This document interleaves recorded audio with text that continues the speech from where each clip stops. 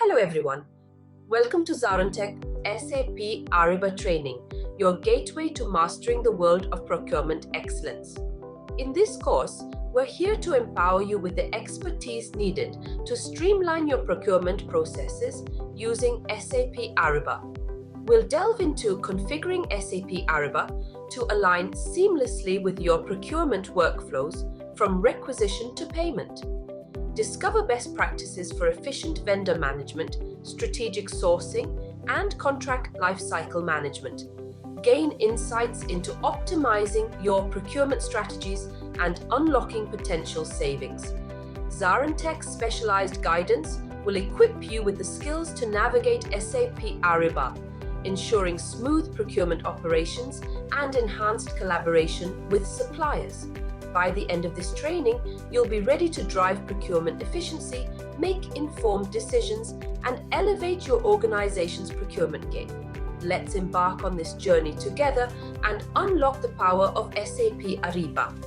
But before we begin, please subscribe to our YouTube channel and hit the bell icon to receive regular updates from us. Now let us take a look at the agenda. Agenda 1. Introduction to Ariba. 2. Architecture. 3. SAP Ariba. Key benefits. 4. What is Ariba Network? 5. Eliminate siloed. 6. Navigating your dashboard. Let's dive in. Okay, so good morning, everyone. My name is Jay. So I'll a brief intro about me. Like I have around 14 years of experience and doing this corporate training from last 7 to 8 years. And I'm a core supply chain professional working on the digital transformation projects in multiple areas. And I'm providing this Ariba training on upstream, downstream related, implementation related training for all the corporate clients and other some institute-based individual contexts also. Ariba tool is more on a supply chain perspective. So the major content that we'll be covering is from the perspective of is from the core supply chain side, as it assists the supply chain process of any company from the digital transformation perspective, or you can say like on a digital platform perspective. So SAP Ariba introduction. So these are the modules that we will be covering up. Okay, the sequencing little that one. So module 1, we will be starting with the SAP Ariba introduction, and module 2 is SLP, supplier lifecycle and performance. Then module 3 is for Ariba sourcing, 4 is contract, 5 is downstream, and we have Ariba guided buying overview. It will be an overview. Then we have reporting, integration overview, admin and core admin. So, and the 10th is like it came on the top little bit. So here is the Ariba supply network. So these are the 10 topics that we will be covering up in our entire training session in here. Okay. So let me start with the first one. Okay, SAP Ariba introduction. I'm just opening this one. Okay. So yeah. So okay. So as I mentioned, right. So if we talk about SAP Ariba, the basic of SAP Ariba, if I say right. So Ariba was initially a separate organization. SAP acquired it somewhere in the 2012. Okay, and then onwards, SAP is selling like SAP Ariba to all the customers. Okay. So here, when we say this SAP Ariba, so these are some disclaimers that we need to follow. Everyone needs to follow on this one. Okay, this presentation and all. So I hope like everyone will be having access for the LMS also. You can go through with these disclaimers. If I go for this, so as a introduction, like so these things are there in this one. Like I just give you a brief about this Ariba, right? It's a cloud-based tool. So when we say the cloud-based, so like everything you are listening nowadays, right? It's an everything on online, cloud-based, all these things, right? So the basically the objective of cloud-based, or what is the benefits of the cloud-based is that you can access the platform, either it's an Ariba or any other cloud platform, that you do not generally require any physical requirement for that. Like if you use an ERP system, you need to have some servers installed in your premises. The same thing is not required when you are working on any cloud tool. Like you just need a simple URL, like you open your Gmail like that way, and you can access it on any laptop anywhere in the world, and the same data get it there. The basic ideology is this one, that the data centers, the data where the data is getting fetched, right? Everything is being stored and maintained and monitored by the host like the SAP Ariba itself. So SAP Ariba has multiple data centers across the world. Like if I give you an example for India region, I think there is a data center in Mumbai. And for Asia region, they have a data center in Singapore also. Same way, some data centers are located in Europe. So these are some data centers which are providing us this data. So whatever we are putting up the data on the Ariba platform and all. So this data goes into these servers. So these guys maintain that servers health and everything. So this is how this cloud platform works. So everything will be on those servers. So you access it anywhere in the world. It will help you out to fetch the data easily. Okay. So this is more on this perspective. If you say like it improves all vendor management system and all. So Ariba, so basic of supply chain, whenever you are want to buy something, you need one side is a one, like you need a supplier and a buyer. Very basic, very simple. When you want to buy something, someone needs to provide, right? So buyer and supplier relationship. So that is the main objective, that the vendors, all the vendors which will be associated on this Ariba will be easy to access, and it will be low cost for them also. Even the basic access of Ariba platform from supplier perspective is free for the suppliers. So this is a little bit, you can say a little advantage for the supplier perspective, that they do not need to pay something upfront for having a basic access of SAP Ariba from a supplier perspective. Okay. Then you can see this SAP Ariba is a digital transformation tool. So digital transformation, like generally nowadays, as you know, right, people are looking for something to be automated, digital transformation. You can easily access the data. Sorry. Okay. So from that perspective, this tool helps you a lot. A lot of things happens in the real time. Like if you are, for example, if I give you a little example of, if you are performing an RFP, request for proposal, okay, you are asking supplier some quotation, supplier provides you that quotation. So this data flow will be on a real-time basis. If you take an example in an orthodox method, generally what we do is, as a supply chain process, we generally draft an email or we send it through some different communication channels, and we send it this information to the supplier that we need a quotation, and supplier revert on it. Okay. And it might take some time. When he send it, it will be hard copy, or it will be coming in email or something like that way, right? But in Ariba, this data is getting immediately updated in the format that you require. So we'll be covering those things in here. I will be showing you in very detail that thing. Okay. So this is like benefit of it, that the data is flows real time, and it's easy to collect the data from the supplier, and which is a very specific what you require. Okay. So this is the another features, like it's a B2B solution, business to business. Like you are a business partner in SAP Ariba, so business to business B2B solution, and it's the world's largest. So as you already know, like SAP is already, and it's a market leader. Like most of the companies are using the SAP systems, either it's a ECC systems or HANA and all different systems, right? So from that perspective, it's a little bit, you can say a good, you can say the trust is there, that SAP is performing something and something up to the mark. So that is why the B2B solution is more, SAP Ariba is more preferred in the market. Connect with the right suppliers. Visibility, vendors can get the information easily on this one. Okay. Then we have an Ariba network. So Ariba network is basically, you can say like everything on kind of on Ariba network. It's like, if I give you an example, like if you are having a mobile, you are calling someone. So you are calling with either it's Airtel network or Idea network, Vodafone, right? That way. So same way, Ariba network is kind of that thing, that they are managing this network on its own, and every documentation flow and everything happens via Ariba network. Okay, so I will be showing you that also, like how these things works in there.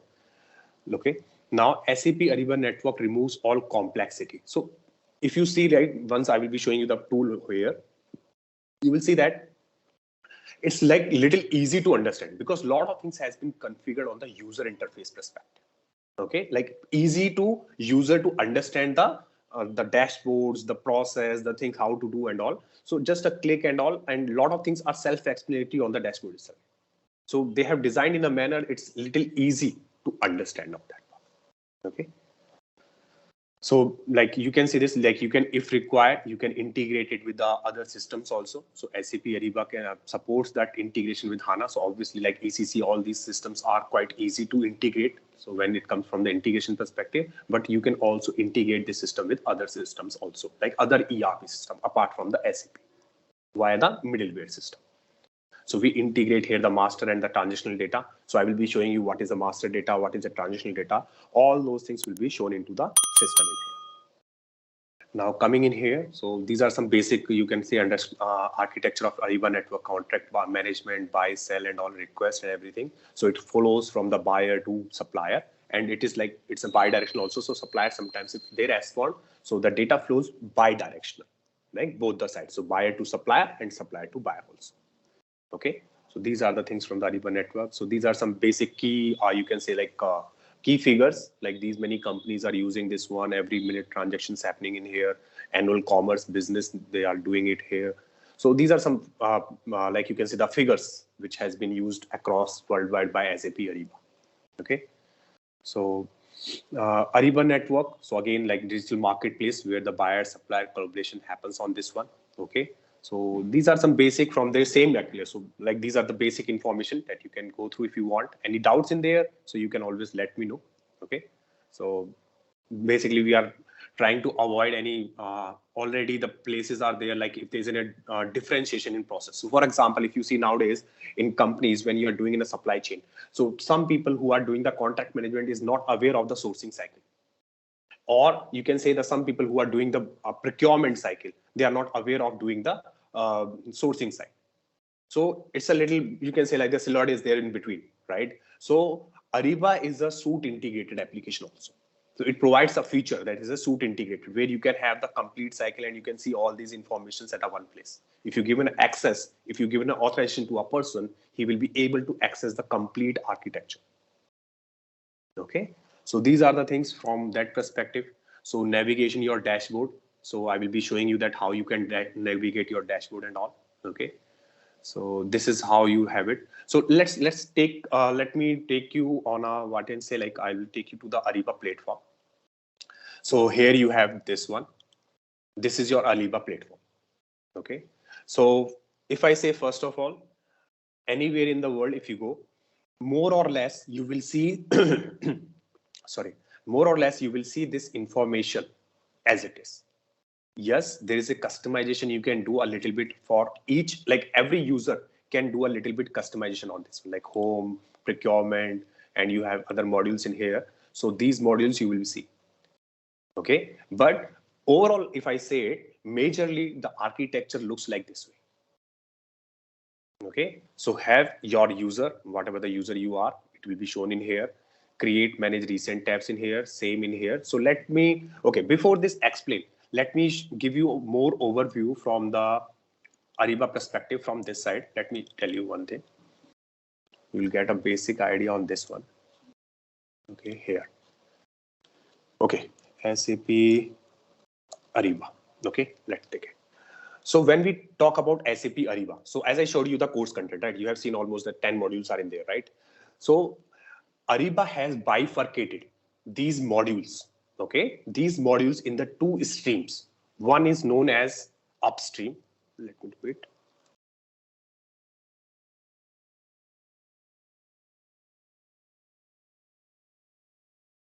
Okay, one is Upstream and another is Downstream.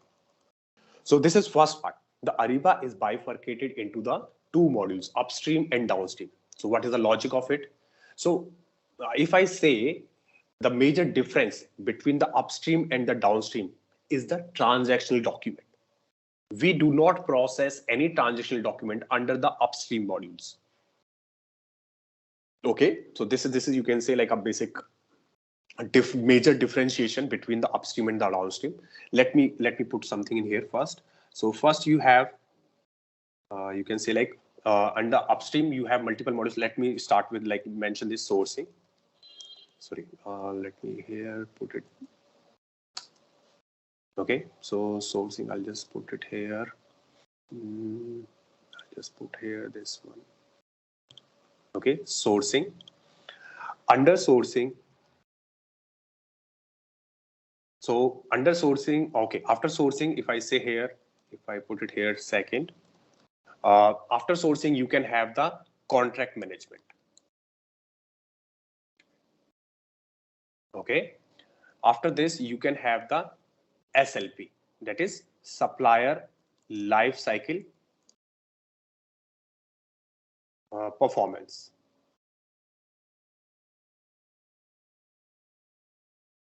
Okay, we also call it in the small is SLP. So these are modules basically: sourcing module, contract management module, SLP module.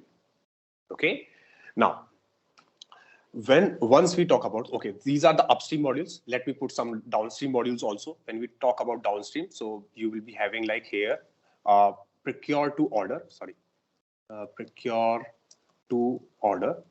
You must be heard of like P2O, like generally people refer with this small short form. Then you have it, to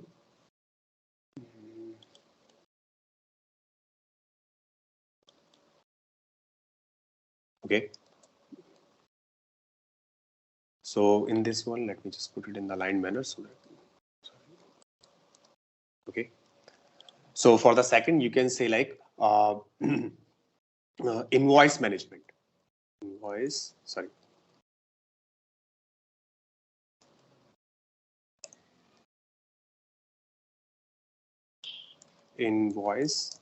management. Okay. Then after that, we also have one more, that is procure to order. Also, I'm covering up the catalog management in a brief, but I'm putting here in the downstream. Generally, it comes into the upstream side, but I'm putting from the perspective that we will be using the catalogs for creating the PRPUs, the catalog PR, non-catalog PR from that perspective. So that's why I'm putting it in here. Okay, catalog management, procure to pay. So procure to pay. So we call it P2P. Yes, we also call it this B&I. So like multiple names are there, buying and invoicing, B&I. Okay. So this is how we use this. These are the multiple modules. And when we say, right, Ariba, so from Ariba perspective, you see in this one, right, first of all, Ariba do not, like they have given kind of a flexibility that you can use these modules individually also. It's not mandatory. Like generally people have the confusion, like, do we need to buy all these modules and all? And if you find in the market, like most of the people who are working on SAP Ariba, generally very few people get an option or opportunity to work on all the modules. So they are generally either working on sourcing or on contract or on invoice or on P2P. But very few people get an opportunity to work on all the modules.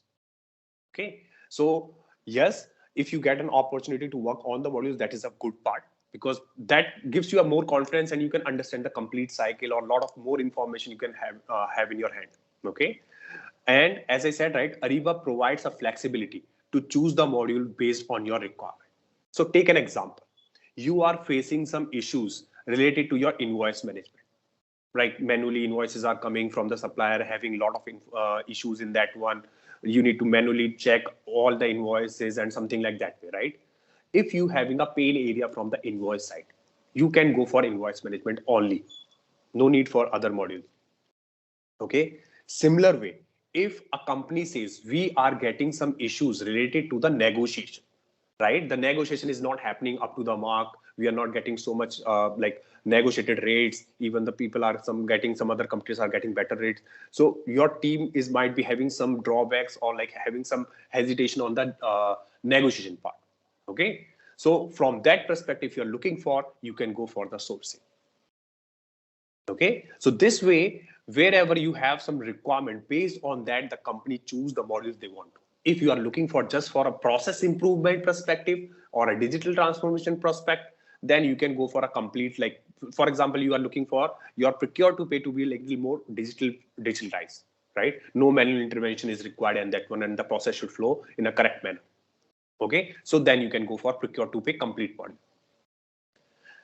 Now, here you can see this procure to order is also there, right? So this will also, I will show you, because what happens is procure to order, people sometimes use it where they just want to create the PRPU in Ariba, and the next of the activities like GR and invoicing and all, invoice reconciliation and all, needs to be performed at the ERP side.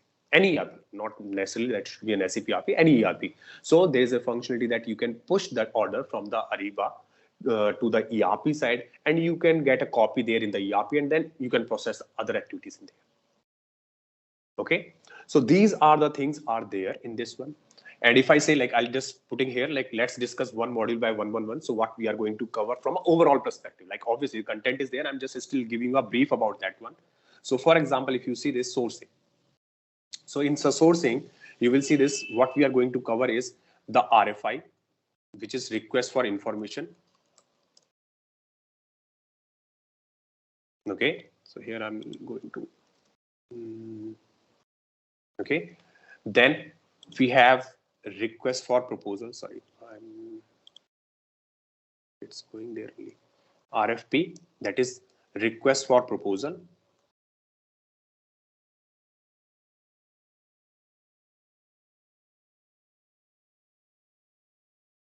Or sometimes people call it RFQ also, like RFP or a request for proposal or request for quotation. Okay, sorry, I'll just put Q here. So proposal, or you can say quotation. Okay, then we will be covering here the auctions. So auctions generally, like if you refer it here, there are two types of like reverse, majorly reverse and forward. Okay, so these two type of auctions you will be seeing here, reverse and forward. We will be covering up this both, and reverse have like multiple other parameters are in there. I will be covering up all these things. Then we will be also covering here the templates. Okay, so templates, when we say the templates, right? So if you say this, like from the upstream perspective, template is, you can say it's a backbone. Okay, the template is more of a backbone, right? If you know the template part, so you can say like from an implementation perspective, so it will be a very important part. Okay, so okay, I also want to add one more thing. The training that we are going to cover, right, it will be in the two perspective.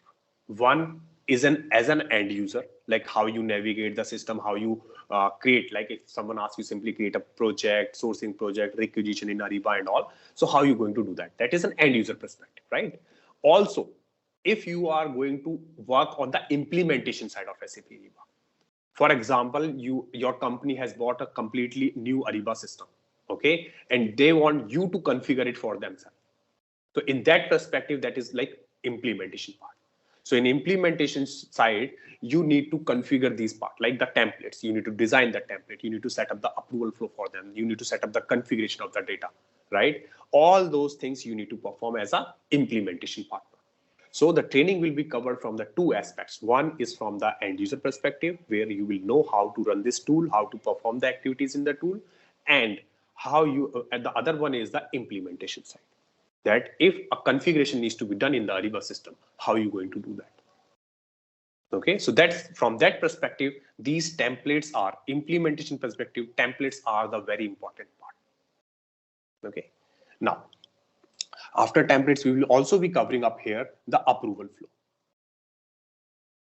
How to set up an approval flow. Okay, like the serial approval flow, parallel approval flow, custom approval flow, how to set up the lookup tables and all, everything will be covered in this one. Okay, so these are the things which is very important from the like these majorly, if you see these two things are very important from the implementation perspective, and these are the majorly, as I said, right? So this is like, you can say from the implementation perspective, this cover almost 70 to 80% of your you can say like the knowledge. If you are good on creating templates, managing the approval flow, so you are quite good in that. Okay, so we'll be covering up these things in very detail. Same way, okay, so we have the contract management here. So similar way, if you see this, we can have in the contract management perspective. So contract management is little, you can say, have a little mix of upstream and downstream. If I present, if I say, right, first under the contract management, or let me, what I do is I'll just copy this slide and just paste it here. Okay, so in this one, let me just remove this one. That is there. So here I'll just put contract management. Okay, so when we say contract management perspective, right? So in the contract management, sorry,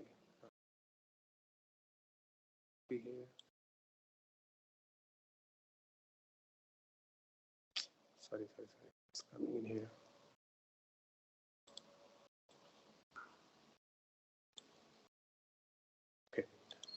Let me put it here, contract management. So first is like contract workspace. Okay, one side you will find the contract workspace. Another side you will find one more thing is that is contract terms, or sometimes people call it contract compliance. Like both things, like multiple things is being called in this one. Okay, so these things you will be find out. So this part is majorly from the downstream perspective, whereas this part is from the upstream perspective. Okay, so I will be explaining when we start the content, and then I'll explain it. It will be easy for you to understand also. So I just want to show like these are the two aspects of it. So contract management is kind of little mix of upstream and downstream. Okay, so that way I will be covering up in here. So I'll just take a brief about this one. So what generally we cover in the contract workspace and all. So we cover the master agreement in here. Master agreement, if I say here, master agreement, master, then sub agreement, how to create a sub agreement, then how to create a standalone.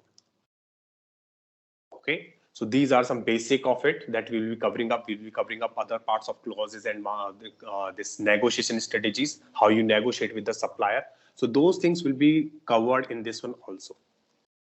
Okay, so this is how we will be covering up in here. Then we come to the SLP side. So if we come on the SLP side, let me put it here, like just continuing this one, I'll remove this. I'll just take this one. Then we come out the SLP. Okay, in the SLP, what we generally cover is the supplier request. So why SLP? So first of all, what is the logic of using the SLP? Why we need SLP? Supplier life cycle and performance, right?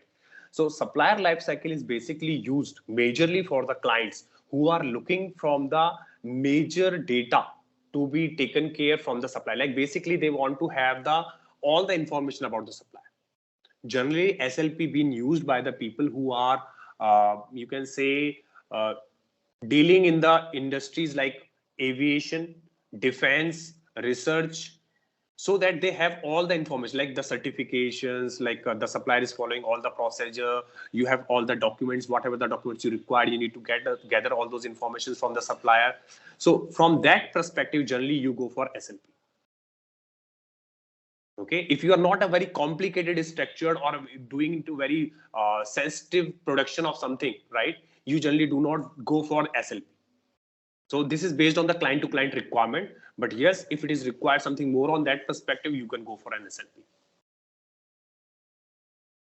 Okay, so SLP is nothing but it's basically to onboard a supplier, basically like the process of onboarding the supplier on your Ariba platform in a like detailed manner. So the first part of that one is supplier request. Then you have supplier request.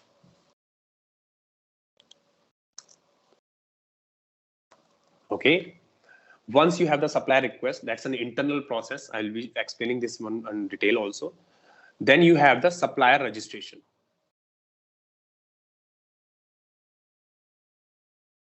Okay. After that, if you want, so these are the two main processes, request and registration. These are the main process of onboarding any supplier. After that, you have the qualification and all. So that is also a process we'll be covering up, but these are the two basic main process of supplier onboarding.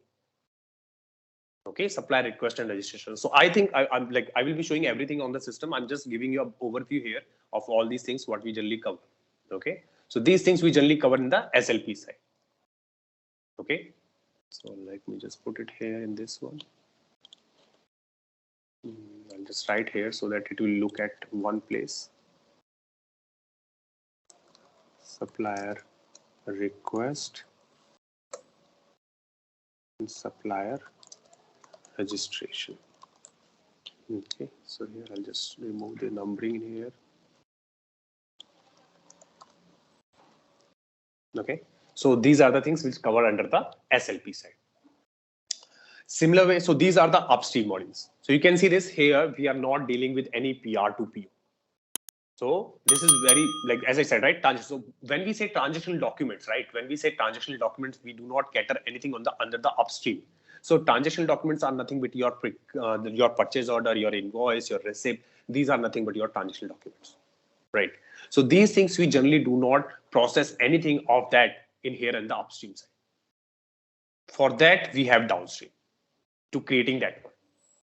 Or you can say the basic difference is here, why we do sourcing and all those things in here to identify a right supplier who can provide us the right material at right time.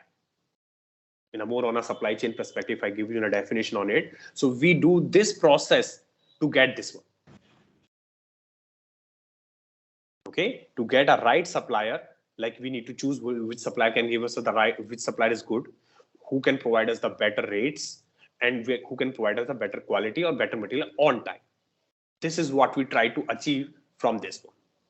Once we have the supplier there in place, like after this selection, then we go for a process, the documentation part, you can say, releasing the actual purchase requisition or purchase order or giving the invoicing, receipt and all. So this is a more of a process, and this is more of a like you can say like a process of finding out the supplier. Here this is more of a documentation process, this is more of a finding out the right supplier in the market. Okay, so here we will be like PR to PO. So if I explain like here, so basically what happens is in the PR to PO, what you will be doing is you will be creating a like PR and PO. This is what we are going to do in here. So let me do it here. Okay, so this is what we generally cover into this one, procure to order. We create a PR and we create a, like once it is get approved, we'll create a purchase order. Whereas when we come to the next one, that is invoice management. So here we generally cater the requirement from the invoicing side, that is invoice and invoice reconciliation. Okay, invoice reconciliation consists of your exceptions. So I will be discussing this one when we discuss the invoice management, like the exceptions. How do you cater the exceptions in the invoice reconciliation process? So that will be also covered, how the exceptions generated, how you can clear them and all. So this part also goes into there. Okay. Now here, when we say this, so this procure to pay is a complete cycle. It's a mix of like, it's a mix of this one. Like, so here we can say like this way, sorry, PR, you will be creating a PR, then it will get converted into a PO. Then you will be performing a GR, goods receipt. Then you will be performing the invoices will be coming from the supplier. Okay. Then you will be doing an invoice reconciliation. IR, I'll just write invoice reconciliation. IR for invoice reconciliation, and then OK to pay. Let me put it in the format, sorry. So this is your complete procure to pay. The process of procure to pay. You will be creating, so I will be showing you how to create a PR in Ariba system, how the PO getting generated in the Ariba system, how you can perform a GR, goods receipt. Generally, like receipt we refer in the Ariba. GR is a word that generally we use from the ERP perspective, goods receipt, but the meaning is same. Like, then we have the invoice, which generally comes from the supplier, but I will be showing you from that how we can also create on behalf of supplier. We can also create the invoice in our system. And then we have the invoice reconciliation process. So you can simply say it's a two-way, three-way match. The general language, if we say it's supply chain process, the two-way, three-way match will happens at the IR level. And once everything looks good in the invoice, it is okay to pay. Like on a due date, it will get paid to the supplier. Okay. So this is the process of, you can say, the complete process. So here you can see this PR to PO. This is this part, and you can see the invoicing part is coming from here. So it's a mix. So this is the complete cycle of procure to pay, BN, and buying and invoicing. Okay. Then we have some catalog management perspective. So catalogs, like what is a non-catalog item, what is a punch out catalog item, what is the CIF file, how you load it, how you want to see the validation rules in there. So all those things will be covered in there. What is the lead time of a catalog and all. So those perspective I will be also covering from the catalog perspective. So these are the things from the like upstream perspective and the downstream perspective. So this is one part. Okay, so I think this is majorly from this side. And if I go here in this PPT here, so this is some navigation on dashboards and all. So I think So these things I'll show you from the system perspective, but yeah, let's just take a quick brief in here. So this is like how you have some things in here, where you can have the dashboard in here and you can create these things from here. 1, 2, 3, everything is mentioned in here. Okay. So these are the points you can see, like this is the search bar, this is your recent tab, manage tab, so to-do list and all. So this is a dashboard. Every user can customize on its own, right? By default, you can even set up some customers on a, like when we are setting up the dashboard templates, right? You can use this dashboard template to set up for a bigger level of bigger crowd, like bigger people. Like you will be setting up that one template, publishing that template of dashboard, and every customer, every end user in your company will be able to see the similar. But later on, they always have an option to change it a little bit as per their requirement. So I will be showing you that one also. It's just a brief in here, mentioned in here, right? So you can have the options to edit tiles. Tile setting options are available and all those things. Remove tile options are there. Manage, you can all tiles. So from a system perspective, you can say like Ariba allows maximum 5 tiles on a dashboard. Okay, so this, like people ask you question like how many tiles you can set up on a dashboard. So there's a limitation that maximum 5 tiles. Okay, so here you can see this, some of the like to-do content is there that contains almost like up to 50 approval requests, like you can see in the to-do list. So to-do is basically that what you need to work on, right? So there are two things. One is my task and another is to-do. So my task is more referred from the upstream perspective related activities, and to-do is from more from the downstream related activities. Then you have recently viewed. So you can see this content displays the 5 most recently accessible. You have recently opened your contract, your sourcing project, your RFI, RFPs, anything. It will show from the recent views items from there. So it's easy to navigate. So these are some, like basically Ariba has done provided these options from the access perspective, like easy access to the end users. Then you have the common actions in here. So what are the common actions you usually do, like creating the PR, creating the PO, sourcing project, sourcing request and all. So from that perspective, these things will be covered. Okay. Then, so you have the self-service requisitions, procure to pay. You can create the requisitions in here. You can have some automation also in there. If your approval flow is not there, the PO will get generated automatically.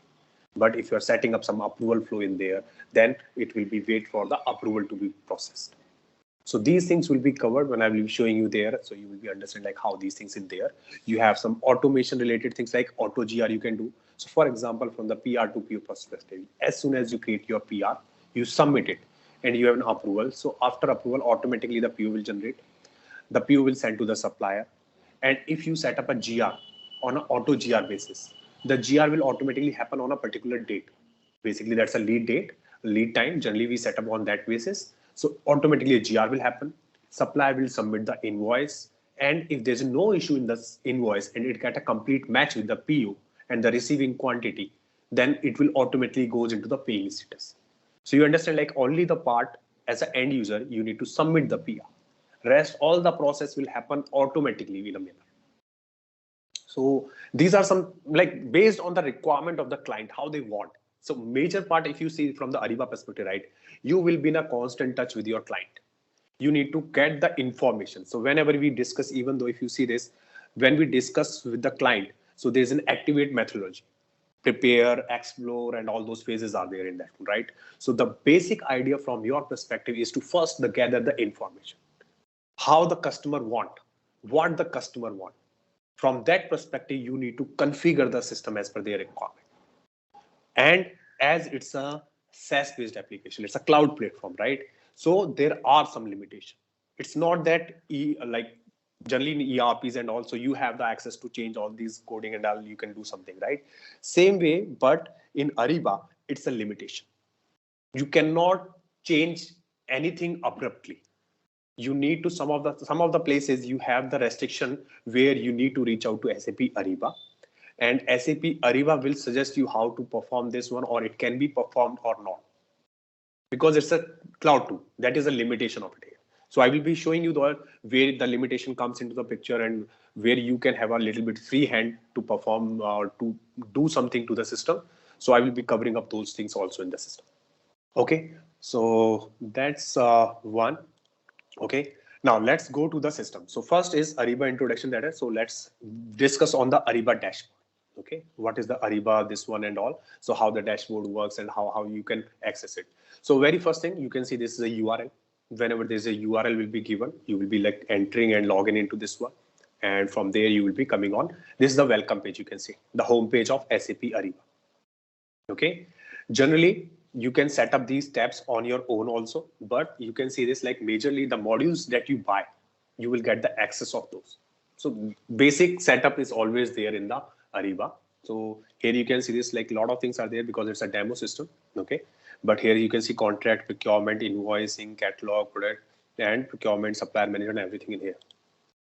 So this is how you will be seeing, like if you click on the procurement tab, it will show you more information from the procurement perspective, to-dos and all these things, right? Now, as I said, right, you can configure these things, right? So here, if you see this action, I'll just click on this edit option. So you can see this current tab, you can configure these tabs in here. Okay, you can configure all these tabs in here and you can add something in here. But the basic, what you are seeing in here, it comes from the dashboard management, dashboard templates. Okay, so there are dashboard templates under the core admin and admin. So when we'll discuss the core admin, then I will be showing you that one. So here I'll just quickly show you that. So here is the dashboard manager.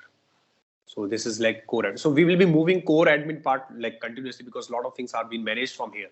Okay, so sorry, I opened this one. Dashboard manager here. Here, dashboard templates. I will be showing you once we'll discuss the core admin part. So these things are controlled from here, the basic of it, right? Then you can see these things you can remove and add in here, and you can have the tiles in here. So I think edit properties, revert tab. Let me see this. I'm just resetting my page in here now. So currently, let me see this, like maybe I'll just configure this one. So here you can see the ranking also works in this one. So rank 1 means like that is having more value in here. Okay, name, you can name this one. You can create a new template as per your own also. Creator, who is the group, like you can assign a particular group to this also. Like this particular group will be able to use it, and for this group it will be reflected like this way. Okay, and here you get the option to configure and delete. So first understand the very basic in here. Ariba functionalities like access, everything works on the whatever the roles has been assigned to you. So if you go in any company and all, if you are working on any Ariba module, right?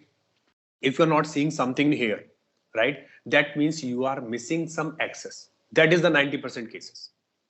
Unless and until there is some issue with the system, you will be definitely having the less access. Same here, if you see here like this options I'm getting, right? These options are coming for me because I have the access. If you do not have access, you will not be able to see this, most of the things. So this is how you control like who can do what. I am getting this option to change these dashboard templates. So you can understand it. This is something little critical because end users are not that, you can say like very experienced on the Ariba platform. If you change something for their layout, they will say, so like everything is not working for us.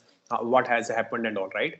So generally from that perspective, you do not provide access to the people who are not actually related to that one, or they should be authorized to do that. So try to avoid, that is very important, and you will find it like when we work on these projects. So a limited access will be given to each and every person. Otherwise, if you give a full access to everyone, they might do something blunder. Like if you change something, you delete all templates and everything will be gone. You need to set up it again. Same happens for the templates, approval flows and all. If someone makes some big mistake in here, then it will impact. Because in Ariba, when you are testing something or you are working on something, right?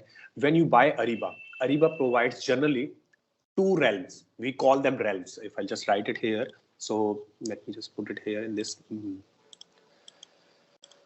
Okay, I'll just put it here in this one. So Ariba basically provides two realms. We call them realms. One is production, sorry, and another is test.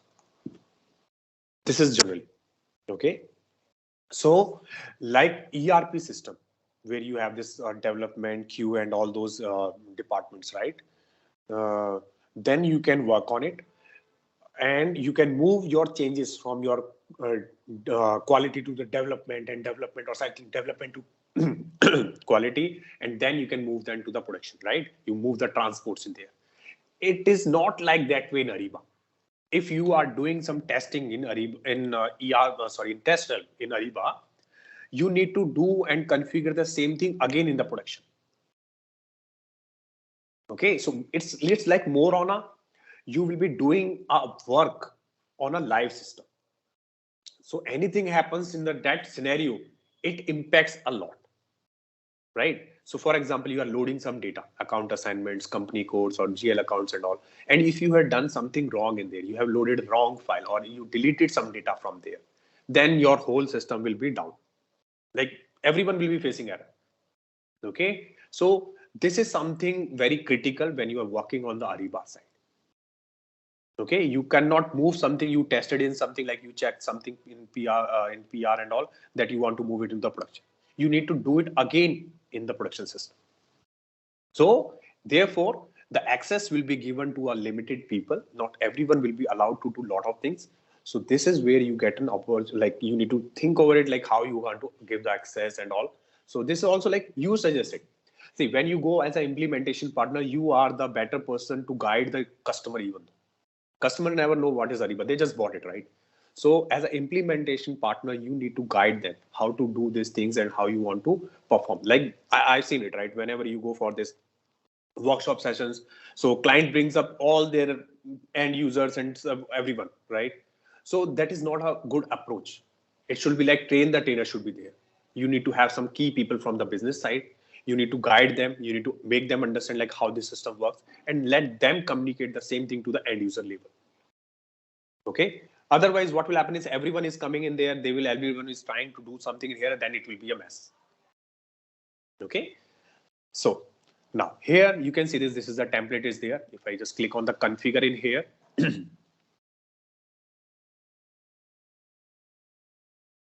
so you can see this. Now this is the dashboard, and you can see this return to administrator page, new template, editing option is coming in here. You can see this marks are coming in here, right? And these are the tiles. These are known as tiles. 1, 2, 3, 4. Okay, so these are the 4 tiles that you can see in here, right? We can manage these tiles, okay, in a dashboard. So can simply click on this one, and you can see this edit tile settings, remove tile, manage all tile, and remove all tile. Okay, anyone, like you can click on any one of these tile, you can do this one, remove tile, manage tile and all. So you can click in here, you can see this, and you can click on it anywhere.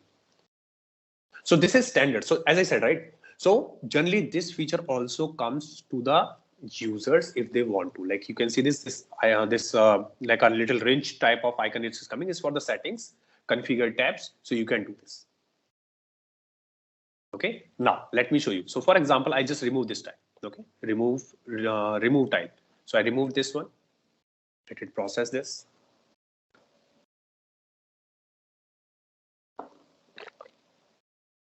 Okay, so now again I'll just remove this one, remove tile.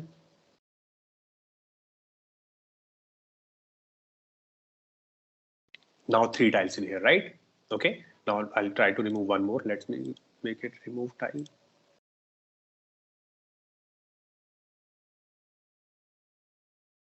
Okay, now 2 tiles here. Okay, now let me go back. Let me here, let me manage all tiles. Okay, this is how you can do this. Simply click on manage all tiles, and this is how it will be coming on this one. So you can see this. These are some available tiles by Ariba. Okay, you can see this. These are the name of the tiles, pinned items, my contact request and all. So you will see here like all these things are here. And here you can read maximum 5 tiles per dashboard. So this is a limitation. You can see this. If your customer says, I want more tiles in here, you cannot create it on your own. Okay, you cannot create like if says your supplier, your customer says, I want 10 tiles per dashboard. Okay, so that is not possible. So from our side, it's not possible. The next step is anything. So first you need to provide your input. If the customer still says no, we do not trust, like we want some confirmation. So the next step is to reach out to SAP Ariba customer support. I'll write it here. So generally you will find that in the mark like in any project, SAP Ariba customer support. Sorry, I'll just spell in customer support. Okay, we reach like generally when you are before go live, and also they assign a generally a project manager from the SAP ERP side. But in case if your project is already went live, then you will be raising a SR, service request. We call it a service request. Nowadays it's like being referred to as a case. Nowadays we refer this as a case. This happens via Connect. Ariba Connect. We call it a Ariba Connect. I think I can.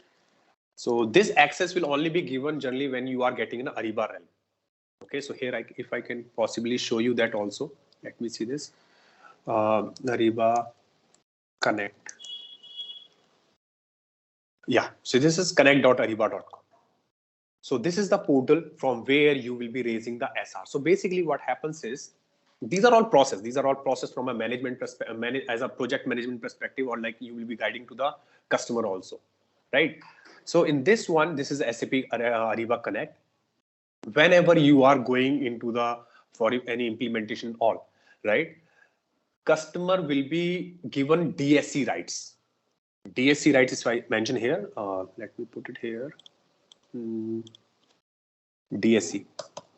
DSC, that is designated support contact. Sorry, support contact. Okay, DSC, that is the full form for DSC. So what is a DSC? Basically what happens is, whenever you are buying this Ariba module, Ariba provides you a DSC access. We call it a DSC. So you can allocate 3 person in your company as a DSC. Those people will be having the access to raise the SR case to the Ariba directly. Okay, not everyone can raise an SR. It's a DSC persons who are there who can raise the SR to the SAP Ariba. So Ariba generally provides 3 contacts. I'm not sure like if they have increased that one, but generally the minimum they provide, like maximum they provide 3 people from the any company that you have bought it. So you can give 3 names, that these 3 people will be given a DSC access. Any of the 3 people, anyone can raise an SR, or you can say open a case in case of any query. So for example, take an example of this scenario, right? Where you are having this one, what you can say like 5 tiles. Your customer says, no, we want 10 tiles. Now, you know, like as per your understanding, that is what maximum Ariba provides, but still like customer is not little bit satisfied. They want the answer from Ariba itself, right? So in that scenario, you will be raising an SR to the customer on this one, and you will be mentioning that, can this be possible to increase the maximum tiles per dashboard to 10? And if they say no, then it can't be done. That is very straightforward. Like this is how the project manager works, right? If Ariba is saying that they cannot do this, then it can't be done. You need to either find out some workaround, like any other way and all. But from this perspective, if you want like only exactly this way, then it cannot be done. Okay, so this is how these things works in this way. So you can see this currently, like here you can see my requisitions, my receipt, these 2 tiles are there. You can even remove that also, see simply. So once you remove it, does not like it goes away. It comes here in this one, right? Let me remove this, my requisition. Okay, and my receipts. Okay, and if you see this, my requisitions come in here and my receipts will be somewhere here in this one. Okay, so this way it will come in here and you click done. So here it is. So it gone. Now edit content or something like here, you can see this, revert to tab, and here compare to default setting, add content and everything. You can see this here. So add content. In this one, you click in here, current tab. So this is the current tab. So on each tab, you can configure whatever you want to see. For each tab, you can configure. So here, current tab, add content in here. So here you can see this. These are the options coming in here. Click and drag the content items. So this dashboard is completely like changeable. You can do that. So here, for example, you have Ariba discovery announcement, all those things you can do that. So done in here. I think I came out of it, right? Okay, let me go back to the template there. dashboard templates. I can show you there from there. So which one we were discussing here? This one, I think, right? Configure. I'll just show you this.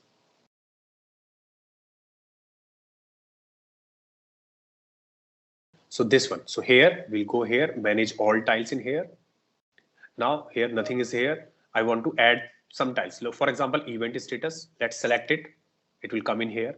I can select maximum 5 tiles, any my 5 tiles. So for example, I go for my invoices, maybe sourcing projects, or my task, or maybe I'll just select my task.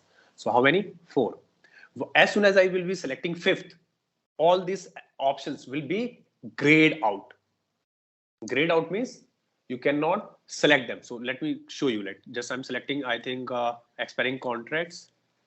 See this, all are got grayed out. Now though no option is coming for me to select because I have completed my 5. If you remove any, it will again select. Options are coming. Okay, so this is how you will be able to perform this one, and click done. So once you click done in here,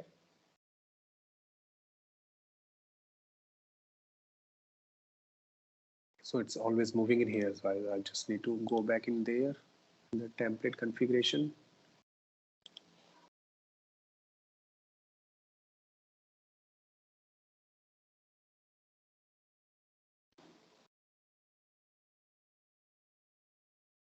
Yeah, so you can see this, all the tiles are coming now here.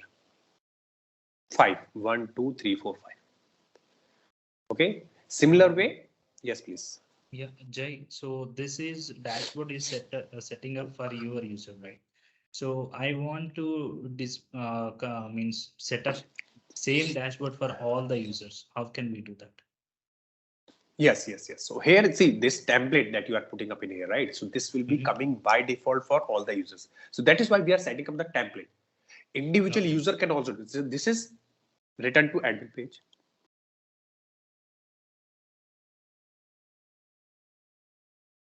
Sorry. Now you can see here, this is what we are doing it for the template level. So what will happen is this rank plays an important role, and here you can assign some group also. The people from belongs to this group and all, they will be seeing the template like this. So you can have multiple dashboards here, templates, and based on the group also, you can see here edit. Okay, so here this is a customer admin one. I'm going to edit this one. So here you can see this groups. You can choose not multiple, only single. So for example, people are from the like asset manager group. So most probably the asset team will be having requirement to see some tiles related from the more on the asset perspective, right? So you can set up a template for that, and you can select this one. So what will happen is asset manager team, the people who will be having the asset manager role will be able to see this template. Like by default, this template will be coming on their dashboard. So this way you can choose and assign to a separate, like one people is from the invoicing team, they want to have a different set of template, and one team is from there. That way you can define it. So they have the individual access for that one, so they can do that. That is what, so here, okay, let me go back here. If I go here now on my home page. So this is template. If you publish it, that will work. So now you can see this. This is my dashboard. Okay. And here you can see this. I can minimize and I can delete this item. But they can restore it. So restore, revert tab to the default setting. So whatever the default setting will be there, right? Basically what you have set up for the template level, they can again come back on this. Okay. Or if they want to add some more content to this one, so they can do this one. So you allow them, like, so basically if you allow them, so they can do it, but it will not impact the template. Remember, this will be only on an individual level, like only for me. It will not be impacting the other user's template or the main template that you designed. It will not impact that. Okay, so this is part from the... All right, let's test your knowledge. Here's a question for you. What is the primary focus of SAP Ariba? Option A, Human Resource Management. Option B, Customer Relationship Management. Option C, Supply Chain Management. Option D, Financial Accounting. Take a moment to think, and when you're ready, choose the correct option. Remember, each choice holds a key to unlocking the answer. Good luck. Type the correct answer in the comment section. Hello, future SAP Ariba Maestro. Ready to elevate your procurement game? Dive into our SAP Ariba self-paced course on Teachable, where expertise meets flexibility. Unlock the secrets of SAP Ariba at your own pace. From requisition to payment, we've got you covered. Explore our comprehensive course description, follow a structured curriculum, meet your seasoned instructor, and hear what fellow learners say in glowing testimonials. Why us? Because our experts crafted this course with your success in mind. They're here to guide you every step of the way, ensuring you grasp the ins and outs of SAP Ariba effortlessly. But don't just take our word for it. Our students rave about the impact. Plus, our course won't break the bank. It's an affordable opportunity to master SAP Ariba. Ready to boost your procurement prowess? Enroll now on our course page. Visit ZaranTech's website for the full training details. Let's kickstart your SAP Ariba journey together. Yeah, so ranking is from the perspective like you have a multiple templates, right? So the ranking will be placed like whichever the ranking is there on the top, it will be reflected and you will be using that for the for example, okay, for example, if I show here this one, you have the ranking here, core admin, dashboard templates. So you are having multiple templates in here, right? And you are not using, see here, none and none. So in this case, if you have published this one and you have published another one, then which will be so? So it will be decided based on the rank. Okay, so this happens that multiple times we are using. So this is generally to avoid this one. So as we recommend, the recommendation is always just keep it a one single template or having the specific template to the groups and all. But sometimes you can say like everyone has their own requirement and also they sometimes do this one. So keep a ranking in there, that perspective. To get this to be assigned to a particular in the same series there. No, we need to first publish it. Without publishing the whatever the changes we have done it, right? It will not reflect to the like the latest version. So basically the version. So if you see like the current version is published as 2, and we are still editing the 3. So whatever I have done till now, right? It will not be getting like reflected at the end user level because we have not published it. So publishing is always important in this part. Yes, I'm using the first one because I'm from the customer support admin group. So this is how I will be getting it into this one. Okay.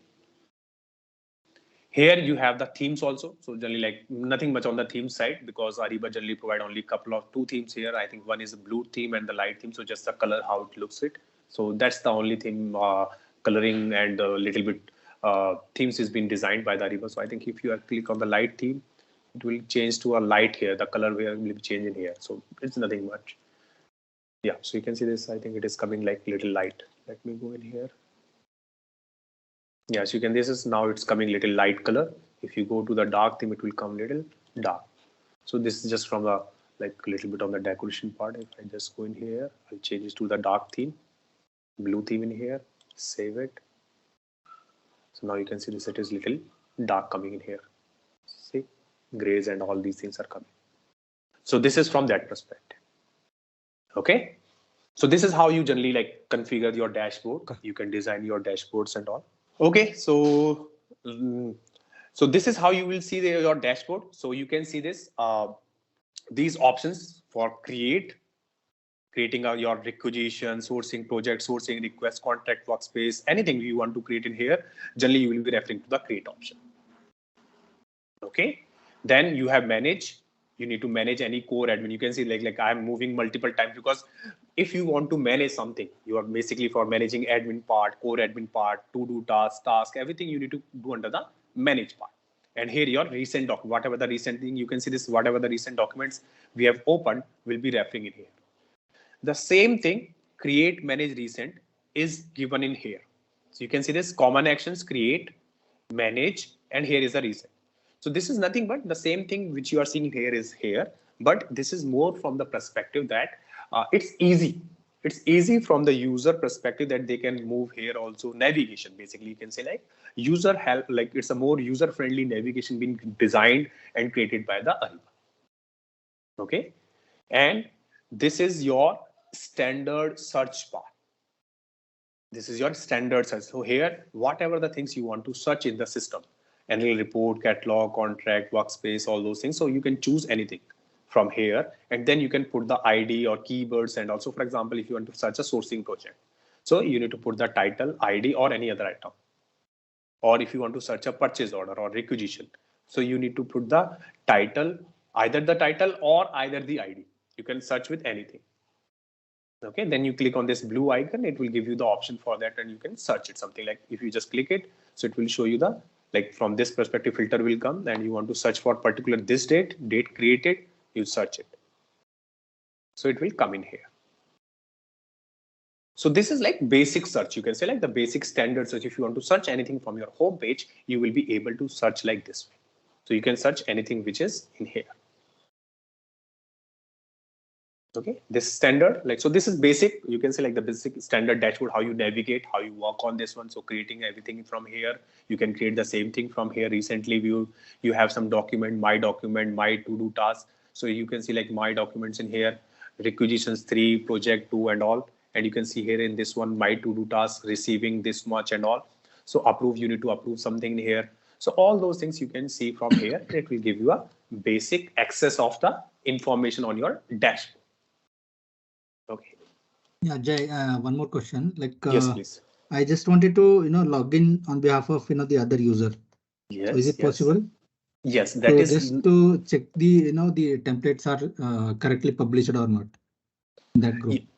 Okay, so yes, first there are two. So the question that you asked, having two, like basically two, you can say like two functionalities. Basically, if I can say, first is if you want to access as a someone else, that is being done in Ariba via delegation. Let me write it this way. Here you can do the delegation. So the person, for example, if person is going on leave, okay, so for 1 week he need to delegate. So we call this a user delegation. So in this one, you will be having two people like delegatee and delegator.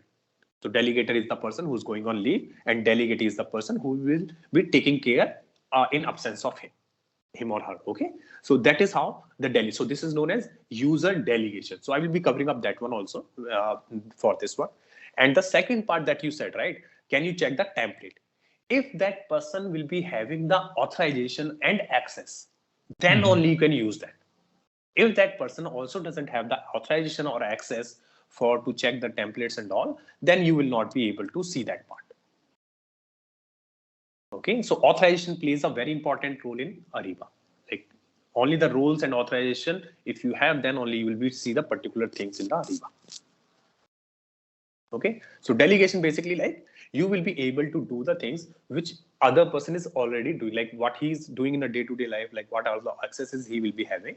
So once he is going on leave, he can make you the delegatee, and you will be, when you are logging in there, so system generally asks you that you want to access as your name or the other person who is delegated to you. So you click on that person's name and you will be acting as.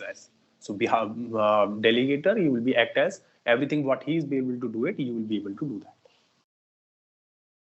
Okay, so delegation usually have it for a particular period of time and also everything is there. I will be showing you that one also. Okay. Now, so okay, so I hope like dashboard perspective everything is fine. So how to see all these things. So here you can see some reports are also will be there. Okay, so that thing I will be showing you, like you can put some reports on the dashboard also. I will be, once we will be discussing the reporting part, I will be showing you that one also. Okay, so I think this is all from the introduction perspective of Ariba, and I hope everything is like from the basic side and the introduction is clear, like how we perform all those activities and all. And one more thing I just want to add, like when you will be going it for any implementation projects and all, right? So generally, if you see like mostly the people which follow is the activate methodology. Okay, so Ariba activate methodology. Okay, so basically in this one, what happens is you have the 4 phases: prepare, explore, and all. So in that one, you first do have a like first you assign the project manager to this one, and then later on you will be having like some requirement gathering sessions in there. Then you have some deploy phase, like after having your go live and all. So the process is like basically the main objective is whatever the current client have as is process. Okay, as is, you need to first do a as is what is their as is process, and what is going to be like their, if I say like to be. So you will be understanding their requirement. From the requirement perspective, you will be getting the knowledge from them, like you will be getting their process understanding, and then you will be suggesting them like, yeah, this can be done. So for example, if I say, right, sourcing project, okay, they want that the sourcing projects to be having this much particular RFPs and RFIs in your template, because they are following that one. So like they generally follow the RFP and then the follow-on RFP. So these kind of requirements when it comes, right? So you need to say that the fit gap analysis, you will be doing it. Yes, we can cater this requirement and we can provide this. Like we can configure these things in Ariba. Okay, they will definitely say like, this is what we are following it currently with our legacy system or existing system or orthodox, whatever the method they are using till now. Okay, or any other system. They will coming with that information. As an implementation partner, that your job is also from the perspective that you suggest something which is a best practice in the market. Okay, so as an implementation partner, you will be suggesting them something like, yes, obviously the end result, or you can say the end, what you can say, the decision is always with the client. But as a good implementation partner, that we will be always suggest something which is better and which is being used by the market leader or industry leaders, and you can get a benefit out of it. Okay, so we generally conduct a workshop. We show them the Ariba, this tool, what are these features in there and all those things in there. And there are some technical team, or like you can say some key users from the client side will be there. They will be putting up some questions to you, like, can this be done in this one or not, and all. So these things is you need to explain them. You need to give the confidence to the customer that yes, this can be done in Ariba and this cannot be done in Ariba. So this is very important. Why I'm explaining these things, because these are very important, because later on the stage, these are the major hiccups happens. Like customer says you have committed something, you're not delivering that. Okay, so always it's better to have that clarity what you are going to configure. As I said, right, Ariba is a SaaS based application, cloud platform, so you have some limitation. So generally customer is always in a, you can say like in the mindset that whatever we are going, like we are paying for this and whatever we request, it should be done. Okay, but there always are some limitations. You can try the workaround to satisfy the requirement, but still some of the things sometimes get stuck because of that. Okay, because of the system limitations and all. So those things you need to be having a better understanding at the initial phase, so that you and the customer will be on the same page and they understand, yes, there are some limitations for the cloud-based systems. Okay, so this is how we generally like suggest everyone whenever you go for any implementation projects and all. Okay, quickly let me show you this one. Yeah, I think sorry, I missed this one. It was there in this one here. So just let me put it in the slide. So this is an overview. So it's not a very like it's something you should like pinpoint on this one, but just like overview. So here, if you see this is a basic architecture from a SAP product perspective. It's given by that. Okay, but you can take this one in this manner. So this is, you can see these are our modules: Ariba, sourcing, contract management, and all. So just refer briefly, and this is something more on a, you can say like downstream side, buying and invoicing. Okay, so you can see this is Ariba. This is what we are going to cover.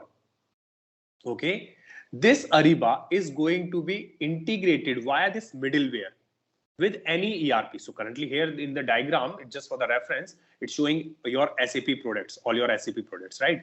But this Ariba system is integrated with this ERP system via this middleware. And remember, this middleware could be any. It's not mandatory to go for CIG. It's people generally go for CIG because like like you have both sides your ERP systems as Ariba, like so SAP products. So generally it's better to go for the CIG because SAP CIG provides some basic configurations already from the HANA, like whatever the ERP tools of SAP already are there. So it's easy to integrate also. Okay, but in case if you are going for something, so you can have middleware system, something different also. In market, you can see like iPass is there, Dell Boomi is there, or there are multiple middleware systems are available. It's just that you need to have a little bit more effort on that to integrate the systems. Okay, so these things can be changed. It's not like very hard and fast that it should be always CIG. And same way, this ERP system can be changed. Like you can have your PeopleSoft, Oracle, any other system. Okay, but yes, if it's an SAP tool, then definitely it's easy to integrate because SAP design. So this is very basic that every company who's designing something their own, they will definitely design in a manner that they can integrate with their systems easily. Right, so these are all SAP systems here, the ERP systems here, and these are also Ariba systems, SAP system, and SAP itself designed a CIG. So these things are basic that they will be designing something which is more easy to integrate when their own systems are in place. Okay, so this is how you will be able to see these information. This is how the data basically connects, or like your system get connected. Now here you can see this is your Ariba network. So you can see this suppliers. All the communications happens to the suppliers will be via Ariba network. Okay, so this is what it is like. Ariba network is there in the place, and you are communicating anything from the supplier, so it will be always with via the Ariba network. Okay, so this is what, as I said, right? See, Ariba network plays a very important, right? It's like as I gave you the example, right? You want to communicate to any other person via mobile, so you need to dial some number, and the call get connected via the network of any particular cellular mobile network, right? Airtel, Idea, like that way. So same way, Ariba network also maintains that, and this is like completely maintained by Ariba itself. They give us a peak, like there's another access of Ariba buyer network, we call that one. So from that you can get a little peak on it. So there are some things are there that you can change it. But this is how the suppliers, whenever you are sending any document, so there are some information which goes to the supplier via ANIDs and all, they get a unique number. So I will be explaining that when we create this SLP, right? Under the SLP and all, you will be finding out how these things works in it. Okay, so I will be showing you that process. But this is the overall. So why I want to show you, like, this is the overall architecture. Now brief, if you understand how the Ariba, where the Ariba stands, where the middleware stands, how the ERPs are there, how the suppliers are there. So this is the basic, just to understand that how and where the systems are placed when you are trying to connect with something else. Okay, just want to show you like brief idea on this one. Okay, so let's discuss this one, overview of the SLP in here. So Ariba SLP provides your ability to self-managing your banking information, company address, details, other relevant information. So all these information you can gather from the supplier via the SLP process. Okay. So all who need to use SLP, supplier needs to use SLP to maintain their own data. Existing supplier will be required to complete initial setup. So basically like need SLP. So rather than more on a supplier perspective, we can say like it is more benefitable from our perspective as a customer, as a buyer, you can say, because buyer need to have all the details of the supplier to, you can say like to authenticate anyone. So right, in the market, you will see that a lot of suppliers are there, right? How you authenticate a supplier? Just by name or just by from the website, you will not see, right? Because every day new suppliers are coming and a lot of suppliers are not very good, right? They have some blacklisted from some other companies and all. They have some issues with the other companies also. So what you use is you try to do your due diligence before adding that supplier in your Ariba network, or you can say Ariba database. Okay. So from that perspective, you need to have like a lot of, for example, if I give you an example, if you go in a normal way, if you want to buy, for example, if you want to buy a laptop or a mobile, just take an example. What you will do, you will go into the market, you will check for some shops. So if you want to buy some general product, you will go for some authorized seller, right? Who's the authorized retailer or something. You cannot buy something just from the like corner of the road, right? Any shop is there who's providing you laptop and all. You're not sure whether they are correct or not. They are providing the genuine products or not, right? So you do your due diligence whenever you are buying anything. The same thing applies here in this one. When you are using this SLP, you need to have something like a proper documentation. So this SLP supports you this way that you can buy, like you can ask the particular set of questionnaire. You can ask the particular set of documents which you are looking for. Okay. So this is basically specific to the requirement of the buyer, customer, basically you can say. What you want to check the So generally what happens is, if I give you an example, like people create a go no go criteria. People create a go no go criteria. So they keep some standard set of questionnaires which has been like prepared by the vendor team or where supplier management team. They like after analysis and all, they put like these are the particular questionnaires. When the supplier answers to these and they provide these information, then only we are going to accept that supplier in our database. Okay, so these are some process that you need to define. The same process you need to map as a questionnaires into the SLP. Okay, so that is where we comes the supplier request and registration. Okay, these are the two major part of it. So there, this is where you will be coming into the picture. You are putting all these things into the system. Okay, so this is how we use for the SLP. So if you see, I will be showing you both the aspects, right? Like if you not using SLP also. So just be there. Like if you are not using SLP, still you can use the suppliers. It's not like if you're not using SLP, how the suppliers will be coming into the system, right? For example, some company just using the sourcing module. They do not need SLP. They are not dealing into very common, they are into simple FMCG products, right? Like daily use of shampoo and Maggies and all those things, right? They do not need any supplier who's like having very, they are dealing with the retailers. So they do not need anything on a specific side for that side. Okay, any complicated documentation or something, they don't need it. So in that scenario, what will happen is they will not use SLP. Okay, most probably, like that is an assumption, right? So in that scenario, what will happen is you still have to onboard the supplier. You need to still have the suppliers in your system. So how you do that? So there's another way of doing that. I will be showing you that also. So, but understand the perspective from all, like if you are using SLP, then how you will be loading the suppliers and what exactly you are trying to achieve with the SLP. Okay, so SAP will provide the benefits for the Western Power, both Western Power and its suppliers, improve efficiency in data maintenance, visibility of expiring information, electronic email notification, supplier data quality, reduce Western Power supplier carbon footprint, less paper being used, ability to utilize the Ariba system electronic. So all these informations.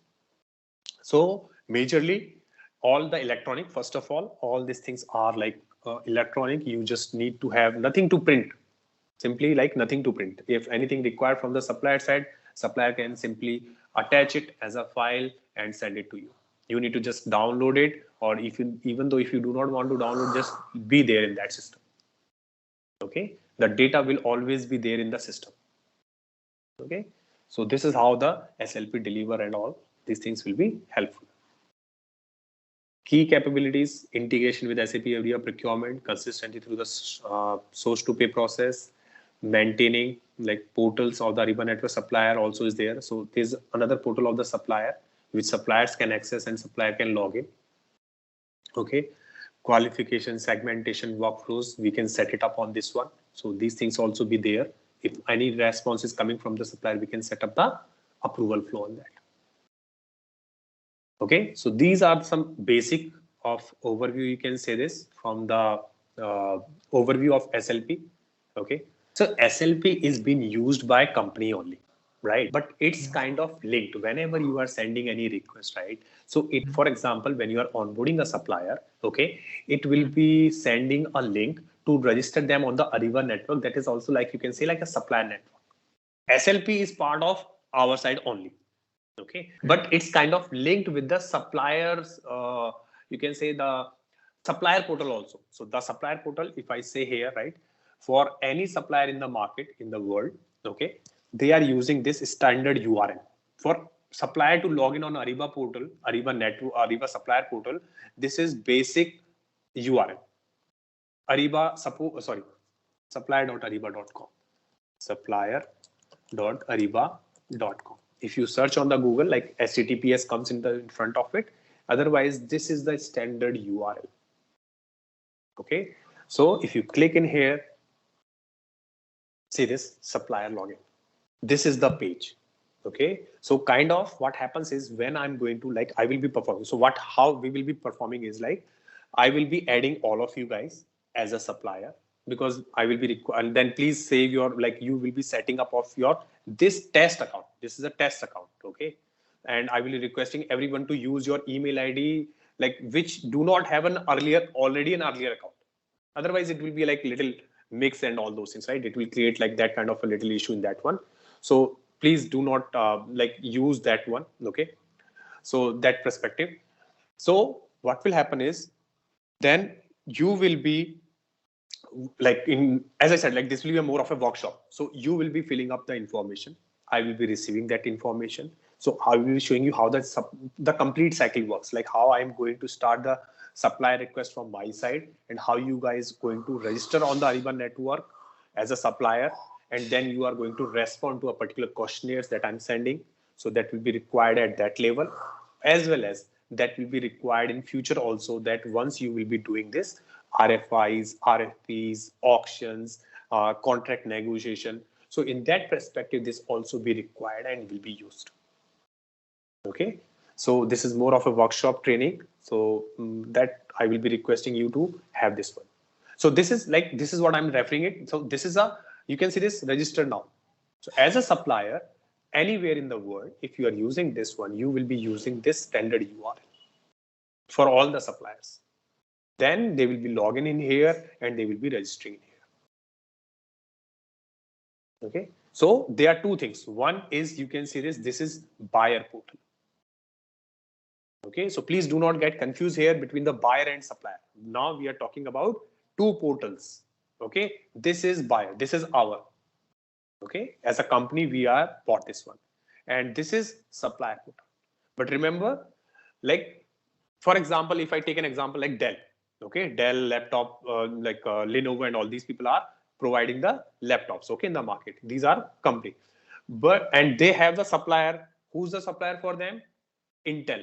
Intel itself is a big organization, right? But they can be supplier to the Dell, even though Intel is quite big from that perspective. So Dell is a company and Intel can be the supplier for chips for the laptops. Same way, it's using this here. Any company who's using this one, it's like they can be having buyer also, they can be having supplier, but for the supplier portal, they need to have a separate portal. Okay, so any communications will be happening, will be there with this supplier portal. So if you guys will be getting this one, so you will be always using this supplier.ariba.com. So like from the Google, you can just search it supplier.ariba.com. It will open you this first page and it will come in here like this. So this is standard. Like, so Ariba has made it a little simpler to the supplier perspective, that simple URL is there to use it. So this is supplier and this is our buyer side. Okay, fair enough. So, okay, let me see this in here. What is there? Okay, so, okay. Now let me give you like when we do this. So in the SLP side, if I go for SLP side, right? So let me put it here. Okay, so okay, maybe a little bit bigger. So when we talk about the SLP, right? So SLP, the supply request, the first thing we'll be doing is the supply request. Now, so why? Okay, so first of all, why we're using SLP? Because whenever you are working on anything, right, you need two people, right? When you want to buy something, you want to sell something. What we are doing it here is buying and selling. So if what you need a buyer and a supplier. That's why we picked up the first. So buyer we have, now we are looking for the supplier. So that's why we are using first. We are initiating, like we are starting with the SLP first. Let our system have some buyers, even though like it's already there, but like take an example, like let's have some suppliers first. We'll be using those suppliers to do the business. So when we talk about the SLP, the first thing comes is the supplier request. Sorry. Okay, the supplier request. Supplier request is an internal process. Okay, it's an internal process, generally, right? Internal process in the sense, right? For example, take an example. Okay, like if anyone is there who can give me an example, like if anyone has been dealt with any kind of procurement activity, anyone. So generally, how the way you communicate with the supplier, you like onboard you find out some supplier in the market. So for example, you went some exhibition and all. There you find out some supplier. And so how you generally work with them, like if you want to initiate something with him. So any example, like it's nothing I'm asking to very pinpoint, a brief overview on that one. So in this process, what you can say, like the internal process. So you find out first, you have met this supplier. He has given you your visiting card. You had quite a few minutes of discussion with him. Like he mentioned you that he deals into these things and all. So he gave you like some basic pamphlet and all those things of your hip, right? Now, you think like after a particular period of time, after 1 month or all, you find out like this, we getting some similar requirement that I met a supplier in that exhibition. Now, in this scenario, what will happen is you have the basic information of that supplier, right? Yes. So basic information, like you can say the name of that person and email address of that person, or some basic information like you can say like address or something like he's from Maharashtra or Gujarat or anywhere of the India, right? That kind of thing, right? So you have the basic information. So what you will do is, so in the supply request, this is the basic part we cover. You will be initiating the supply request. We'll say supply request. First, what we do is we basically raise an supplier request, and in this one we will be mentioning only the basic details of it, and this request we will be sending. You can configure it. Again, I'm saying it, you can configure this and you will be sending this information to your internal, either your vendor master team or whoever team who's taking the decisions. Yes. Vendor team or supplier management team who's taking the decision whether these kind of suppliers will be supplier management team, whether this can be added in our database, or this kind of supplier, whether we can add it on an initial level. Remember, this is very initial level. So that is what we do in the supplier request, the very basic part. Okay. After this one, once this internal process happens, then we come to the registration process, and in registration process, we will be asking every information from the supplier. Okay. Then even when we perform this supplier request, you can configure in a manner that supplier even not aware that we have initiated something to add him in our Ariba database. Okay, so this is what happens in the supply request. So let me, if I show you here quickly here. So on this platform, when you see in here on this platform here, so you can see this right hand side. So as I said, whenever you need to create anything, you will be going here in this one, create, and here you can see this supplier sourcing request, sourcing project. You are not able to see anything. Click on more. So sometimes everything doesn't come in here in the one place. You need to click on more, and you will see that all the options will come in front of you. Now here we need to find out where supplier request. Here as you can see supplier request. Click on it. Okay, let it come. Okay, this is your supplier request form. Okay, now here just quickly go through that. You can guys see in this one. This is your supplier request form. Okay. So currently what we are doing is, this is I'm showing you from an end user perspective. Okay, remember this. This is what I'm doing is, this is from the end user perspective. If someone asks you in the company, like I got this detail, please take this visiting card or some basic information about this person, and please add this supplier in our, start this supplier onboarding process in SLP. Very straightforward requirement. I hope everyone is clear with the requirement. You met some supplier in the market, you got some basic information about it, and you came in the office and you gave this information to your maybe some junior resource who's generally take care of the creating of this end user activity. So you will give him please start the onboarding process of this supplier. Now, what is that process? This is that process that the first is he will be creating a supplier request here.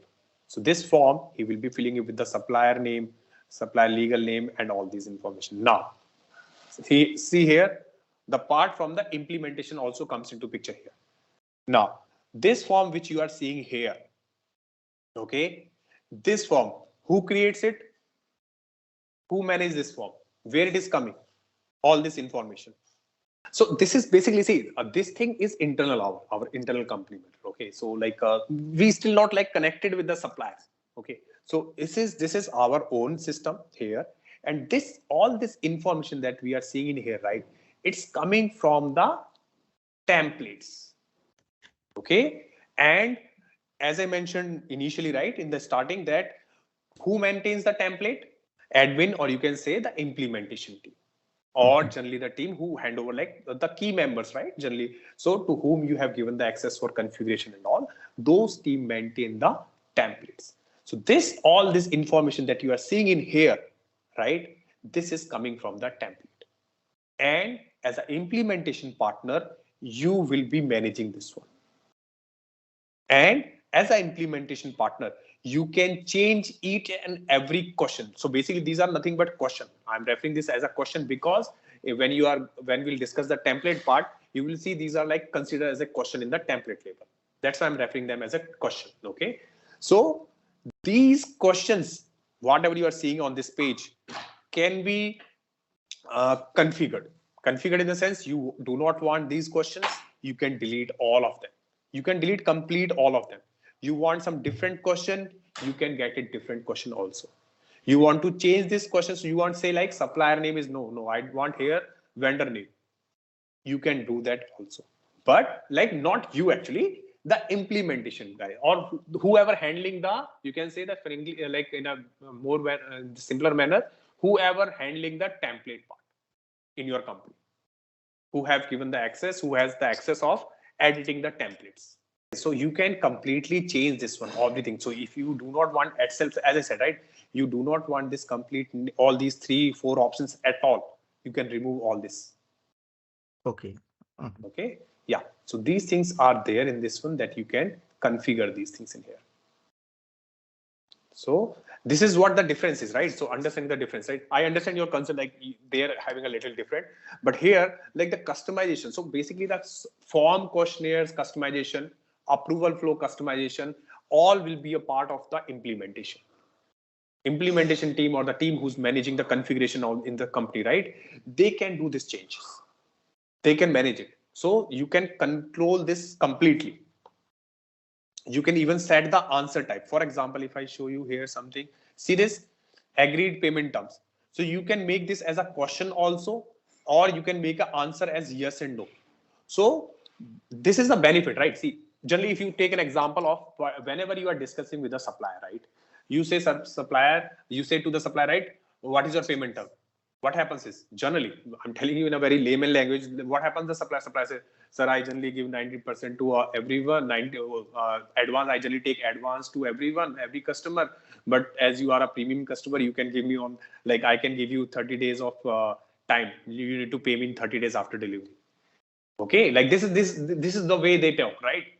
But you can say, no, we have a firm policy.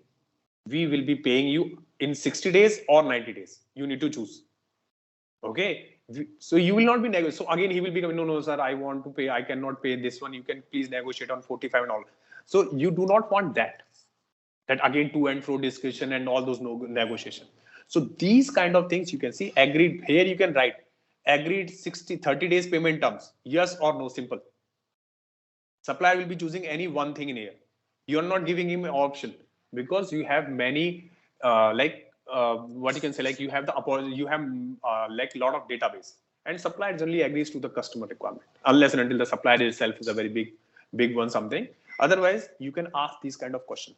So you are trying to remove what is an ambiguity in the process. You need to discuss. You need to put it there, right? So that kind of information you can remove if you want. Otherwise, you can still keep it open. If you want, what is your payment term? You keep it a text box like this one. These are all text box. So the supplier can write anything in here. But this is, I'm talking about from the internal perspective. So let's first discuss the internal perspective of the registration part. I will be explaining this more, where you will be communicating with the supplier and you can set up this one. First, we are discussing the supplier request process, where I will be putting up all these information in here and you will be setting up these things as per your own requirement. So this is end user perspective, but the part of the implementation I will be covering up also. That will be when we discuss the implementation part. Then I will be showing you the templates and all, how you set up, how the approval flow works. So after this submission, approval flow will be coming in here. So how that thing comes and all. So those things I will be showing you also. Basically, at the template table, I'll be explaining you this one because Ariba has kind of like Ariba supplier request and registration process is kind of standard. Process is a standard. You cannot keep changing the process for one supplier to different process, another supplier to, but you can ask some questions. You can put some conditions on the question and you can have these questions specifically to the particular, what you can say like particular supplier. So for example, you have one question for Indian customer and one is for foreign. Okay, so that kind of conditions and setup can be done in this form, request form. But the process perspective will always be remain same. So I will be showing. So this thing will be getting more clear once we discuss the template part. So please wait for some time. Once we discuss the template part, that thing will be more clear from the process perspective. Okay, so basically what we need to do is we need to manage. So generally what we do is like in the core admin, you can do in there. And or if you want like here, if you see this here, you can add here also. So you add new tab. So generally, like as I said, right, this option is that for settings, and here if you click on it and you coming here tab set options here, add new tab. So once you this tab, so your new tab, so you can give the name of your tab, anything like testing tab or something like that, so that you can give in here. Okay, and then you can pull all the information, whatever information you want to see on that particular tab. So from here you can see this. Now if you drag any, for example, I drag calendar. So it will come here so you can keep it here, this side or this side. So this is like user interface, like where you want to keep. Yeah. So this is how you can, so it's a easy process. So these are the we can say the functionality is being provided to every user. Like they can do these things, they can perform this activity. So for example, I add action tiles. So these are your tiles coming in here. And if you want to add some my documents, so my documents are coming. So this way, whatever information you are looking for on a particular page, you can on a particular tab, so you can add that tab. Okay, so how to connect the suppliers? Okay, so supplier managed lists are there. So supplier enablement services are there. Supplier self nominations are there whenever you are getting the supplier. So you can connect with the supplier. So there are multiple ways to connect, either SLP or you can load the data into the system. There are other aspects also come into the picture, like you need to set up some communication with the supplier. So there are multiple ways which you will be connecting. So here we will be discussing the SLP. In the SLP, the process that we are going to discuss is the supplier request. So here you can see this match analysis, basically analyze your vendor master lists, determine what are all the suppliers available on the Ariba network. So from this perspective, that as I mentioned right yesterday, that there's an Ariba discovery also is there. So basically Ariba has put a lot of effort to give you a supplier database or to get an easy connection with the suppliers. Okay, so from that perspective, if you see these are the things that has been introduced by Ariba. Enablement services are there, like you can outreach the suppliers, you can communicate with suppliers. So when I will be showing you here, right, you can, in most of the cases, like for RFIs, RFPs and all, you do not need even your communication channel, like your email, your mobile or phone, to communicate it. The dashboards, the messaging services are already enabled on the Ariba platform, from via that you can specifically talk to the suppliers also. And all these things will get recorded in there. So understand from that perspective, for example, someone has negotiated something, someone has done some RFI, RFPs or something, and he communicated something via his own personal email or say official email. Now that person left the organization. Now in that scenario, it will be hard to find out something on a backdated, right? Like how to find out his emails, where he has done it, or he has left the organization. So how to find it out. So from that, all these perspective, the Ariba here provides you kind of an additional, you can say some features in there where you can communicate specific to that particular project in that one. So, and that information, that communication will always remain there. So anywhere, anyone who wants to access that, want to check that in the future course of action, right? So they can always check it because that information will remain there in the system and you can access it anywhere in the world. So same document, same RFI number, RFP number, or something like these things, the supplier request and all Whatever information you are seeing here in this region, you can check the same in the US. For example, you are deployed tomorrow in the New Zealand or some other country, right? Like that way. So in that scenario, what will happen is the same system you are accessing here, the same system you can access there. The same information that you are able to see in here, you can access in there also. So that is the benefit of it. So data latency is not there, like you can access the same data anywhere in the world. So these kind of some enablement and all outreach communication has been provided by this one. There are some this one nomination for the buyer supplier self nominations are there. So all these things will be there in this one. So here to how to request a new supplier. So on dashboard, so these are the same thing that I'm going to present, like I will be showing you on the tool. So it's just given in here. So you can see these things in here, like create supplier request, choose the suppliers, potential suppliers list in coming in here, perform these things to submit the request, choose submit and all. So these things I will be showing you there in the system. Okay, so from there it will be easy to understand, because when you see the system directly on like on the portal, it will be easy to relate and all. Okay, so here you can see this the one that I was mentioning, right? Ariba Discovery. So it's for business matchmaking kind of. Okay, so where you can find the required all whatever the required suppliers you are looking for. So you can search based on the commodity, the categories we refer to. So which based on that you can search it. The supplier really into the IT related categories or like chemicals or agriculture or some whatever the categories he deals in. Based on that you can do that. Ariba Discovery, this Ariba Discovery that I'm referring here, right? This one. So Ariba Discovery is a global platform. It's a Ariba maintained by Ariba, and it's a global platform where all the suppliers anywhere in the world will be like, you can find it there. Whoever registered on that platform. So when you search it, so it will not be like limited on based on region. Like there are filters. If you want to select that on a particular region, you can do that. But yes, on a basic level, if you search like a plain search, there will be no filters in there. Then if you run this one search, you will find the suppliers across the globe. Okay, and you can connect with them. So generally, like for example, if I say like sometimes the suppliers are like that way, mainly they have registered their main office, like for example Singapore. Okay, but they serve globally. They have small. All right, let's test your knowledge. Here's a question for you. Which module in SAP Ariba is specifically designed for managing supplier relationships and performance? Option A, SAP Ariba. Buying option B, SAP Ariba Strategic Sourcing option. C, SAP Ariba Supplier Management option. D, SAP Ariba Contracts. Take a moment to think, and when you're ready, choose the correct option. Remember, each choice holds a key to unlocking the answer. Good luck. Type the correct answer in the comments section. Hello, future SAP Ariba Maestro. Ready to elevate your procurement game?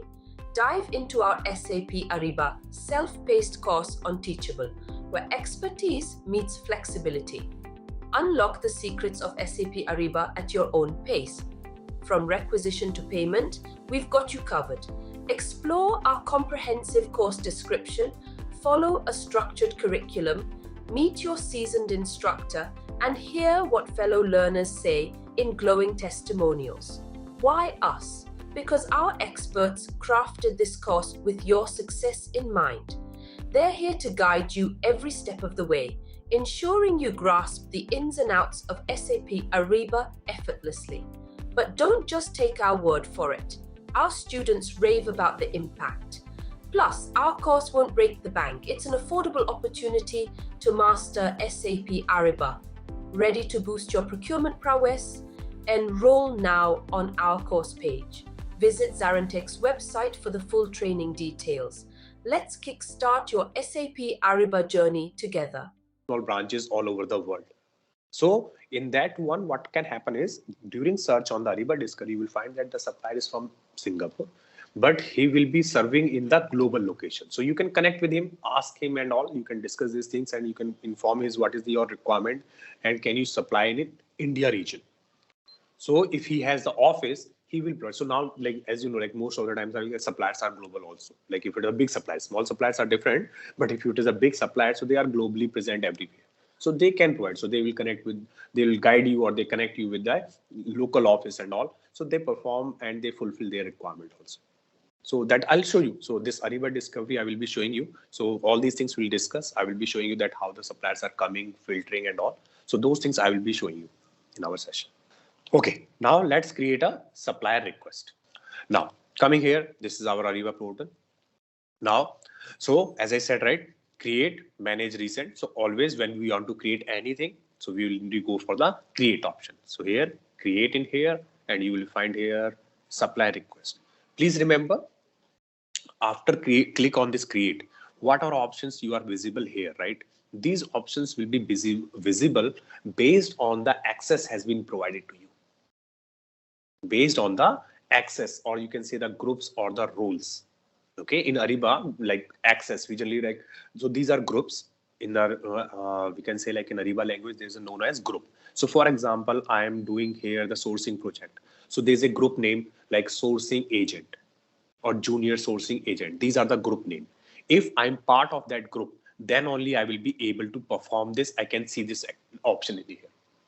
Same here, you can see the template. If I'm the part of the template editor group or template creator group, user group and all, then only I will be able to perform this thing. If I'm not part of that group, I will not be able to perform this activity. So this is how you restrict. This is how you restrict someone to do a particular job, only the particular job on Ariba platform. This is how the access works. So for example, if you see something like in the industry, if you are working and if you find out something you are not visible on this, the most probably reason for that is that you have not the authorization, like someone not added you, assigned you in that particular group, which gives you the access to perform that activity. Okay, I'll just quickly show you the group part, not like I'll generally will discuss a little later in the detail, but I'm just quickly showing you that one. So under user manager, you have these groups. So these are the groups, like for example, if I say sourcing. Okay, so you can see junior sourcing agent or not. Okay, so these kind of groups are there, by which these are all Ariba managed system groups. Okay, so these groups you need to be assigned to a particular, then only you will be able to perform that activity. So I'll cover like this thing will be covered a little later. Okay, I'm just giving you a brief like so that you understand like how it is. If something is not visible, so do not panic like something I'm not able to see these things and all. So it's very simple. Either your company haven't bought that module or you haven't have the particular authorization. So that is what generally happens, right? The end users and the implementation team. End users will be given a limited access. They will not be given a full access, right? So only the implementation team, generally implementation team, or you can say the technical team or some other team, those who will be managing your configuration part of Ariba will be given a better access, like more access. Okay, so from that perspective. Now, currently what I'm going to perform is a supplier request. So here you can see this create. Here we are coming as a supplier request. So currently what I'm performing here is from an end user perspective. First, I'm showing you like how the end user works on it. Okay, so here I'm going for supplier request. Okay, now you can see this supplier request form. Here you are getting all this information. So as I mentioned, right, like I think briefly we touched this one yesterday also. Let me refresh that part again. This is the form for a supplier request. Okay, all these things that you are seeing in here in Ariba, we generally refer them as questions. Okay, when we'll discuss the template, I will show you like why these are known as questions, so you will understand from there. Okay. Now, here you can see this. All these questions are editable. You can change these questions. So for example, you do not want this supplier name, you want to delete it, you can delete it, or you want someone else, like something instead of supplier name, you want a vendor name. All these things you can change as per your own requirement. And from where this form is coming? This form is coming from the, sorry, this form is coming from the template. Okay, you need to first set up the template, and then once the template is set up, then you will be able to see the form. Okay, so the logic behind setting up the templates and also that like whatever you are setting up the template, generally we keep for one template for each process, but yes, for some processes you can keep it multiple templates. But if you keep a simple one, like if you keep a single template for a particular process, right, in that case you will be having a uniformity in your organization.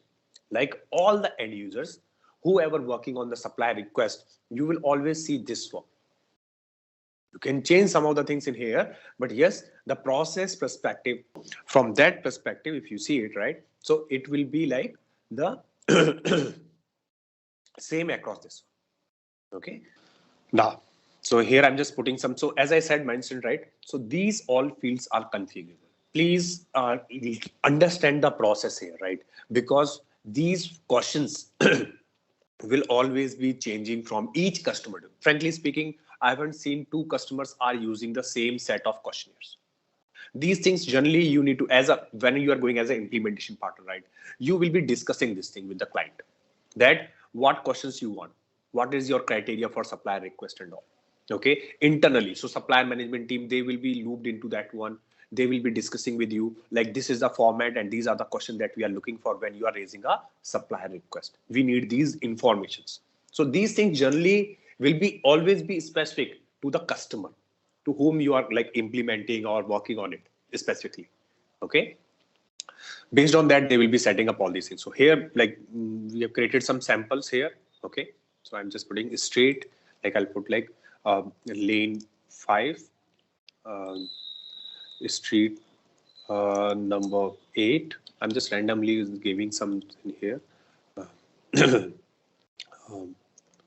Block F, city I'll say Bangalore. Let's put here 53001. Country I'll just put India, and here I'll put the region is Karnataka. Okay, so this is all random. I'm just putting something in here, so no need for contact number and categories and regions. So these things are there. If you want to put any information on this, like up to you. Okay, and remember, so here we can mention these. So here you can see this some asterisk marks. So asterisk mark here, which refers that these questions you can mention, you can set up these questions as mandatory. Up to you. If you want some question to be mandatory, that needs to be filled. So for example, if I show you, if I do not put this, okay, so here you can see this, the field is required. The system will not allow me to submit my form. It will say here, this is an entry missing, but that will not happen for other, because those are not mandatory. If I miss something in here, it's like that way. So these things, understand here, the process of the supplier request is that you have a very basic information. Like yesterday we discussed, right? You met someone, you get the basic information of it, contact number, emails and all that is there, and you can put, like you can have your one more section here which you will be brief about the supplier. So you can mention in that one, like the supplier belongs to this category and looks a good supplier, can we initiate the onboarding of it? So that once you are sending this requirement to the supplier, your internal supplier team, okay, so they will say, okay, this is how this like this is why these like the person who's raising this request try to onboard this one, because they met the supplier in here, exhibition and all looks good. Okay, so that is the process here. You can do it. So you can add any question based on that. You want to analyze the supplier on a very first level, internally first. Okay, so any question that you want to put up, you can put it up here. There are two things in here happens. One is, if you see this, these questions that you are creating, right? These questions are just a question. Okay, there are another parameter comes that where you can map your question to the static fields in the Ariba. Basically, whatever the information that you are going to fetch in here, that will get stored in your some database. These questions that we have created right now here, these are simple questions. They are not getting stored or linked with any of the metrics which are there in the Ariba as of now. Okay, that is more on comes when the you have some integration. You can have some field matrices, and where you can like map the fields. So whatever the data which is coming from there, it will go in and reside in that. For example, like ERP system is there, right? Your system is integrated with ERP system. This supplier, right? Okay, you are putting this supplier name in here. Now, when you sending this request to the supplier after the registration, the next step, that is registration, supplier changed this name. He said, sir, my name got changed. It is now Jaykumar 38 LLP. not private limited. I changed my company to LLP, limited liability partnership. Okay. So that update will only happen in your system if that field is mapped with your matrix of the supplier name. Okay. So that is how these things works in the integration perspective. Supplier can fill these things in here. These things what we are asking, these are the things that we are setting up in here, but these information can be filled up by the supplier. No, I'm not referring for this one. This is an internal process. I'm referring the similar type of form will come when we go the next step, that is registration. Okay. So just give me some time. So once we do it, like in the process, you will understand. Even though when we discuss the template, I can show you there like how these things work. Yeah, there will be there, because these generally been controlled from the template level. Majorly these things are controlled from the template level. Okay. Now, yeah. So basically, actually, DUNS number is a US number. If you see this, right? This is DUNS and Brett number is there. There's a what you can say, some standard that US maintains. I think DUNS number more is from the registration number here, like when we got incorporated, right? See here, you can see this. This is a standard for Ariba. Sorry, like US. You can see this. DUNS universal number is abbreviated this one. So DUNS and Brett, these are the name like generally identifier refers to DUNS number. More of a practice there in the US region, not here like our Indian region. So let me submit this request. Okay, we have submitted the basic information. Let me submit this. This is an internal process we are performing, right? Here you can see this supplier request form coming in here. Okay, now you can see this, your supplier request submission is in progress. Once it is complete, you can view the submitted request. Okay, so till now I think everything is clear till now. Okay, done. Let me click on done. Going back to the supplier management. Now here you can see this. This is my supplier name coming in here and it is in approval. Okay, and you can click on this one. So click. Now here you can see this approve. So why I'm getting approved? Because I'm the part of this group. Again, this approval flow that you are seeing in here. Okay, this approval flow which you are seeing in here is completely configurable. You can configure it as per your requirement, basically as per customer's requirement. Okay, and you can configure it and you can design as per the like if you have multiple conditions in here, all those things you can put up in here, and these things being controlled again from the template. Okay, so now you can see this approve request is coming in here, supplier name, requested by, and requested on. You have the approve option, you can deny this. So the team, internal team of yours can deny this also. Like supplier management team says, no, we do not want one more supplier. We already have a lot of supplier which deals into these kind of things. We do not want this supplier. They can deny this request. Okay, any additional requirement is required. So they can also request additional info. Okay, so this how you will be seeing in here, and you can see this, all the questions that you have submitted, like it is visible here. So understand, like I am adding myself here because so that I can show you the complete cycle. But generally the process is like end user will be submitting it and it will be viewed and reviewed by someone from the other team, the supplier management team or the vendor master team, someone there. So they will be reviewing this one. For the purpose of showing you, I have added my name in here in the approval flow. Okay, so this is how you can do it. Now let me approve this. Okay, this one. So this will take you to the project. So the main project that we create, so the template perspective, the project is as we have created, right? It will take you to there. Okay, let me click on this one. I'll show you. Here, you can see this. This is the project type. So here's overview. Okay, here is your document that you filled it up, supply request form. This is your task for approval. So these things actually, this is, I'll show you that when we discuss the template, because this is the part, like you can say like, this is the main part of template, as well as similar architecture is there for the projects and all those things. So I will be explaining these things like what is overview, what is how the documents, how you create these documents from here and all, how the task works and what is the meaning of task, what task you can create and all. So these things will be covered.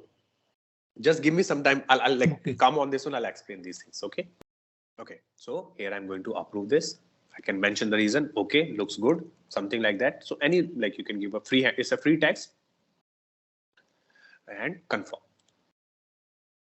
So let me just refresh this. So approved. So you can see this, it got green. So request created, approval for supply and new supplier created. Here, all the comments which has been provided by the approver, you will be seeing in here. Okay, looks good. Now, done. Let me just refresh it one more time. Let me open it. Just refreshing it. So this is a demo system. So like it sometimes like work a little slow. So that's a system perspective.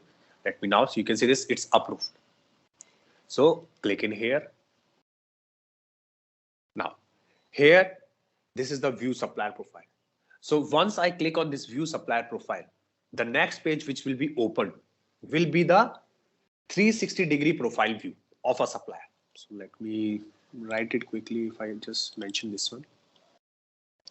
So generally, this is the terminology people use in the, you can say like in the Ariba language, that 360-degree supplier profile view. This is what we refer.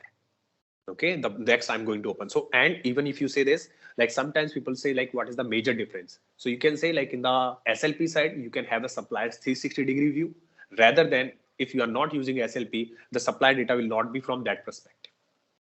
Okay, so here, if I go back in this one, so view supplier profile, let me click on it.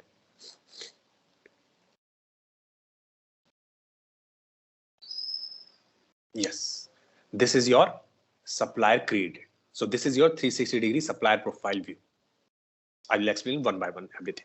First of all, if you see in here, this is your name, and here you can see this. Okay, so SM vendor ID is basically like SM here reference that supplier management. Okay, SM here reference that SM vendor ID means supplier management vendor ID, and this number is alphanumeric number. Alphanumeric, like the first is the alphabetic number, and this is all your numeric number. This number, we do not have any control over it. This is like generated by system itself. Okay, as soon as you create the supplier in the system, this gets generated automatically in the system. It is system driven, you can say. Okay, this is the unique, like you can say like we have created this from the SM supplier management. That's why this number is coming here. Now, on the right hand side, you can see the, okay, about before this, you can see this, whatever the information I put it, email ID and also, and my address and all those things are coming in here. The basic informations you can see in here, and okay, and here you can see the in the about. So please pay attention here. This is the most important. I'll request everyone to please remember this registration status. This is very important, and because this is going to be used and this will be going to referred in the future also in our coming sessions. What happens is when you create the supplier status remains as not invited. This is the very first status. The registration status not invited. Okay. Once we initiate the registration process for the supplier, it will change from not invited to inviting in progress and then invited. Once you get this response from the supplier for registration, it will be in approval. And later on, it will be for registered and qualified. That way, it will be registered and then qualified. So this status will keep on changing, and lot of configuration setting depends on the status what is set up in here for a supplier. So this will be keep on changing. Please like take it little in the back of your mind, so that if it is coming in the future, so you can understand like from where it is coming, what is the significance. Okay, this is how it is going to be impacting the course of any process which we will be discussing. Okay, so registration status is like there are multiple statuses, like first is not invited, then invite in progress, then invited, then pending approval, then register. Okay, so these things will be coming in here. Then you can have the preferred status if you want to set up a particular supplier to be preferred for a particular category, region and all. So you will be setting up it later. Same the qualification. If you want to set up some qualification, like you want to qualify the supplier for a particular category, region or commodities and all, so you can do that also. So these things will be coming, but these things will come only after. You can see this, the qualification tab is not reflecting here. It will only reflect here once your registration process will get complete. Registration process completion means that the supplier will be a registered supplier. You will only see the qualification tab here. It will come here later on, only after once the supplier is qualified. Sorry, once the supplier is registered, because you can start the qualification process only for the registered supplier. Okay, so these are some small things, like, so why I'm mentioning these things in a more detail, right? Because these are small things which when you are discussing with the clients and all, right, so they can ask these kind of questions in the workshops and that we have with the clients and all, right? So these people ask these kind of questions, so because we will be showing them this system, so they ask these kind of questions, how we can do it, the cross, like they ask like what is the how you can perform this one, whether this can be possible or not, can we skip the registration process, can we directly go for qualification, can we skip the request process. So these things are not like it will happen in this manner only. If you try to skip something and all, it will not work in that manner. Okay, same, you can see this ERP integration is in process. So if your system is integrated, it will get processed. If it is not in integrated, it will generally stuck in this kind of in process status. Okay, also I will be showing you from the integration perspective here that if you want to automate your integration cycle, so how you, so based on this one, like when the supplier registration status, at what level of the registration status you will be starting your integration phase. I will be showing you that one also. Okay, then here you can see this supplier IDs, this section.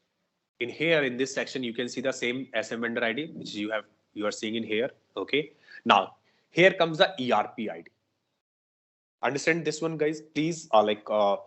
Here, when you are creating the supplier and the supplier is not integrated, system generates by default this VDR ID under this ERP ID tab. It's a functionality. Okay, but if your system is integrated, as soon as your system sync with your ERP system, this ID will get replaced with your ERP ID. So the ID, ERP ID in the sense, the ID which is got generated by your ERP system. So I hope everyone knows, like when we talk about the ERP system, right? ERP system is your, what you can say this, HANA and all those things, right? So in that way, in that system, when you generate a supplier, the ID of the supplier, vendor ID is generally all a numeric number. So that numeric number will completely replace this VDR ID. This is the functionality. If your system is integrated, if not, the system generates some VDR ID by default in here. If I go for supplier manager, suppliers in here. Okay, if I put here, so if I put any supply, let me just search. Okay, a lot of suppliers are there, but okay, I think I can see here maybe if I can find out some.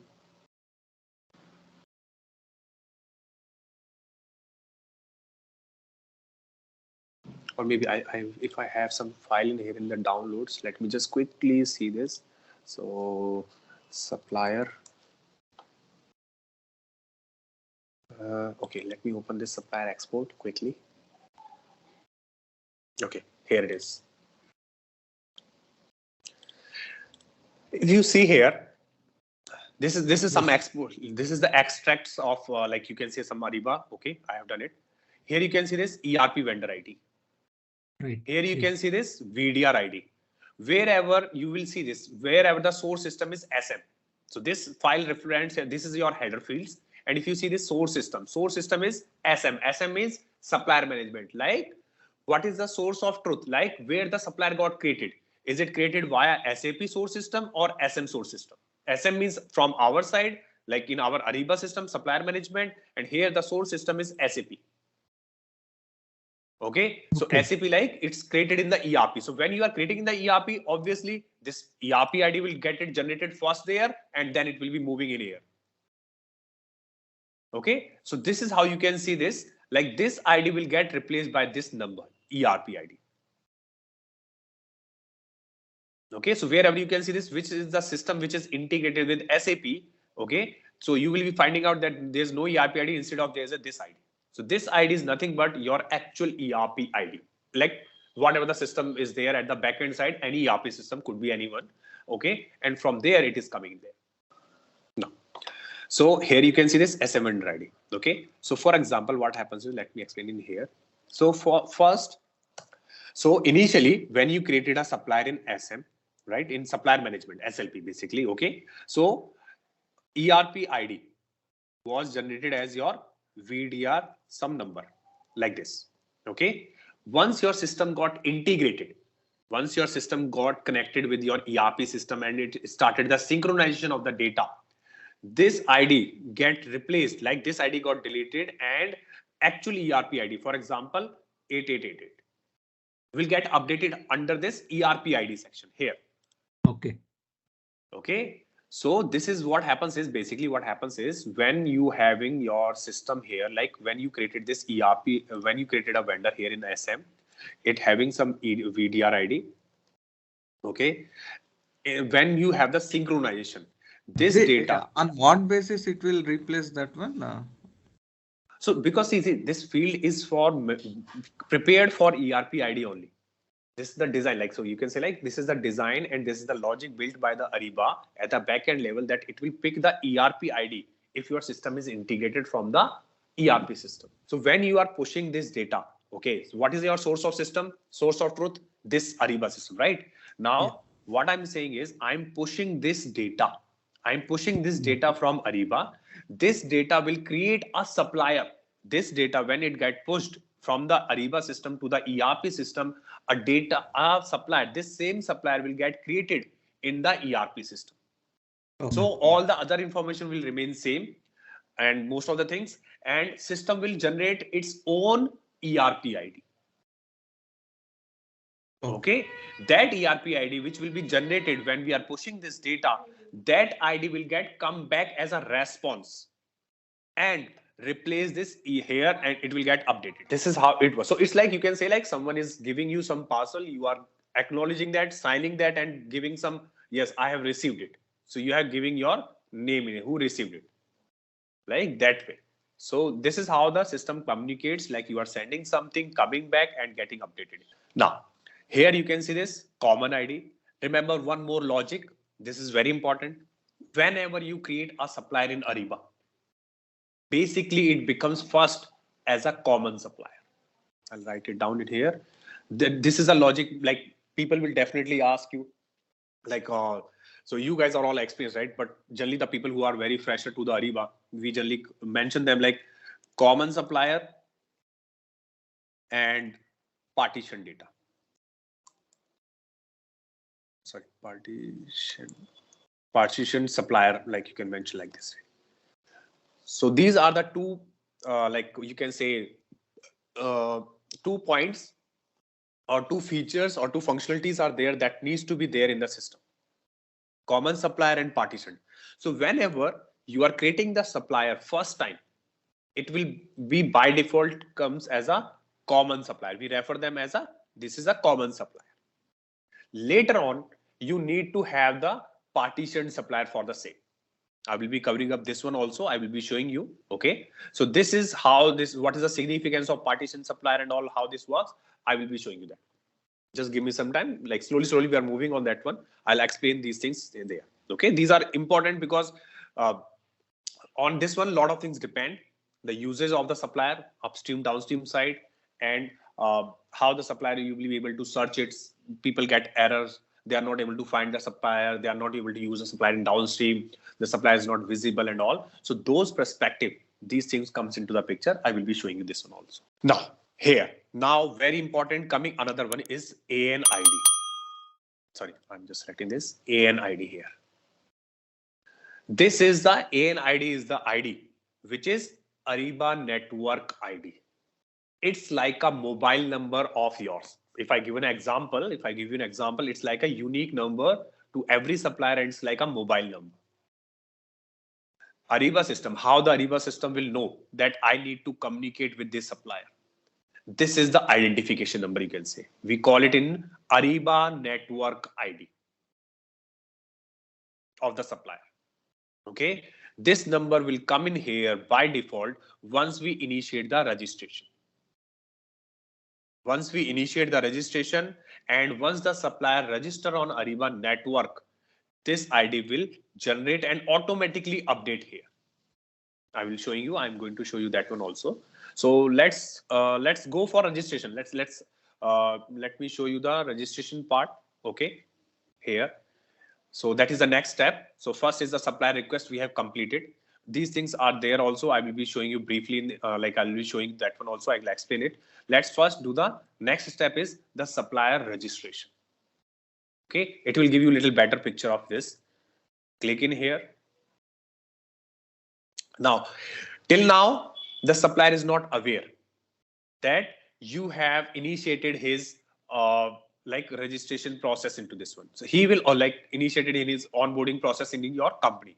After the registration, when you invite this supplier for registration, then only he will be known this thing. Now, here you can see these two things. One is invite, one is start internal registration. So internal registration, you can see it's a simple on their behalf. Like you can answer these questions on behalf of the supplier, but it's not a recommended approach, not a best practice, not a recommended approach that we always suggest, we always like promote, or we always suggest that supplier should fill this form on its own. We should not fill it up on his behalf. Okay, so that is why you can see this, like this is blue, like this is highlighted here because this is a standard practice and we do not prefer this one. In this one, when you try to invite the supplier here, you click on it. Now, do not get confused. Earlier, we have the request form. Now I'm going to share this registration form here. If you click on this registration, this is the registration form. Earlier, you seen the request form. Now we are talking about the registration. And this form will go to supplier. This form will go to supplier and supplier need to answer all these questions. So in these questions, you can ask anything. So all those things you can ask in here in a specific manner. Like for example, if we are asking number of employees here, so he will be writing here only decimal. He cannot write some story in here. That we can control. I will be showing you how you can control all those things. Okay. Here you can see this. Please share your GST certificate. So any certificate that you are asking, you can answer that, attach it. Please share your insurance certificate that you can attach in here. ISO certificate, he can attach in here. So what I'm trying to show here is Ariba has given and designed these questions in a manner that you can get the answer in a specific format, in a specific manner, the way you want. If you are asking supplier to attach something, till the time he will not attach something, he cannot submit his response. Okay, so that is what happens in here. So you can ask anything. This is why these forms are important. This is why these people, like these SLP people, use it, that you can get any information from the supplier on this one. So whatever the information, you can prepare a question, either it's an attachment, it's a document, anything in there, or yes, no, or something in there. Just create a question accordingly, and supplier will be responding to that. Okay, now, so this is a questionnaire that we are going to send here. This is again, these things are coming from the template. Separate template is there for registration process. Please do not get like confused in this one. Request, separate template, separate process. Registration, separate template, separate process.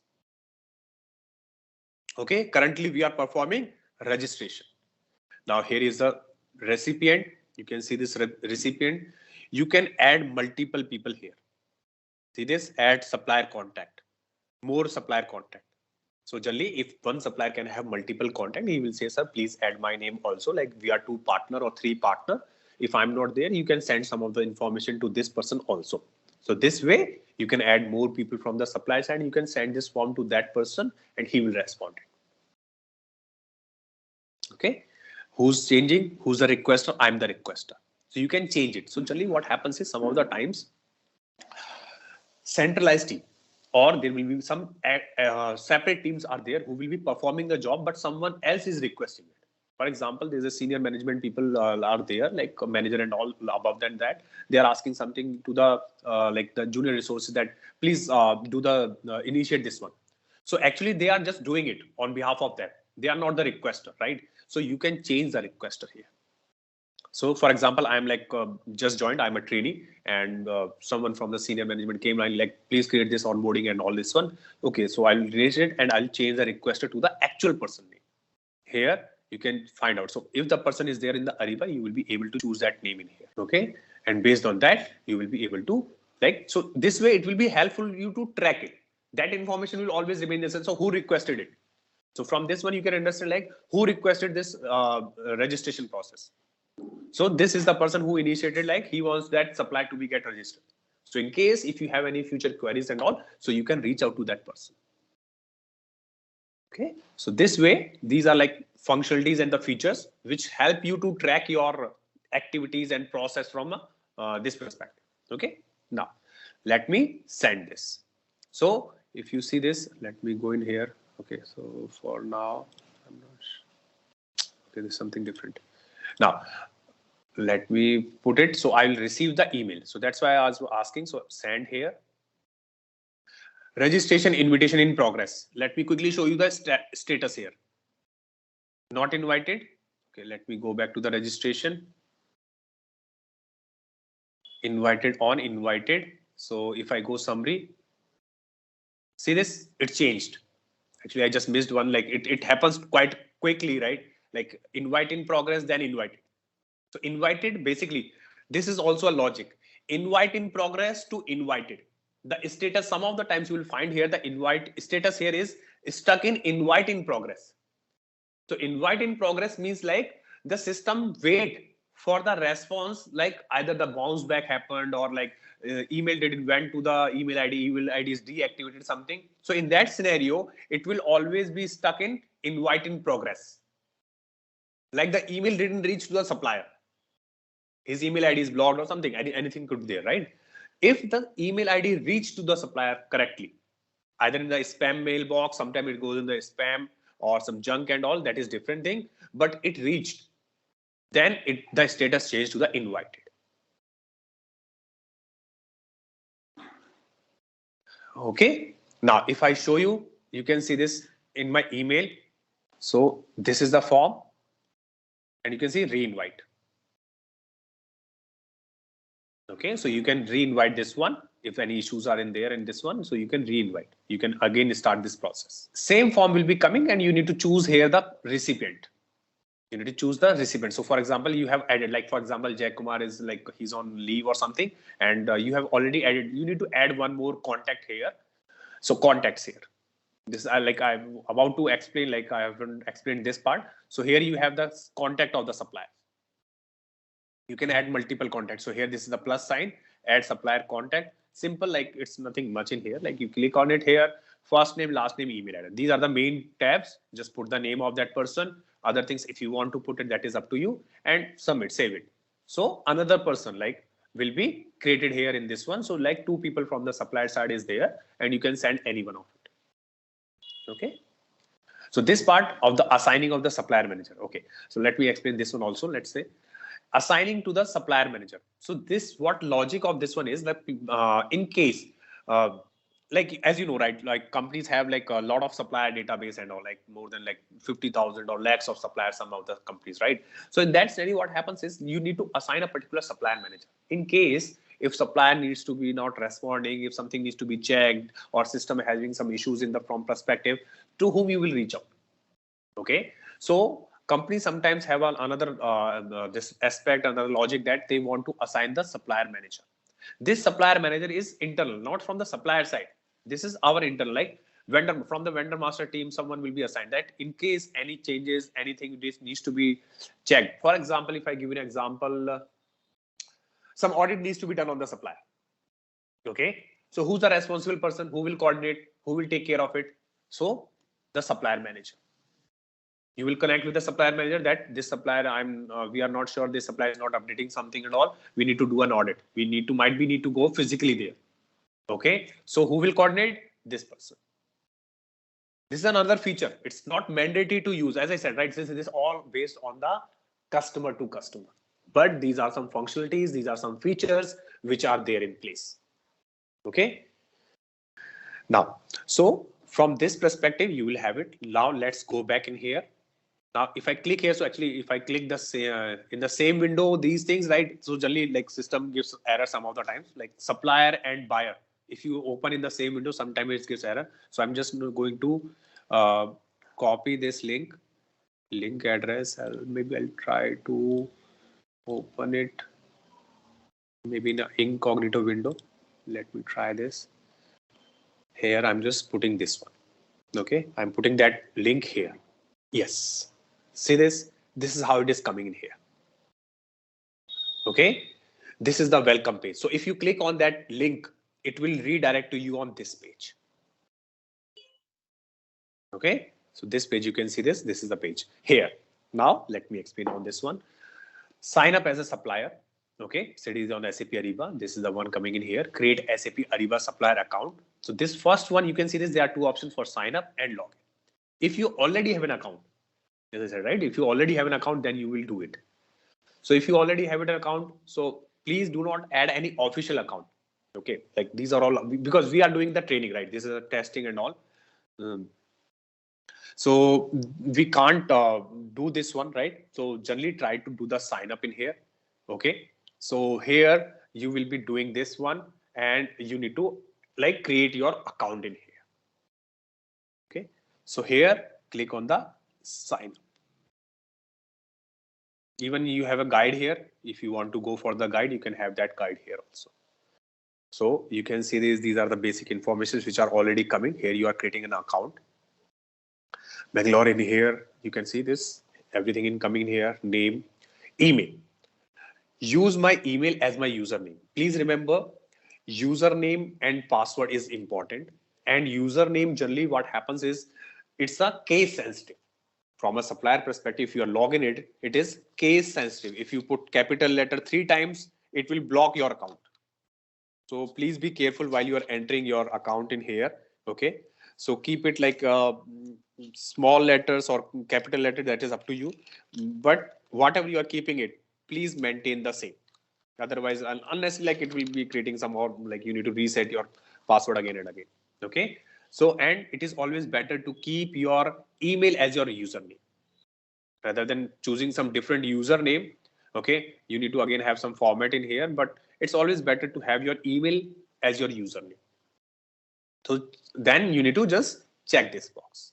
Then here, when you are setting up the password, you need to follow this conditions like minimum 8 characters, including upper, lowercase, number, digit, special character and all.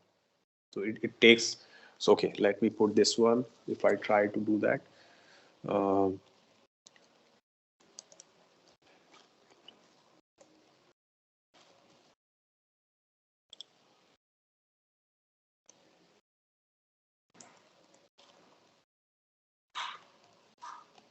Okay, so I've entered something like that. Let me see if it will take or not. Sometimes it gives an error.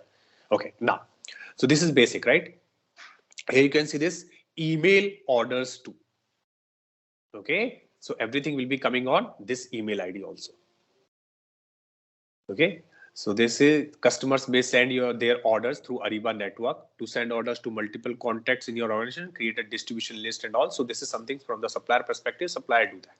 So that's how you can perform all these things, right? So, okay, let me first see this. Okay, this has been done in here. Now, if I show you here summary, so this is invited, this is your ANID. So I hope ANID part is clear, everyone, with this one. Any doubts on this part, how this ANID is working, how this is, we are created in this one, how the supplier profile get created in here, this one. So this is your dashboard. Like, so you can see this is, I will be covering up this later. Let me first go to the, okay, so here it is already the questionnaire. So this is the questionnaire that you can see the supplier received. Okay, I'm opening this one. So you can see the timing here coming here. So this timing is coming from where? This timing is coming from the template. We have set up the template having a fixed time of 30 days. Okay, so this is how it is coming from there. And you can see this, these are all the questions that supplier needs to answer. Wherever there asterisk mark is there, That means we have asked the supplier that these fields are mandatory that they need to answer. Here, attach a file. The supplier needs to attach a file also. Right? All these information, all these questions, whatever you want to ask, you will be sending up like this. So you can see this like if you have given some options, so you cannot do anything else. Supplier like yes, no. Please share the insurance certificate of the financial year. Now, if supplier says, sir, I can send later, I do not have right now, I have some old one, I have not removed it, I have already applied for the application, I have initiated and all. We do not want to that history. We are looking for either you have it or not have it. So these kind of questionnaires you can set on your side. You can ask the straightforward question like, you see, this is generally the issue happens, right? You need to most of the time you need to communicate similar things to the supplier multiple times, and supplier gives you wrong information or sharing the wrong document. He's saying you are asking something, he generally reply you something different, right? So that kind of like miscommunication or delay in the process or unnecessary sharing something which is not relevant to us, that generally happens, right? That is very practical. So from that perspective, creating the questions from your side to the very specific requirement that you are looking for help you out to close these things in a one go, rather than like asking the same thing multiple times to the supplier. These things help you to close these things in a one go.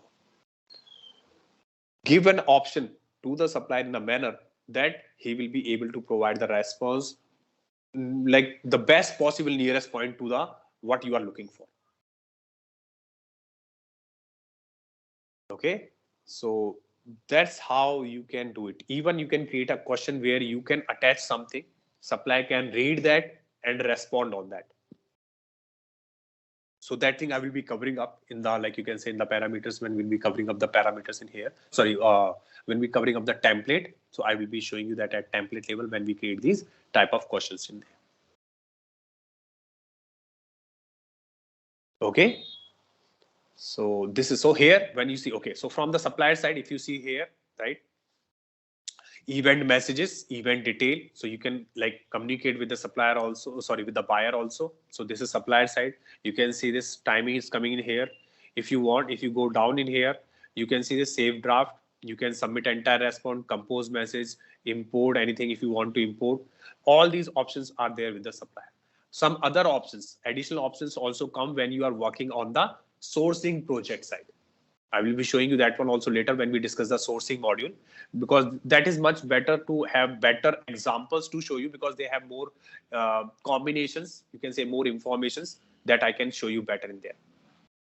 But yes, this is the current one. So this is how you will be sending up the registration process to the supplier, and supplier need to respond on this one. Okay, let me show you this part also from our side, how the registration. So when it is invited, so what will happen is I'll be completing this process. I'm just explaining you everything in here first. You can see this invited, invited on, invited status, registration invited, supply recipients, email, and this is the process flow. Again, remember, we are into the registration process. This approval flow design, we can configure. It's all configurable at the template level.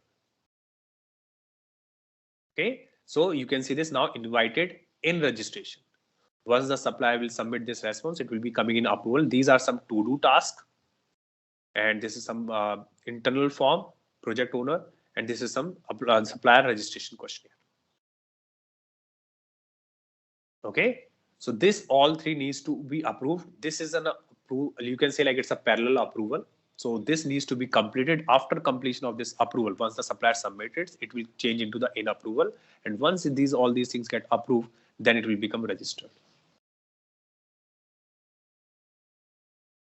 And whatever the response coming from the supplier, you will be able to see here in this form. Like it will come here if you open it, view. So here you can see the questionnaire. Let it be come in here. All it's already there. Yeah. See this questions and response. Whatever I'm going to put the response in here, it will be coming in here. Okay, we can create supplier request in bulk. There's a mass invite, mass registration process is there. We can do that also. I will be covering up that. Okay, so From registration side, we have invited this one, right? Now we need to submit. As a supplier, you need to get this submitted. Okay, so the timing is coming. So you can see the clock is coming in the reverse, like it's going in the reverse direction. So that maximum time is given for 30 days. Like the supplier needs to respond this one. So you can set it up if you want for some less days. You can set this thing up as per your own requirement. Okay, these things can be set it up in here. Now here you can see this supplier information. So I'm just filling it up. All this, like, these are test data. So I'll be filling up like company name is. Okay, let me submit this response first. Then I'll explain that part. So it will go away from here. Now you can see this. I have filled up all the information. Now I'm going to submit this response. So you can also check that these things is always real time. So whatever the information I'm going to submit from here from the supplier side, it will come here in the real time basis. It is always like that. So the data flows in a very real time. Okay. So if we, even though you can see here, and I will show you first the approval here, this registration status first, this will change. Okay. Let me go back in here and click OK. So you can see this, the response has been submitted. Thank you for participating in the event. So you need to submit entire response, then only you will get this option. So this is what you will be seeing always in here. Now you can see the status here, it's yours also saying pending approval. So as a buyer, as a supplier, you can also see these information. So the status got changed into this one, and you can see like this is what it is currently. Okay, in the pending approval. Okay, okay, one more thing I want to show you here. If I go on the dashboard,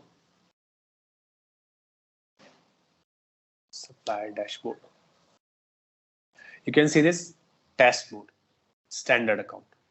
This is a test account basically. That's why you are seeing here this as dash T after this Ariba network ID, right? Dash T. This dash T means that it's a test account. It's a test ANID. In the real world, when you are working on a production system, actual systems and all, this dash T will never come in it. Okay, it will only be the numeric number, and here alphanumeric number. This dash T will not come. This dash T means that this account is a test account. Okay, this is the notifications, like this is a kind of a notation by which you can understand like whether it's a actual account or it's a test account. So if someone is using this kind of account, you can say that, okay, so this is a test account in here. And you can see the same thing is also reflecting in our side. So here dash T. Now let me go to the registration process. Okay, let me click on home page. I'm not sure why it's like taking some time to load the data. Coming back in here. Okay, let me open this supplier in here. View supplier profile. Now you can see this status changed. Now you can see this registration status is in pending approval. Okay, and you can see this, the dash T is also reflecting the same ANID is reflecting here also dash T. So from this you can understand like this is a test supplier. Now going back to the registration process, click on it. Now you can see this in approval. So in registration has been moved, and here you can see this approval. Right, automatically these things are, so these things are coming from the template, and these are all designed, right, what we have set up in here. Now whatever the supplier, so here you can see these are the forms which are associated with this one in the task, in the process, and these are the tasks.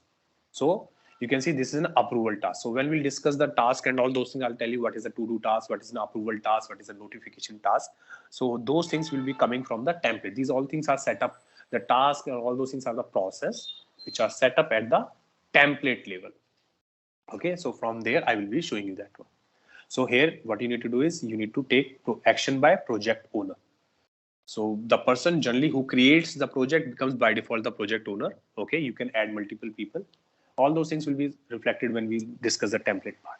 Here you can see to do internal form, approval for supplier registration. So this is approved in here. So if you see this first, let's go to the questionnaires in here.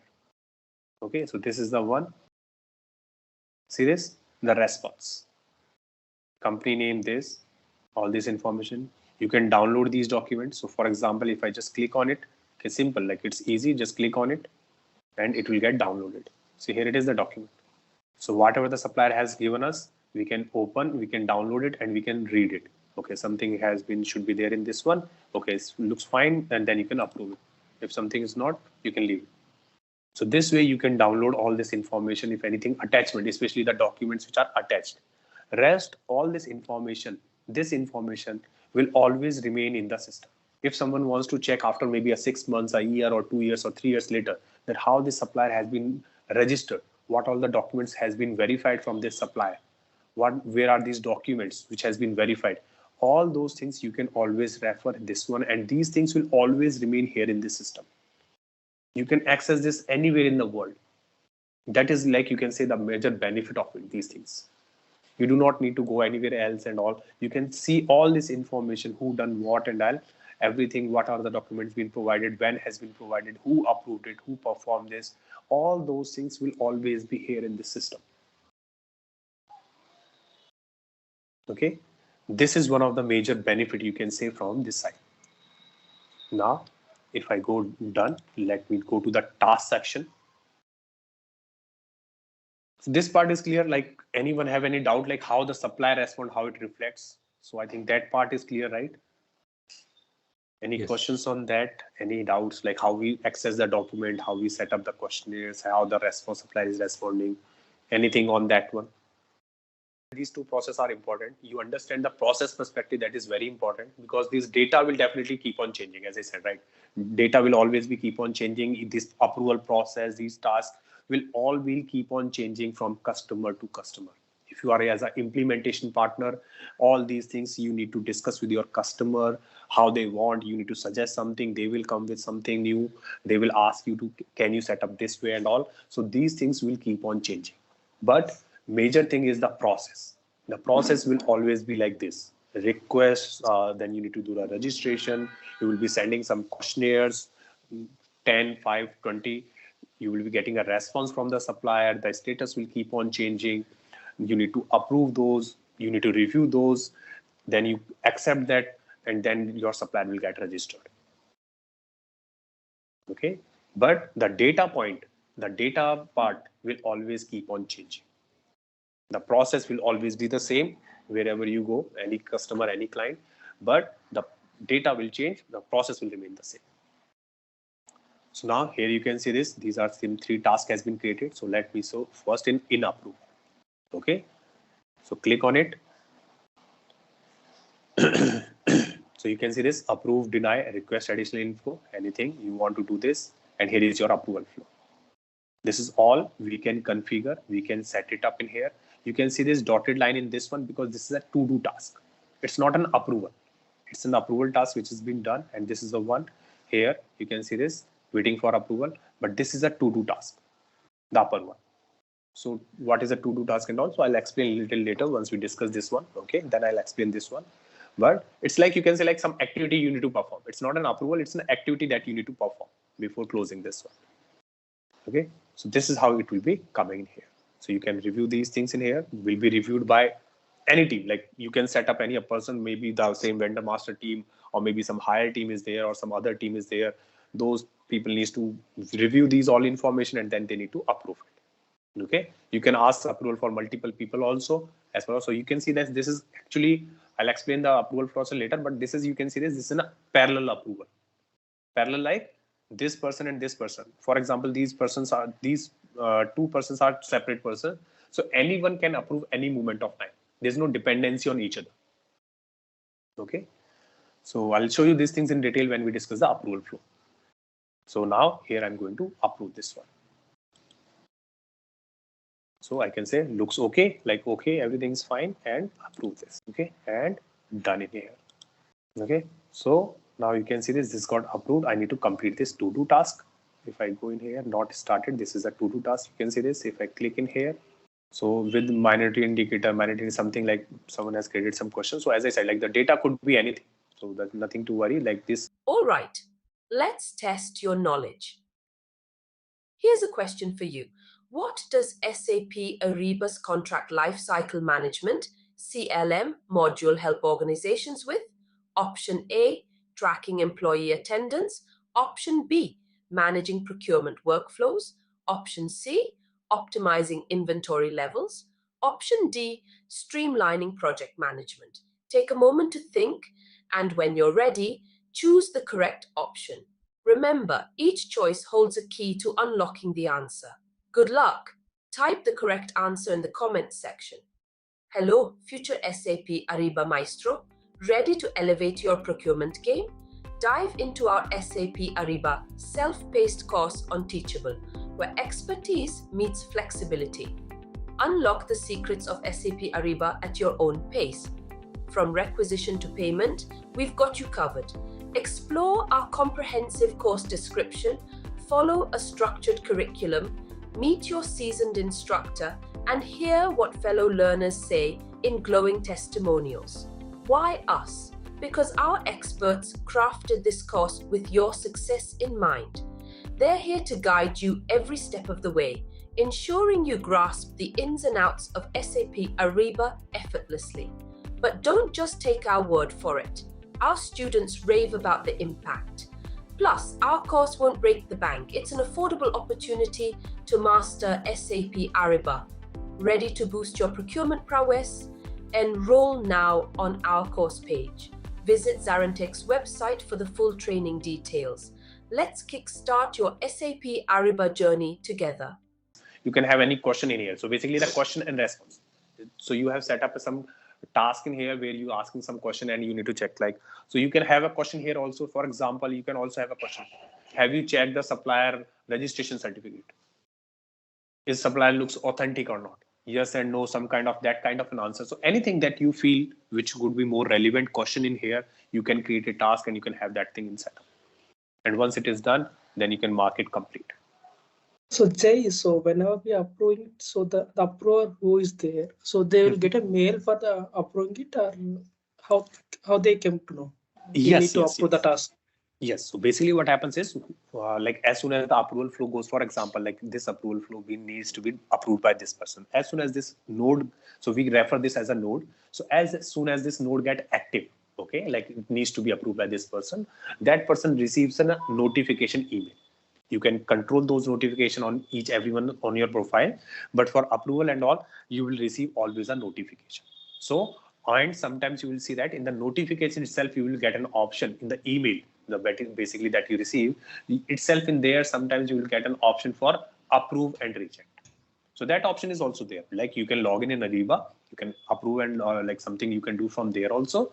And sometimes the email notification setup is like that way that once you receive the email, you will get an option to approve and reject in your email also. So you can directly like approve there and send that email. It will get automatically approved. That option is also there. Okay. So let me mark it complete. Okay. This to-do task is you can set it up like who will be taking care of this one and who needs to perform the action on it. Okay. So basically like the tasks, whatever the tasks are there, you can set up like the owner of the task and the observer of the task. So basically like the owner, like who will be taking care of this task. Owner, basically we can set up the owner. So task is little different from the approval side actually. So approval task is different and to-do task is little different. To-do task is basically like referring to some activity you need to perform. Approval is you need some approval. Straightforward. So these things I can explain a little better when we'll discuss the template. In that one, I will be showing you these things in there. For requisition and all, you can create the something on behalf of. Otherwise, for approval perspective, you need to have the delegation. Okay, you need to have the on behalf of is there, but like you can create something on behalf of someone and all those things are there. Okay, but for this one, you need to have it like for approval process. You cannot do it on behalf of someone else unless and until you have a delegation authority. Like that person is have delegated you. Okay, so I'll quick. So this is how it works in here. Okay, so let me click on done in here. Yeah, now you can see this. All these three has been completed. We have approved all three. We have completed the task. We have approved this one. So the supplier got registered. And now if I go back here in this one, summary, see this status. And now you can see this. It became highlighted and here you can see the qualification. Earlier it was not there. I hope everyone like noticed that, right? I highlighted this one, like no qualification was not there initially. Now only it is reflecting. Clear request and registration from an end user perspective. I'm not taking it from the implementation side. From an end user perspective, request and registration. So if I say like in a layman language, if someone asks you to create a request, supplier request or supplier registration as an end user, someone asks you to do that. I hope you can confirm, you can do that, right? So this is the part we covered from the end user perspective. Okay. So this is what is we have a limitation on this one, so it's not connected. If it had been connected, then it would be like I would have shown you that part in here. Okay. Now let's see some other information of this one. Okay. So this is one part, summary. Okay. So this part we have seen. Contacts, we have seen it here, how we have creating the contacts in here. Then here you can see this ERP data. So I'm just giving you the overview on this part because these things are generally work when you have a system integrated and basically it get updated. So here you can see this SM vendor ID, same ID which is there under vendor information, ERP vendor ID, your VDR ID, which is same, which you have seen it there. Integration status, it's in process. Okay, so once your integration has been completed, it will collect processed and all. And you can get the timeline also on this one, which has been synced and all those things, right? Name and all basic information, any other information you have tax related, you want to have any tax related information. So when you are syncing to the supplier at so when you are multiple times, you are version 2, you are multiple times syncing it. Okay, so what happens is the job runs multiple times. So if you are having something on a sync side or they are on a syncing perspective, if you are setting up some versions to get the data updated in each version, so that thing you can set it up in there. Most probably there will be something in the system perspective at the back end. So that is why it is, because as I said, right, integration stage is not connected. So maybe something will be there in this one. So not, as I said, see, everything is not connected. That is why a lot of information is not coming correctly in here. This is more on an integration perspective, which is not connected our system. Maybe something is there, setup is there, trying the twice or trying thrice to put that data sync in there. That is why the version is coming in there. Yeah. So you can see other informations are coming in here. So any information which you related for unique code in there, category code is there, profile code if you are maintaining something. So these are all data perspective that you are maintaining in your data in the system. So these things will be coming from their side. So tax information is blank, so there's nothing in here. So you can see I've already opened. So as of now, there's nothing in here from the tax perspective. So so extended addresses, some things are there in this one. So period start date from today till 1991 and all. So these things are there in this one. So as I said, see, this data is basically get published and data get updated. Some are the things are default. Some things are needs to be configured. Once you have the configuration and all those placed in the system, well, then you will be able to see the complete data. Okay, some data get when you are putting something on the ERP perspective. You are pushing some data, ERP data is pushing something, then that data gets synchronized. It get updated there. Otherwise, some default values will be put by the system. The best example is the VDR ID. ERP ID is not there. That's why system created what? VDR ID and kept it there. Okay, so apart from this one, that I want to explain a few about the things from the if in case before this one, we can go here, and if we go and want to check this data in the other core admin system, the where we have checked it just now. Okay, so for example, you are not buying the SLP system. Take a consideration that you are not buying the SLP. So in that scenario, what are the benefits? What are the disadvantage? How are you going to perform all those activities? Okay. So from that perspective, if you see this, these things you will be performing you can see from the core admin side. So I think there is a production, collaboration, paper electronics, catching errors, improvement, Ariba discovery. Okay, business marking, these things we have already aware of this one. Okay, so existing user login. Okay, so you can also refer this registration. So these things are already been set up in here. So invitation to possibly existing login, new user login, accept terms and conditions. And some of these things are coming from the downstream perspective, if you are setting up the trading relation. So these things will be covered when we will be discussing the Ariba supplier network. Okay, so these are the landing page, registration process, same information that we have done it. So we have filled it up here. You can refer these things, browse the categories. The same service category selections are in here. Here you will be finding out that same products, services, global and all. Okay, those things. For the first time users, you can set up this global, and these are the basic, all these things. My selection that we have selected there. Then you have this form in here where you will be setting up these things. So I think like these things will help you out to, if you are need to refer something, either the recording or you want to just refer these PPTs. So it will help you out to set up these things in here. Okay. So this is how it will be reflecting in here. Okay. So, okay, let me show you here this one. Like, for example, if you are not using this one, now whatever the supplier that you have created, you want to see that in the Ariba system. And as I mentioned, right, this ACM ID, right? Whenever you are creating a supplier, it gets created as a common supplier. So here comes in here. Okay, sourcing, and you can like invite him an RFI, RFPs and all those things, you can do it. No issues in that part. Okay, but if you want to use that supplier for the downstream, like PR, PO process and all, you need to have the partition data of that supplier. If the partition data is missing for that supplier, you will not be able to select that supplier for downstream process. Okay. Also, one more aspect in here. Let me show you this. If I create a partition data here and you deactivate this supplier for time being, this partition data will go away automatically. Okay. So this is a small thing, but it plays a very impact, like having a very high impact on the process perspective. And if you are going for a client side also, like, so these things will be like better to have a more clarification on these things.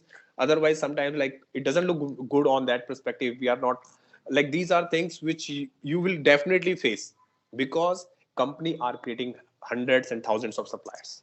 And these things generally happen that they miss the creating the partition data, or something are being missed, or they have deactivated the supplier and all. So in those scenarios, these things will play an important part. Now, let me see this. Action, edit. So here you can see this option also coming for deactivate. So small, like nothing much in here, like by mistake also people can do this. Okay. So edit in here, first of all. I'm going to create a partition supplier. So you can create new partition data, or if this is already linked with some other common supplier, you can link it also. Okay, so for example, like same supplier having the two IDs and all, so then you can link that common supplier with that one and having a partition data. But this is our new case, so I'm just creating a new one here. So when we talk about the partition supplier, okay, so these are the things you will be finding out in here. So as I mentioned, right, partition data is more focused and more from the perspective of downstream. So here, that's why you are seeing the first thing is purchasing org. When you are creating the PRPOs and all, the purchasing org needs to be defined, and like the person that you can create, this supplier can be used for a particular purchasing org, right? So these things you need to set it up in here. Okay, and you can see this is the P realm, partition realm. This is standard. This is standard. This is like we are talking about right now. We are talking about the core data, the data. The need of it is, right? See, when you have the partition data, so these information that you are referring in here, right? Purchasing org and all those things. And apart from this one, the features of sending the purchase order, how the purchase order needs to be sent to the supplier and all. Those configuration, those setup is required only for what perspective? Downstream. You are not a purchase order and all, right? So for configuring those perspective and all, that is being set up in here. That's why you need of this one. So here, if you see this supplier location, if I create a new location in here, you will see this preferred ordering method, fax, email printing, how the PO will go to the supplier. If you have any electronic ordering method, all these things. So you mean to say configuration for the downstream is being done here, huh? Yes, absolutely, absolutely. So the segregation is there for the upstream, as I mentioned, right? So common supplier is for upstream. And if you want to use it for the downstream, then you need to have it in here for this partition data setup completely. Here, even here, you can see the Ariba network ID comes into the picture. Right?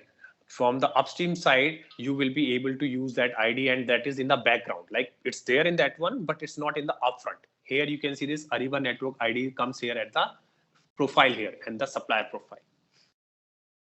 And from here, you will be setting up the TRR, the trading relationship request. So basically what happens is without setting up a TRR, you can use a supplier for upstream. You can do RFI, RFPs with the supplier. But if you want to use the supplier for downstream and all, then you need to perform all these activities in here. Yeah. Okay. So for now, what I'm going to do is like, I'm just keeping OK for now. Now here you can see this supplier location coming here. Okay. I'll be editing later on. Okay. And I can click OK in here. Now, so you can see this partition realm, P realm is created for this one. So partition data is here now, and I'm going to save it. Understand the main, like the purpose of it, the logic behind this, like the common supplier, what is the significance of the common supplier and the partition data, partition supplier, right? So it will help you to have from the downstream perspective to use it whenever. So generally people like to test sometimes, like the customer also like that way, they try to test your knowledge. They will ask you these kind of questions like, what are you doing with this one? If I want to have this supplier only or for the upstream, I do not want for the downstream and all. So that kind of thing happens. Like, so these are some practical examples that we face when we go for the client sites, right? So from this perspective, you can explain these things, and you can explain like this is the requirement from the common supplier for the upstream side, and you can have the partition data to use for the supplier from the downstream side. When you are setting up the downstream side, you will be setting up the other parameters also, like how the ordering method will be there, the ANID, the purchasing orgs and all the data which is more relevant from the perspective of the downstream. So here, as I said, right, so this is here data import export. So from here, you will be using the supplier consolidated file where you can see location. So I just downloaded this one, right? Location file. I think I downloaded this folder where I just showed you, right? In this one, if I open this one somewhere, I think, I'm not sure I opened this one. See here, it is supplier location. So if I open this one, CSV file, so see this. So in this one, you will see this, like all the other information comes in here also, purchasing org and all, street address and all. So you will be using this one. So this is the complete file. You need to load it when you are loading into the ERP system. And once you load this one, it will come in here and it will set up there the common supplier and the master, like the partition data of the supplier. Okay, so these things are there in this one. So like data load is like, you can see like everything is there in the data load. That everyone, right? You guys are already know that part. But yes, if you want to load something in here, then you can load it directly from here also. So I think that's all for the day. We'll continue tomorrow from here only. Like we'll be continue filling up this information of the supplier in here, and I'll explain some of the more aspects and some of the more functionalities of this one. And then we'll move ahead for the qualification and all. And then I'll show you some admin part of also for the this one for the supplier side. So I'll try to show you maximum as it is possible from our side. Okay. And then we'll continue on that part. Okay. Now, here you can see this Ariba supplier management. This is what we have done till yesterday, right? So before this one, let me continue and let me show you the part which we have left out regarding the partition data. Okay, I'll come back in here, then we'll start the qualification. Let me first do that one. So if I go into the supplier here, so organization values, or I can just put anywhere in this one. Now, if I click on this one, now partition data is there. Okay, let me edit this one so I can show you better in this one. Okay, I'm going to action and edit. Okay, this is why I'm going to edit this one. Now, when I'm going to the partition data, and here I'm going to edit this partition data. So this is the information that I want to show you. So first of all, as I mentioned, right, the partition data of the supplier will be used from the downstream perspective. Here, if you see this purchasing org. Okay, so purchasing org is here in this one, you can select. So if you select like whatever the master, so purchasing org is generally considered as the master data. So if you have loaded something, you can choose that this supplier will be like linked with this purchasing org, right? So for example, you have purchasing org 1, 2, 3. So you can say like this supplier belongs to the purchasing org 1. So you can associate that here. You can associate multiple purchasing org also. Okay. And here you can see this informations are coming, name, unique name. Always remember, you can change the name of the supplier, but the unique name always, this unique IDs and unique name, they are not editable. Okay, even unique name is like unique name is across, like you can say all the modules. Whenever you are loading the data, there will be a unique name. That unique name for exceptions, either it's an exception or either as a field is there, anything is there. So unique name will always be like unique, and you will not be able to change that one. You need to like keep it as it is. Okay, so that's why the unique name. You can change the name. You will find these two fields in most of the cases, unique name and the name. You will get an option to change the name, but this unique name. So basically, unique name is kind of like the backend, the data which is linked with the backend, right? That is the name. So even though if I change this name in here, this ID will remain common, and you will be finding out this ID is the actual one, which is what communicating at backend. Okay, so that is like the design. You can say like it's a design of Ariba system. This is how it has been created. So then you can have some URLs if you want to, if the supplier has provided you any catalog URL he has provided, buyer, the person who has buyer, any preferred currency you want to set in here. So these things are like sometimes by default comes from the user profile also, but yes, if you want to from the supplier, you can have it in here. Okay, so payment terms and all those things you can set up in here. Okay, so these things works from here. So here you can see this is the name in here. Okay, I'm going to add in here. So you can see this is already one is created, supplier location. And here you can see the important things, some of the things which is I want to show you here, that this is the one preferred ordering method. Okay, so we say here preferred ordering method. So you can see this fax, email, printing, and electronic ordering. This plays a very important role for the downstream perspective. Like how the supply, how you are going to send a PO. Whenever you are at the downstream side, when you're going to create the PO, how the PO goes to the supplier. Okay, so I think some of people have already worked on these things. So any idea on this one? Any guess what this mean?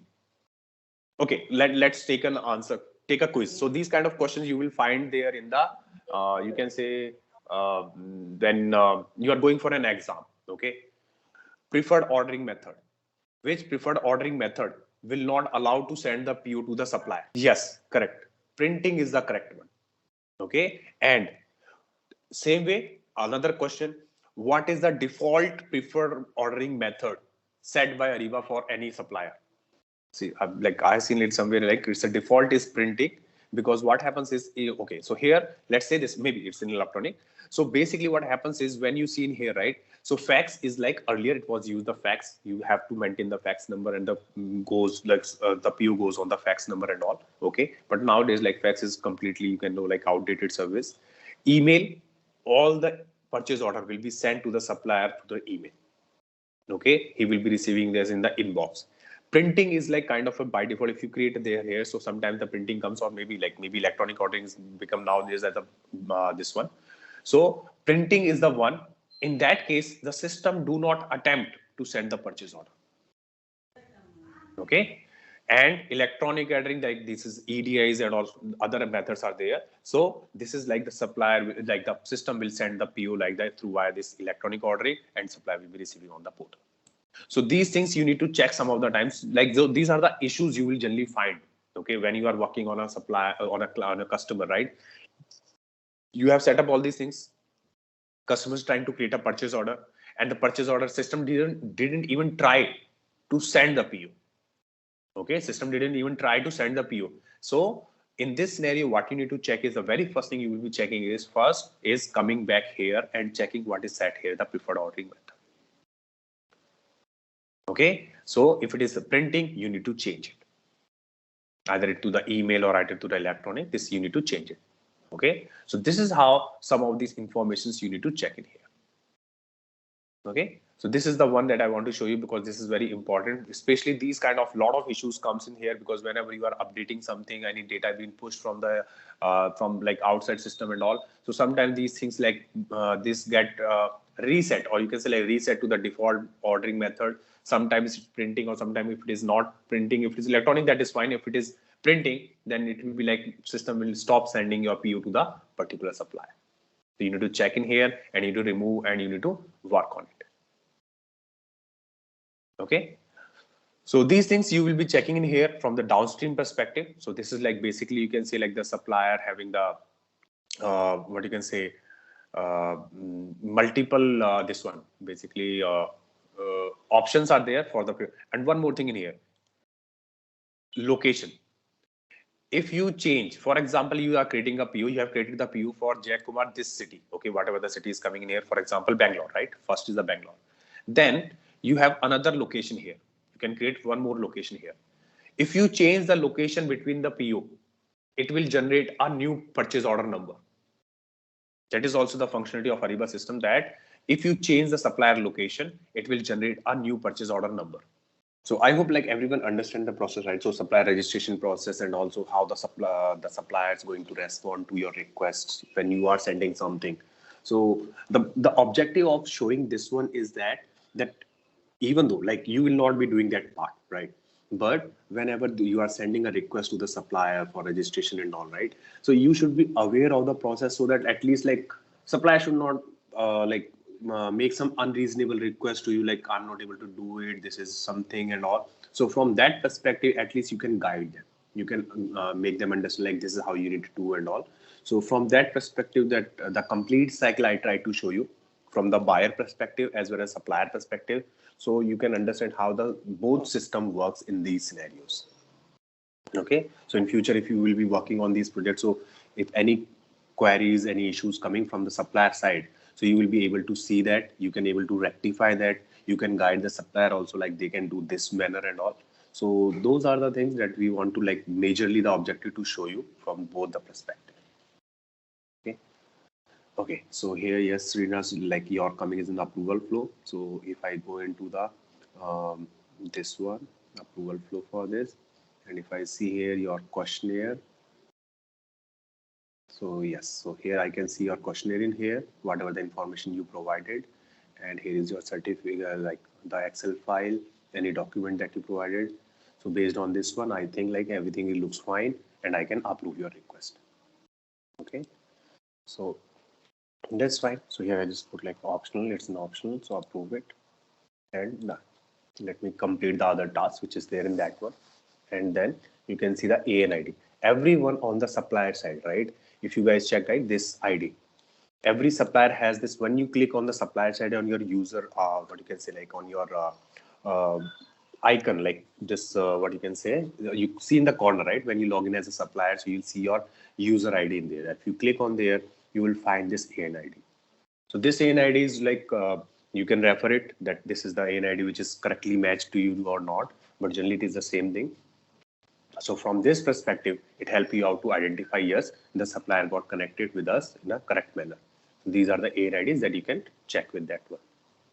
And here I'm going to complete this task in here.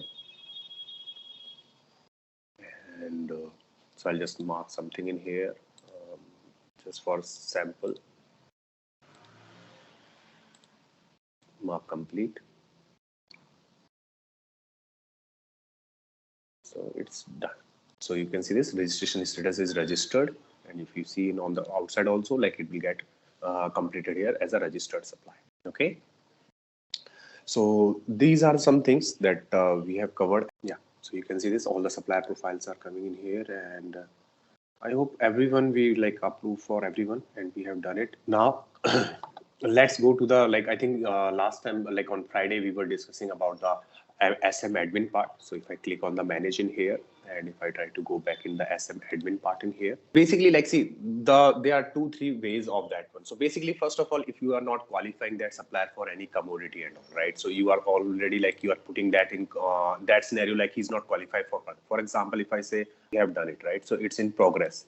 But if you see in this profile in here, you can see this here, like view, you can cancel this also, which is already in progress, or you can again start the process and again qualify it for other commodities or categories. Okay, if you click it again here, like for example, you say like again, you can start the process. You will be creating these processes, like you will be loading this in the approval process flow, that template is there. So you will be loading these processes. So these are like company decides some processes, like you segregate on your basis on your requirement. You try to segregate the suppliers in your database based on some direct supplier, indirect supplier, supplier qualified for northern region. So you are just giving a name of process, right? Something you are like, okay, we segregate our suppliers process type of this one on like northern region, southern region, or any, like could be direct, indirect, or any commodity wise. So those process information you need to load into the, so that process you will be loading this process type which you are seeing here, this one, this you need to load it into the process flow. So that is there in this one. So that is in the core admin actually. Let me show you that. Manage core admin. So these are like based on the company, what name they want to put it and what process type they want to define it. So there they will be putting up in here. So if I go in here in the core admin, you need to load the file in here and you can see the processes in here. So if I go in here, process, I'm forgetting the name of that task actually, process flow, process, something is there. Or maybe just a second. I think I can download this data dictionary and I can check from here quickly.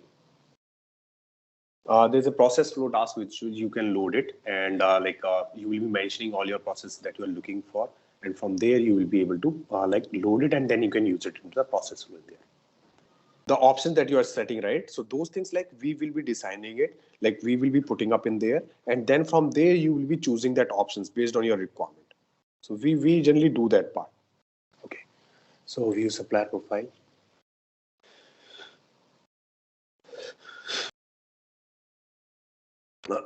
Sorry. And if I go into the qualification here, so this is in progress. Okay, let's go into the auto qualification. So you will get a particular set of questionnaires when you set up this auto qualification, right? So, okay, so this is like process initiative group is there in this one. So it's not properly set in here. Okay. But what happens is when you set up in here, you will be setting up some questionnaires in here. Okay, those questionnaires will be coming in here because these are process flow. Let me just open it, this one. Okay, let me show it from, not from here. Let me go into the SM admin. Okay, then in case if it is not there, let me go in SM admin. Okay, and if I go in here, SM process flow, you are selecting, right? So basically what happens is when you're selecting this process, right? So you will be selecting that what type of process you want to follow for qualifying the supplier or disqualifying the supplier. So both things like are there in that one. So just a second, if I can download it in here. Vendor ID, this is SM process. So you see here, like this is one, but like this is not the exact one that I want to show you. Okay, but it is also, you can see like expiry date and all those things are given for every process when you have it. So this is the process flow you also loaded. Let me check if that process is there, so I will be able to show you that one. That is not, looks like here. Memory. Okay, let me go maybe into the core admin and I can show you the process templates in here. In the templates, manage.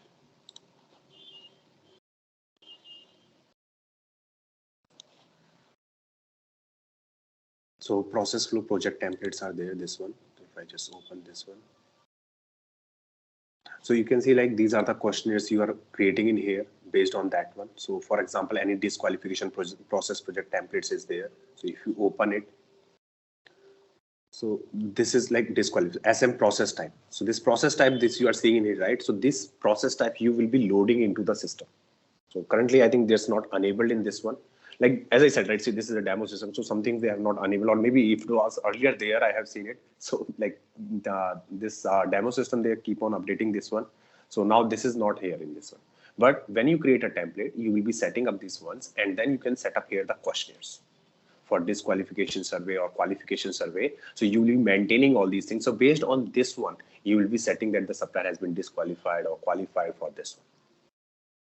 So this is the process. You need to set up the process, what process you want to follow in there. You can load the process type names, which you will be selecting there.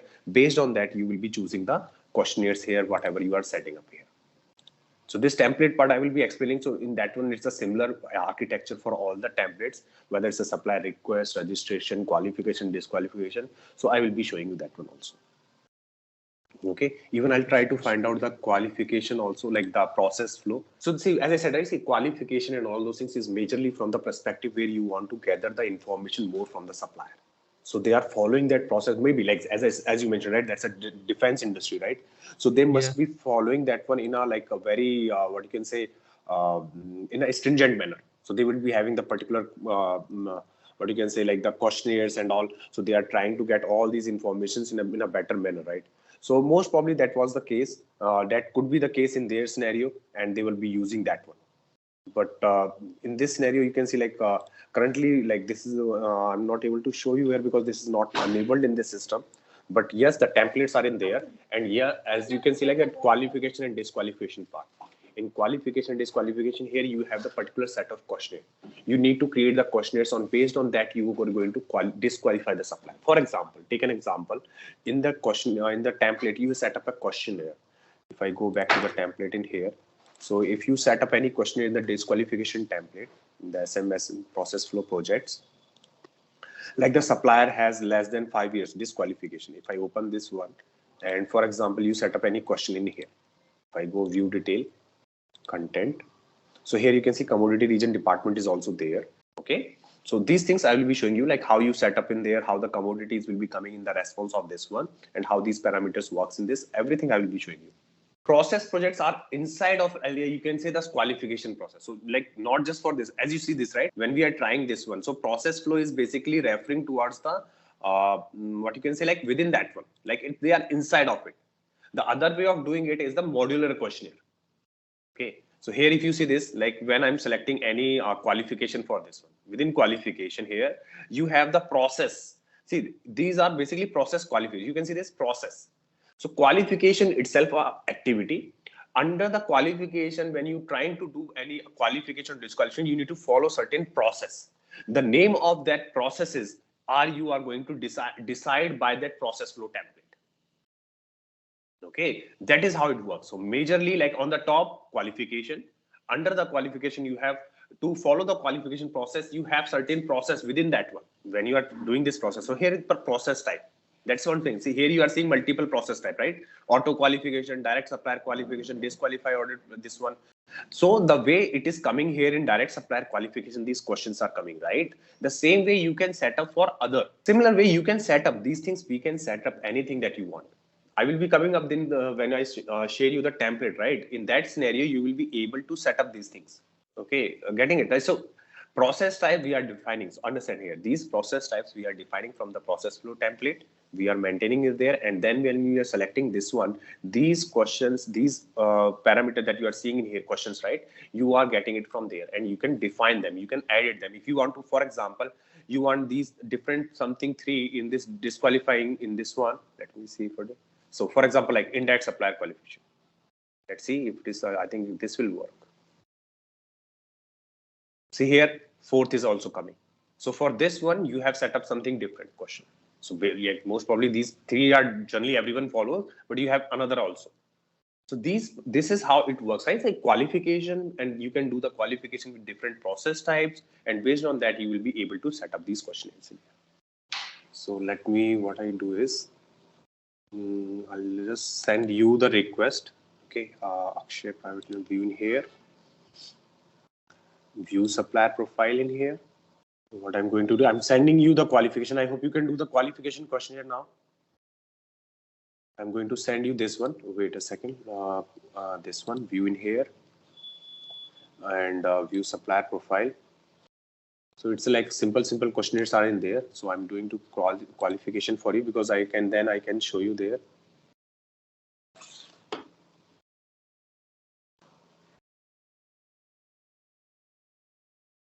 Okay, here I go for this direct supplier qualification. So I'm just selecting for something like in here for now. Okay, region all, admin, and next. So these are the some questionnaires are coming in here, optional and this one. So I'm going to select next. Okay, send. So you will see like it will be coming to you in your, so just log in your use supplier as a supplier in there and just submit. Like there are only one answer, questions are there. So like it will take hardly 10 minutes for 5-10 minutes for you. Just submit this. So I will be showing you these things in here after like you complete it. So here you can see that after this one, you will be getting the option for preferred status. Similar way we can assign like any suppliers for preferred for any categories, commodities and all. So you will see the preferred option once you do the particular qualification. So just complete this qualification. So you can do in the meantime, and I'll show you that after that I'll show you the qualification, like the preferred one, how we set up. So it's a simple process, the same way we just assigning it to the qualification in there, and we can do that. So qualification also, this one, once you submit it, I need to complete the process also in this one. So these like complete qualification, we need to assign like you are qualifying the supplier conditionally, you are like qualifying directly. All those options comes in there. So once you do it, so I'll do I can show you on this one. Yeah, so you can say like when you are working on something, you want to like go for some buying and all. So someone is not aware of like which supplier should go and all. So if you set up a preferred status for a particular category or region for a particular supplier, so people generally like that is like the standard instructions in the company that please refer for these commodities the preferred supplier. So you will be like by default you can go to buy that supplier and everything which is related to that commodity. So that is what preferred is, that in case even though you have multiple supplier, but for that category, for example like IT category, you have 10 suppliers. Out of the 10 suppliers, you have one supplier which is preferred. So it is always benefitable, or it is always good to you go always like to reach out to that supplier for any IT related category rather than the other 9. So preferred means like that supplier having, you can say like he's you generally decide the preferred like the supplier is good, his pricing is good, or like the supplier is performing well and all, he's a authorized supplier, something like that way. So you can assign a preferred status to him. So that's the objective of it. Dependent on the company to company, but yes, definitely we should not like this 3-code quotation. We need to always consider it. That is especially if you are going for like a first time requirement. If you are already bought that item, or it's already been like in the system is there, right? So that is something different. You are using again the same supplier, that is fine. But if you are buying something for the first time and all, so generally 3-code quotation is like that process is very like it's a best practice in the supply chain industry. I can say that way. But yes, every company has their own standards and all. So if they are not following or someone is not following, that is maybe they must be putting some logic on behind of it. But in case when you are buying for the first time, then definitely you should follow that process. It's a very basic of supply chain. So that's how it is. So 3-code, so basically what happens is like in a supply chain perspective, it is always recommended that whenever you are buying any material, so you need to get 3 quotations from the, like 3 quotations should be there in that, from 3 different suppliers rather than just having 1 or 2 quotations. So you always get the quotations in the sense like the proposals. Like if you want, for example, you want to buy a simple mobile, same mobile, you need to ask at 3 places, 3 different dealers or 3 different sellers. So all the 3 what they are prices are giving, that you need to have it. So this is something like not specific to Ariba, like it's a general procurement, you can say procurement perspective, supply chain side. So this is like the basic best practice or standard that people follow in the industry. Based on that, like you have particular benchmarking, like you can say like out of the 3, you can keep your like little bit kind of, you can say like some benchmarking in there, that out of the 3, which will be the lowest, or you can say like the which will be giving us the lowest price, or you can say the best bid in there, or you can say like if all the 3 are below than our budget price. So for example, all the 3 are giving you the mobile in less than 10K, and your budget is somewhere around 12K. So you can also say like we will negotiate with all 3 one more time, or we will only negotiate the people who has given the quotation below than the budget. So for example, 12K your budget, 2 people give you the quotation of 10K, and 1 supplier gave you the quotation of 15K. So you might not discuss with the 15K supplier because it's above your budget value. So only 2 suppliers are there who provided 10K, they are within the budget. So you will go only negotiating with them. So these are like, I'll say not a complete strategy you are putting up in there, but yeah, it's a small strategy if you want to like when you want to go for any project and all. So these kind of small strategies, you can put it up in there upfront, that this is how we are going to negotiate when the quotes will be received. So upfront, you are deciding some process which you are going to follow. So this way it's easy, like to, first of all, like that from a supply chain perspective. So what I can say, like to avoid any kind of malpractices, or someone doubts the process, that you have not following the process, or you given some preference to a particular supplier. So these kind of what you can say, like strategies and all, you can put in place before you are publishing any RFPs or RFQs or receiving any quotation. So anywhere, like, so this is some kind of standard basic process of supply chain. The sequence is like, the first you need to complete the request, then you have to complete the registration, and then you need to go for the qualification. This is a standard defined process of Ariba. Yeah, so it is always go in this sequence only. See, even supplier request, you do not need to even do the registration. You can still use the supplier. So as I said, right, once you create the supplier in Ariba, so for example, this Chemical Private Limited, or maybe I'll say, yeah, Chemical Private Limited. This is a demo supplier I created, right? So you can see this supplier in here. I don't think so it's registered. Let me see this. Yeah, you can see this. It's not invited. Like, we have not initiated his registration process even though. Okay, we just created this supplier. Still, if you want to go for sourcing module and you want to use this supplier, you can use it. There's no like stopping in that one, and you can use this supplier for any RFI, RFPs or auction. You can go with this. Okay, yes. So there's no, as I said, see, these things you are also controlling from the template side. So those things I will be showing you when we discuss the template part. So in that one, when you are setting up the rules in there, you can set up this registration status to be used, especially for the sourcing. When you are creating the sourcing templates and all, you will be able to perform these things in there.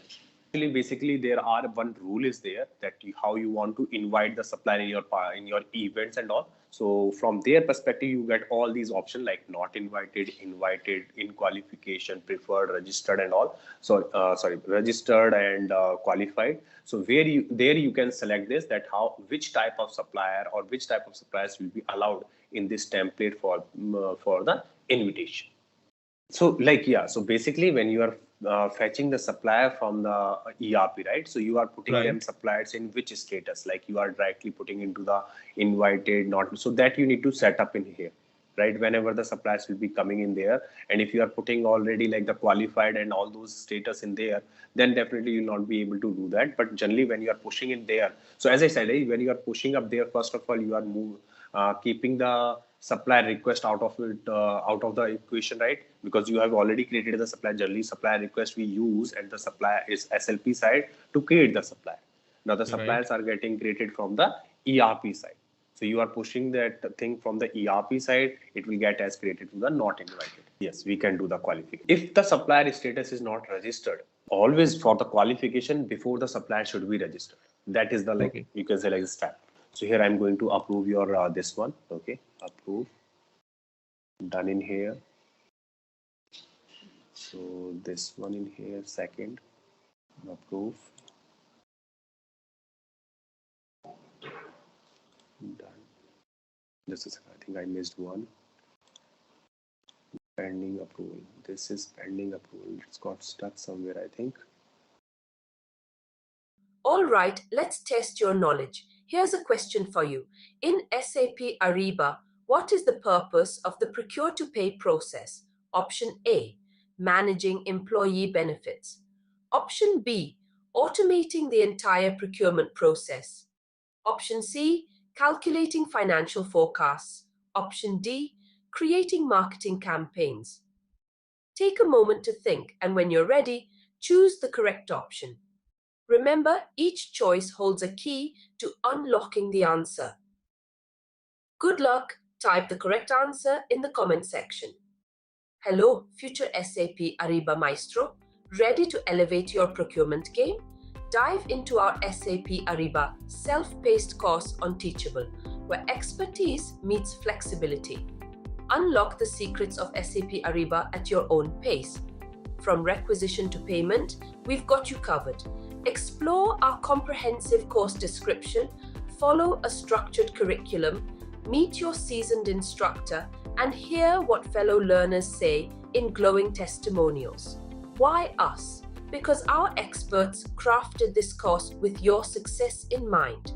They're here to guide you every step of the way, ensuring you grasp the ins and outs of SAP Ariba effortlessly. But don't just take our word for it. Our students rave about the impact. Plus, our course won't break the bank. It's an affordable opportunity to master SAP Ariba. Ready to boost your procurement prowess? Enroll now on our course page. Visit ZaranTech's website for the full training details. Let's kickstart your SAP Ariba journey together. Let me open it, finance. Okay, so this one is not coming for me. So like it is going back to the other person, which is not there in my, I can say like in my authority. I do not have access for act as for this person also. So this is the person who needs to approve this one. Okay. So this information, if I try one more time.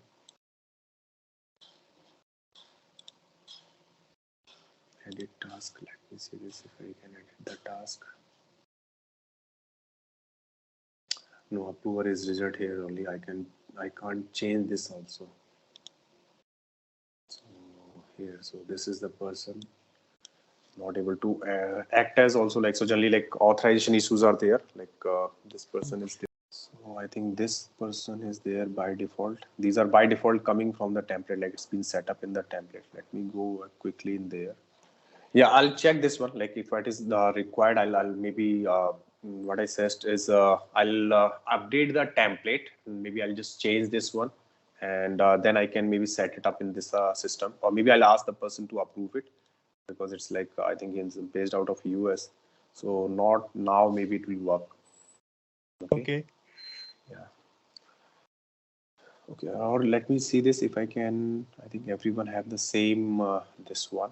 Okay. So how else we can do this one?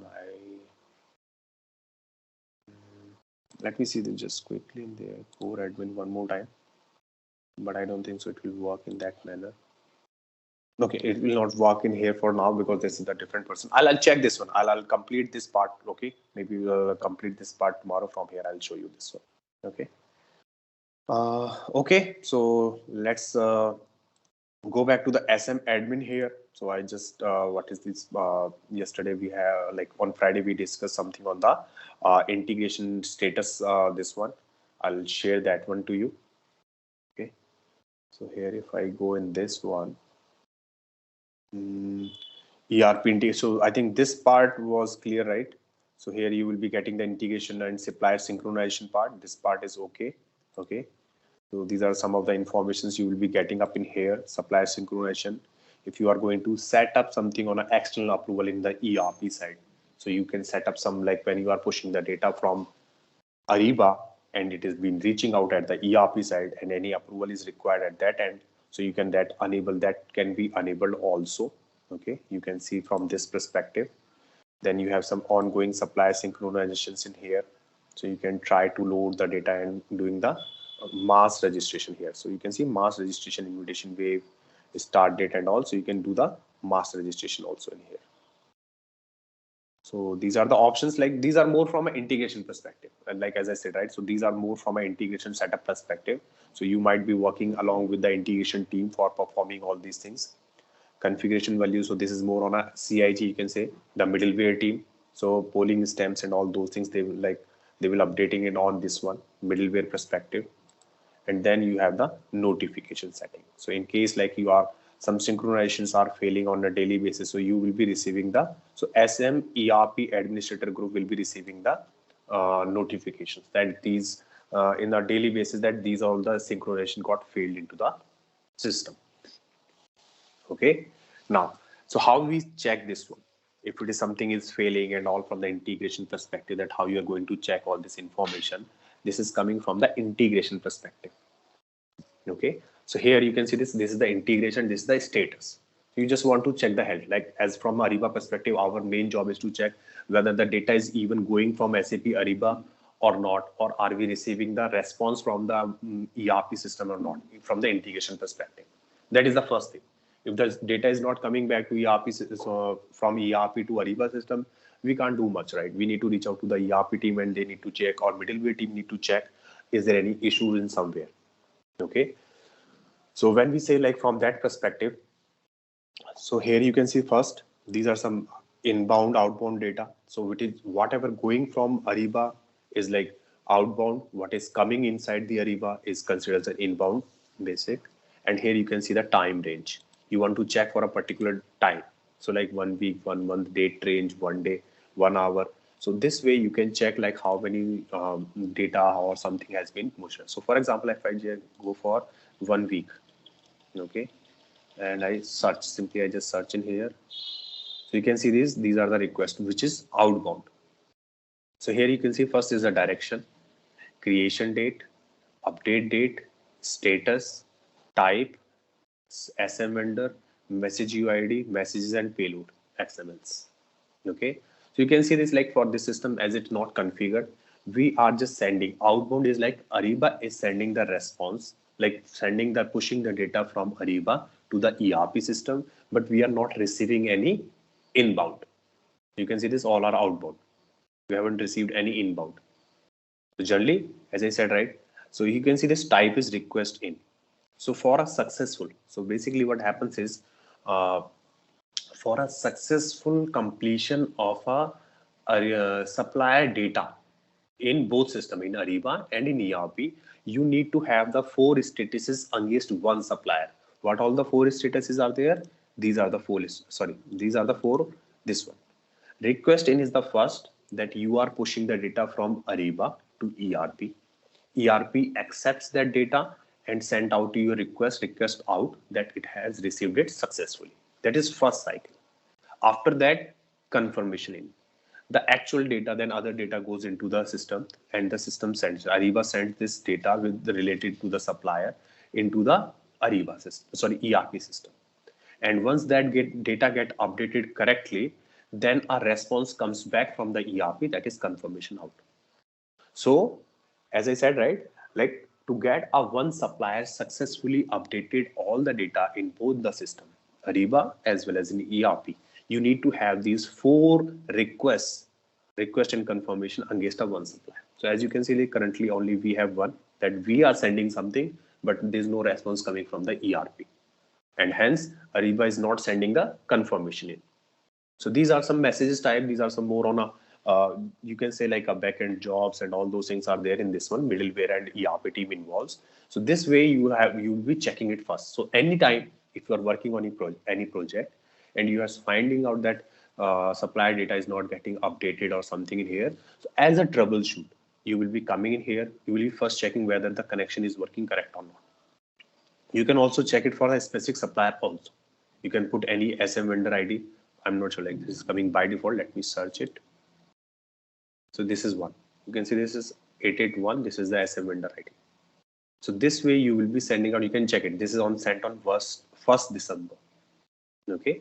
So this way you can check these all information. You can even download some XMLs.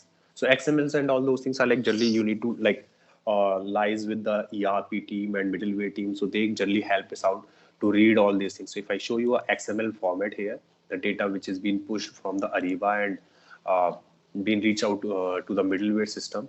So these are looks like little XML files. Okay, so you have this ID, you have user this interface ID in here, creation date, time. You can see the system like sender system is our here you can see status is like Ariba, and you can see the receipt system. Receipt system is R3800 is ERP system.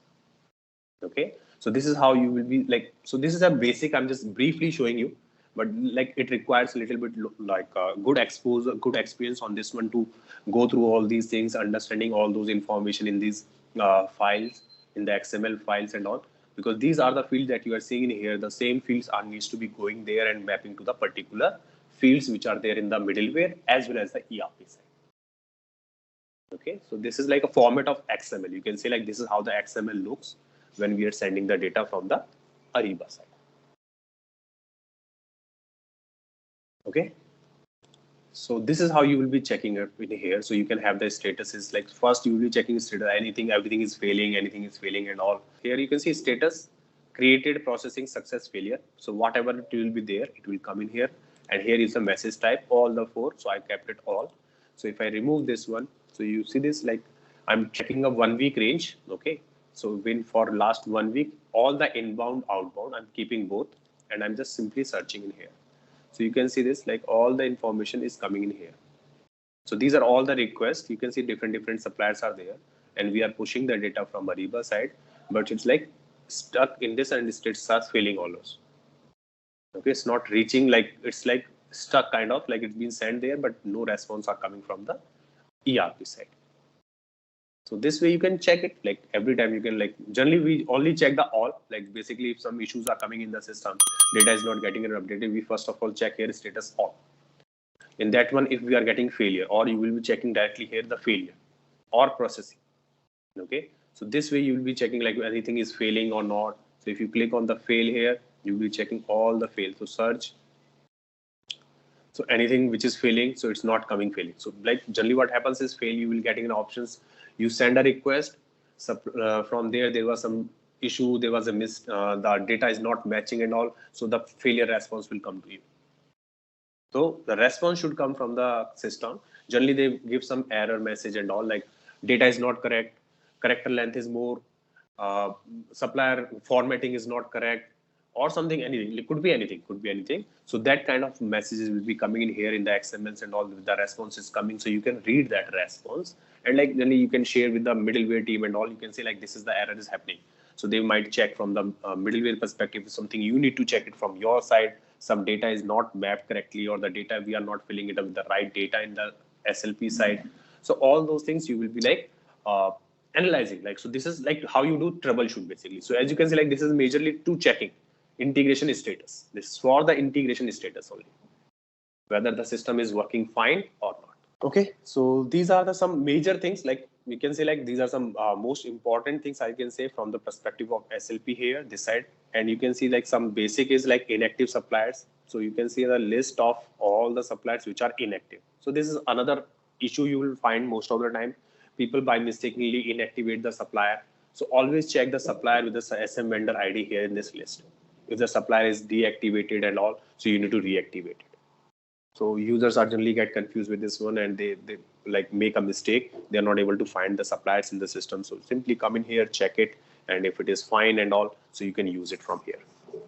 So the person who's from the like functional support team or a technical support team, so they will be coming to you. Like supplier, the users and users will never be given access to these things.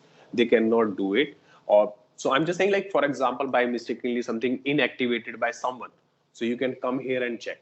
Okay, so anyone, like it could be done by anyone, not just by end user. So generally end user does not have an access, but if someone else is doing, or someone new into the implementation team and all people came in here, so end users will be coming with the request that we are not able to find this supplier. End users will not be able to do anything. They will be just simply coming to you like the supplier is inactive. Like, so we are not able to find this supplier. Earlier till last week we were able to find it. Now this week we are not able to find this supplier. Yeah, so here in this one, like this is how it's given. So you can see like only one field is there, search by the ID in here. This is given in here. So most of this one looking for the ERP. So here you can search for them by ERP vendor ID or SM vendor ID. So, but this is standard by the SAP Ariba. Right, this is standard. So by can we modify it by raising the request to them? Yes, you can ask them, like you can raise an SR to them, and if they agree on this one, like they can put anything else in there, so definitely they can do it. If they say yes, definitely we can use it. But if they say no, then like I'm not sure they will be able to do it, because that's the end point, because SAP Ariba, they can't do it, so obviously no one can do that. And I think here you can see like there are only two options in the database. Here you can see this SM vendor ID, ERP vendor ID. This name is not even reflecting here. So most probably they have not kept that field here in this, you can say that user interface, as well as like defining it here. So most probably that is the reason. But yes, if you want to check the same thing here, you can check from the core admin also. Right. So in the core admin, you have both the options, like whether a vendor ID and all, or you want to do it for any other thing in here. So you can see this suppliers here. So here you have the name also, you have the ID also. So you want to search any supplier with any ID here, supplier name here, active yes and no. So you can just simply click no, active no, and you can search it. So all the suppliers which are inactive in the Ariba system, currently these are all suppliers are inactive. You can see all these suppliers are inactive. So you can simply click on actions, activate. So multiple things, like you can do it from the SLP or you can do it from here also. So if you have this core admin, so it's easy. From here you can do it the activation. So it's just simply one click and it will be back in the system for selection. Okay. So that's from majorly from the this side. Okay. So now let me show you the template part in here. So coming back to the templates now. So where we are controlling a lot of things in the system. Okay. So now let me show. So this is a template section. So this is also the the access will be given to the specific team members. Not all team members will be given the access for the templates. Okay, because here a lot of things will be dependent on if you make any changes in here, it's going to impact on your company level, like wide level. Here you can see this is a demo system, right? That's why you are seeing so many templates. In the real world, when you are like you guys already worked in, right? So hardly there are 3-4 templates company keep on active. Otherwise, all the templates are like inactive and all they are not able to visible in there, right? So, but this is a demo system. That's why you can see like a lot of templates are in here. So you can see this name. These are the name of the templates, owner, who's the owner of the template, and you can see the status. So draft, active, and you can see inactive. So you will find for any template, you will find 3 statuses. Okay. Whenever you create a template, you will find that there are 3 statuses in the system, which for the template. Now here you can see the first is, you can see draft, active, and inactive. So draft means either you are editing the very original version of the template, or you can say like you are editing any existing version of the template. So currently it's in the editing mode. You can select the current version, either whatever the version is, whether it's the original version or it's in any extended version 1, 2, 3, 4, 5. So you are editing that. That is why it is in draft. Okay. Now here active. Any template, the current version of the template, you want to use it, you need to make that template active. Otherwise, it will not be. So if it is a draft template, very first time you have created and you are not made it published, like it's not active, then you will not be able to find that template. But if you have added in the template subsequent versions, like for example, you have created 3 versions and now you want to edit that template, you are creating the 4th version now. Okay, so in that scenario, the older version will be available for selection.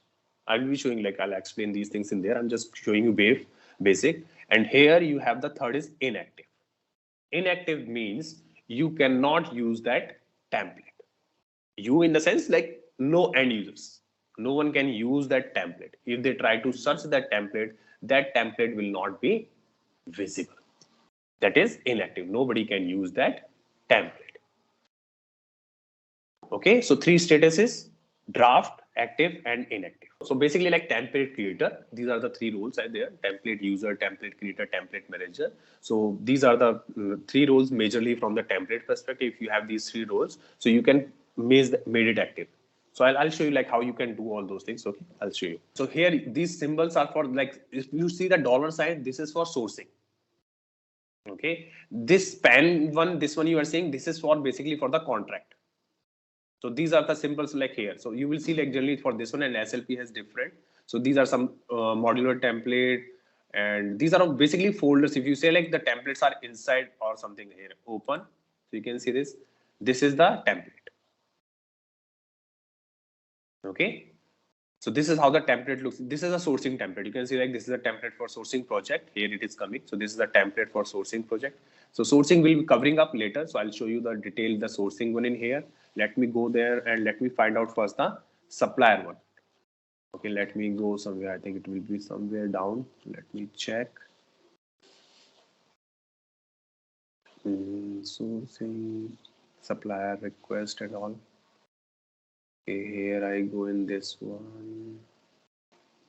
Here. you have here, see, this is the supplier request project template. Okay, so in this is a folder. I'm going to open this one. So in this one, see, like a lot of people are trying to edit this one. So let me see this one, supplier request template.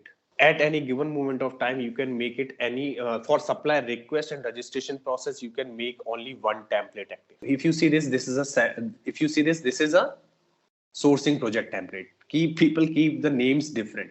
They are putting the name here different, but the template is sourcing project template.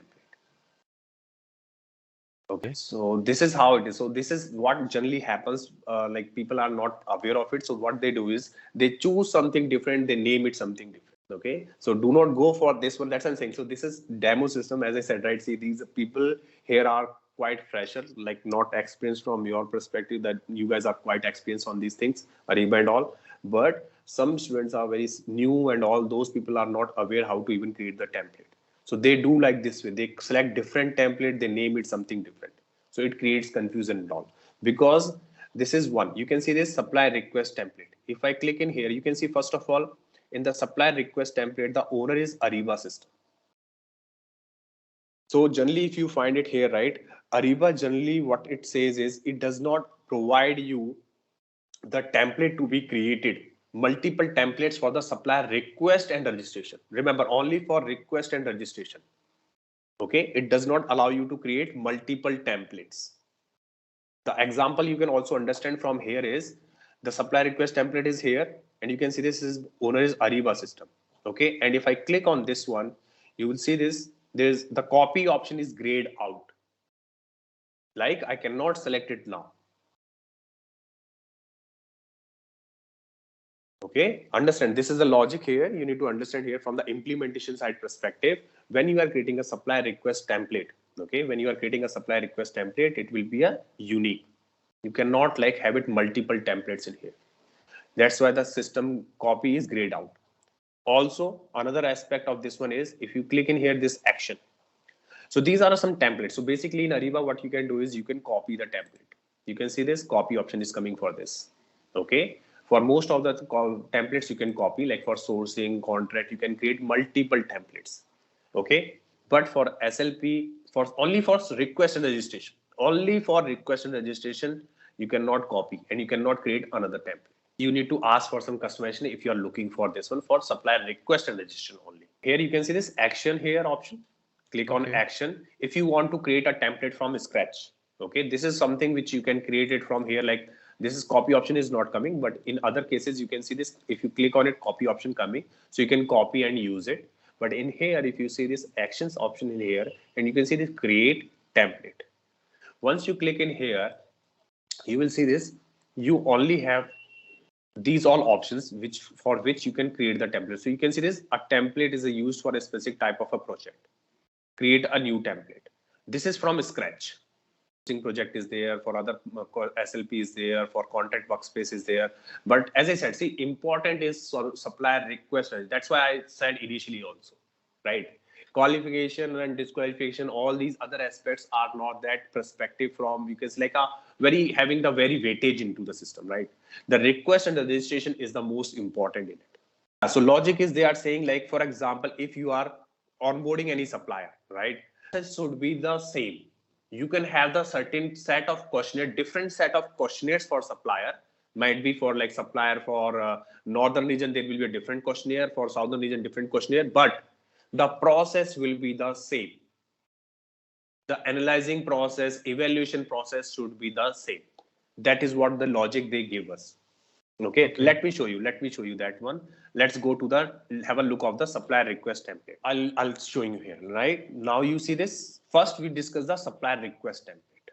Okay, supplier request is which type of process, internal or external? So internal project, right? So let's first discuss this template. Okay, so here you can see this is active. Currently it's in active. Now when any template is active, here if I go click in here, I'll try to open this template. Now you will see this supplier request template here, supplier request project. On the right hand side you can see the status is active. So to use the template, the current version always should be in the active status. Okay, Now version, you can see version 190. Okay, so it has been changed almost like 190 times. Okay, here if you see in here, this is the first overview tab where it will give you the basic of the supplier like name, description, ID, owner and all. And here you can see the version history. So from the date it has been created, the first till date, all versions will be applicable here, and you can see. So for example, if I go to the last page 19, so you can see the first version was created somewhere in on 1/5/2016. Okay, this is version 1 of 190. Currently 190 version is there. So this you can check from here. So these all informations will be available on your overview page of a template. Now here you can see the second is the tab is documentation. This is your form where you are going to configure the questionnaire that you are going to ask internal. So that we are specifically talking about for now is a internal supplier internal request. Okay, so you whatever the questions you are sending it to the your vendor master team or supplier management team for review and approval. This is here. This comes from here. Then third is the task. This is the approval flow task, which you have seen, right? I have to approve and also these things are coming from here. Approval for supplier request form. Okay, this is under approval. So these are the tasks where you will be creating. So this is the process. So for example, here you will be finding out like I'll show you this one. I'll explain these everything. Then comes the next step, that is team. You can have a particular team here. You can edit more groups, create more groups, add more people, all those things you can see. Project owner is by default the group which comes by default. Either you are creating in a template, you are creating in a project, you are creating any RFPs and all. Every time when you create these things in here, project owner is something like by default comes, and project owner is the person like who owns that project. He can add multiple people here also. In this one, I'll show you how you do that. Then the next is the conditions. The conditions you can set it up here for any specific region and all. That thing I will be showing you here. Then advanced options are there, which generally not much used if you want to gather some information from the document file, but not much used specifically. And then you have the history, where you have the log of what you have done at what moment of time and who has done it. So you can see timestamp, user, ID of that user, type, title, and details, edited, created, and all. So you can see this, all this information is coming in here. Like all these got logs and nobody can delete them. So this is from the perspective like if someone deletes something in the system, so you can track who has done it. For example, intentionally someone is trying to delete something and all, try to make the system unstable and all. So those things will get recorded here automatically. Nobody can delete these logs. Okay. So this architecture you are seeing here, right? The overview tab, document tab, task, team condition, all these architecture kind of will be similar for all the upstream templates. Remember this. Okay, the basic architecture of the template in Ariba upstream for all the modules is same. Okay, now here if you see this, currently it's active. If I try to click on this document and I try to edit this document, so there's no option coming for edit. Okay, now if you want to edit any template, the option is to create a new version. How you create a new version? Click on this overview in here, coming here in the actions option, and you can see this under the template new version. And you can see this inactive option also coming. For example, you do not want to make this template available for anyone. Okay, simply make it inactivate. If you do it inactivate here, it will not be visible, or nobody can no end users can use this template. That is inactivate. Then here you can see the new version. This is the point where you can edit. Like once you click it new version, what will happen is status will change to here as draft, and the version 190 will become in editing status. Let me click it. Please also like take a look in here. So please be pay attention on the screen. I'm clicking here new version. See this? A new version of the template has been created. So you can see here status is draft, version 190 editing. Now if you see this documents, action, edit. And you can see the same way, like you see the name there, the supplier sourcing, supplier request. So here you can see supplier request template, even though the basic template is supplier only, right? But if I click on action, I click on edit properties, here I can change the name of this template. I can put even content workspace. Basically, it's a supply request template only, but I can put the name here, anything. Like if you want, I can put anything in here. After this one, I can write for contract, something like that. So you can write anything in here when you are editing. So that is what the students and all those people are doing it. They are not understanding which template are selecting. They are naming the template, considering that they think like with the name it will work that way. No, it will not happen that way. It will work in a manner which template you have chosen. Okay. Whatever the name you are going to put, the basic will remain as per that. So generally try to put the name which template you have chosen here. Okay. So here I'm going to just cancel it here. I'm not going to change the name. Now coming back to the document section. Here, if I click on this document section and click edit. So now you can see this previously edit option was not coming. So edit option only will come in here when you have the status as draft. Okay. Now click on it and you can see this edit. These things I'll explain later. First, let me edit this one. See here, rules. This is also understand. Okay. Here you can see this event. Okay. When we are creating, so event, and you can see this document number. So in Ariba side, whenever you are creating any event, so any event in the sense like this way. Okay. So event is nothing but a document. As you can see, this was under the document type. Okay. So under the document, this is all coming is always with the DOC number. Okay. So this number is being defined by SAP Ariba itself. Every time you are creating something, it will be coming here by default. So this way you can refer this number and it's a unique number for every time. Now, here you can see this rules. Okay. This rules section is the section which you need to configure.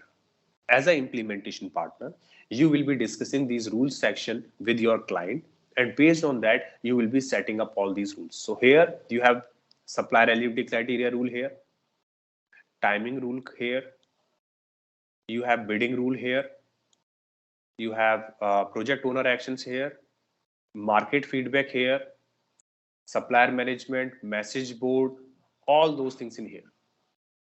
So this rule section in here, right? It will define and you can say like it plays an important role when you are publishing your template and making it available for the end users. So for example, I think everyone can see that like the duration. You can set up the duration in here. Okay, whether it's been allowed and all those things you can set up from here. When it will be the start time, when it will be the response date time, bidding rules, when it will be delegated, it's all those things you can do it from here. And remember, this rule section is common. This rule section is common across all templates. Either you are creating SLP, you are creating, for SLP within that supplier request or registration, or you are creating the sourcing template, RFI, RFP's auction, you are creating contract template. All these templates, major these things are similar. Okay, contract is a little different, but yes, for sourcing and you can see SLP, this is the same. This rule section will always come. And this is common across all. So in SLP side, these things are not much relevant perspective. Like see here, you can see the first question here. So here I requested to pay attention, right? Minimum supplier status for event participation. Now we are discussing what? We are discussing supplier request. We are not still on the stage where we need to have the supplier event participation means RFI, RFPs and all, right? So we are not going to use this one. So as I said, right, these section and these all rules will always be there. It's your job as an implementation partner to set up which is relevant. Otherwise, you need to leave it. Okay. this thing will always come in all the templates. You need to use it based on the template you are creating. So for example, in this section, this is not relevant, but still it is there. Okay, same here, award eligibility. This is also not relevant, but still it is there. So that is fine. You do not need to touch these things. Leave it as it is. Okay, you will be options in drop down. Yeah, I'm showing you that one also. So here the same options. If you see this, the first one, click here, not invited, invited, registered, qualification not started, and qualified. Okay. So these things I hope everyone remember, right? When we are doing the SLP, we are registering the suppliers to supplier request, registration, qualification. So statuses keep on changing. Right? So these things are coming from so these are the options that you are going to choose in here. Same for the award eligibility is also there. So these, as I said, see, these things are required at some level. These things are not required. So these things you need to work it out based on the based on the events you are creating, based on the situation it is there, what all things you want to, as well as you need to have a confirmation from your client, what type of setting they want to. Okay, so these things will be set up from there. Timing rules, how much period. So for example, your client says like whenever we are sending the request to the internal team for approval, it should be for 1 day or 2 day or 3 day. You can set up the due date duration here. There is also, you can see this delegated, read only, hidden only. I'll explain these things also. Okay, all these things like major, whatever the most important major things are there, everything I will be going to explain in this one. Okay, but I'll say like rule section will keep it for the sourcing side because it will make more sense there to have this one to explain it in a better examples. But you can see here like all these things are not relevant here because this is an internal process. We are not doing any awarding and qualification or all these things. Yes, some things are specific like due date, how much time you are going to give your team, the supplier management team and all, to approve the process and request. So that thing you can set up in here like 1 day, 2 day or something like this way. You can set up like 30 minutes and all hours and days and all. These things you can set up in here. No, so it will only notification will show, it will still like, it will be there in their queues only. So you can set up some reminder. Hey, can you see this reminder? You can set up some reminder like if someone is not approving in a particular time period, you can set up the reminder. Start reminder every day, start every day's last reminder and all these things. Enable reminders for due date. So you can set up the reminder, but it will always be there in their queue. Yeah, you can set up these things on a project level, like notifications goes to the multiple people if you want to set up those things. So that happens in there. I think reminders only you can set up. There's no escalation process as of, so if he's not approving it, so it will go for next level. It will not happen that way because there's no escalation. You can only set reminders. So here you can see this in the template itself. You will be getting the reminders to set only to that person. It will be there in this pending approval. Okay. Okay. Not the for person like, is not available. Yeah, that is good question. So basically what happens is the logic is always that never put an individual person in the approval flow. Never. Always try to add a group, even though in that group only one person is there. That's a practice. That is what we suggest to all our clients. For example, you have approver 1, approver 2 and approver 3. 3 approval flows are there, right? Approver 1 should be rather than a person, it should be a group like procurement group, finance group, or highest business approver group, like that way. In that group, you can add people. Okay, even though there's a one person, try to add it, because what happens is, for example, that person is left of the organization, you need to amend the approval flow continuously. Rather than changing that approval flow, the best way is, if that person left it, remove that person from that group, add some other person in that group. Or if that person is about to leave, still you have that, what you can say, like a new person has joined the authority and have that same authority, you add that person in the group, maybe 1 week before. So he will start receiving the emails and he will start approving that thing. The other person do not need to approve it now. He can just watch it and maybe he can give some kind of a knowledge transfer and he can guide him like, this is how I was doing it. Now you are also receiving these emails. You can also do it. And after a week, once he left it, you can remove that person from that group. Like there's no Okay. limitation. See, frankly speaking, there's no limitation in 50, 100, all those people you can add. So I'll be covering up when we discuss the approval flow, right? I'll be showing you all those things like how you can add these people in there and how the group works and all. So those things will cover it. So I'll show you all those things in there. Okay, so you can see this then bidding rules and all. So we are not doing bidding currently right now. This is all SLP internal. So these things, it comes from here. So understand here. First, understand the architecture and the basics of the template. So these are the rules section where you will be defining all these things. Then you have the participants. So participants, supplier, vendor, all these people are same, nothing but supplier. Different way we reference represent here or reference give the reference for them, but it's the same thing. It's a simple your supplier or the vendor. Okay, so here you can see invited participants. So at the template level, this option is just for, like you can say, like just there in that one as an architecture, but we are not going to add anyone in here. You can see itself like there's no option to add any supplier, because on the template level, it's just representing that how the actual scenario will look, actual productions when you are creating a project, how it looks. Otherwise, it will be just for there. Content. Here you can see the content in here. Now, this is the content. So if you remember, right, this is the content which is going for, which I am filling it up, and you will be receiving this content, like the vendor master team or the supplier management team receiving the response in here, right? So this is the content. Supplier name, legal supplier name, contact first name, right? Last name, email address, domestic vendor. Everyone, I hope, remember this one, right? This is the same questionnaire which we are creating in the supplier request. Remember, not registration, Yes, this is yes. request, right? Now, here if you see this, these are all the questions.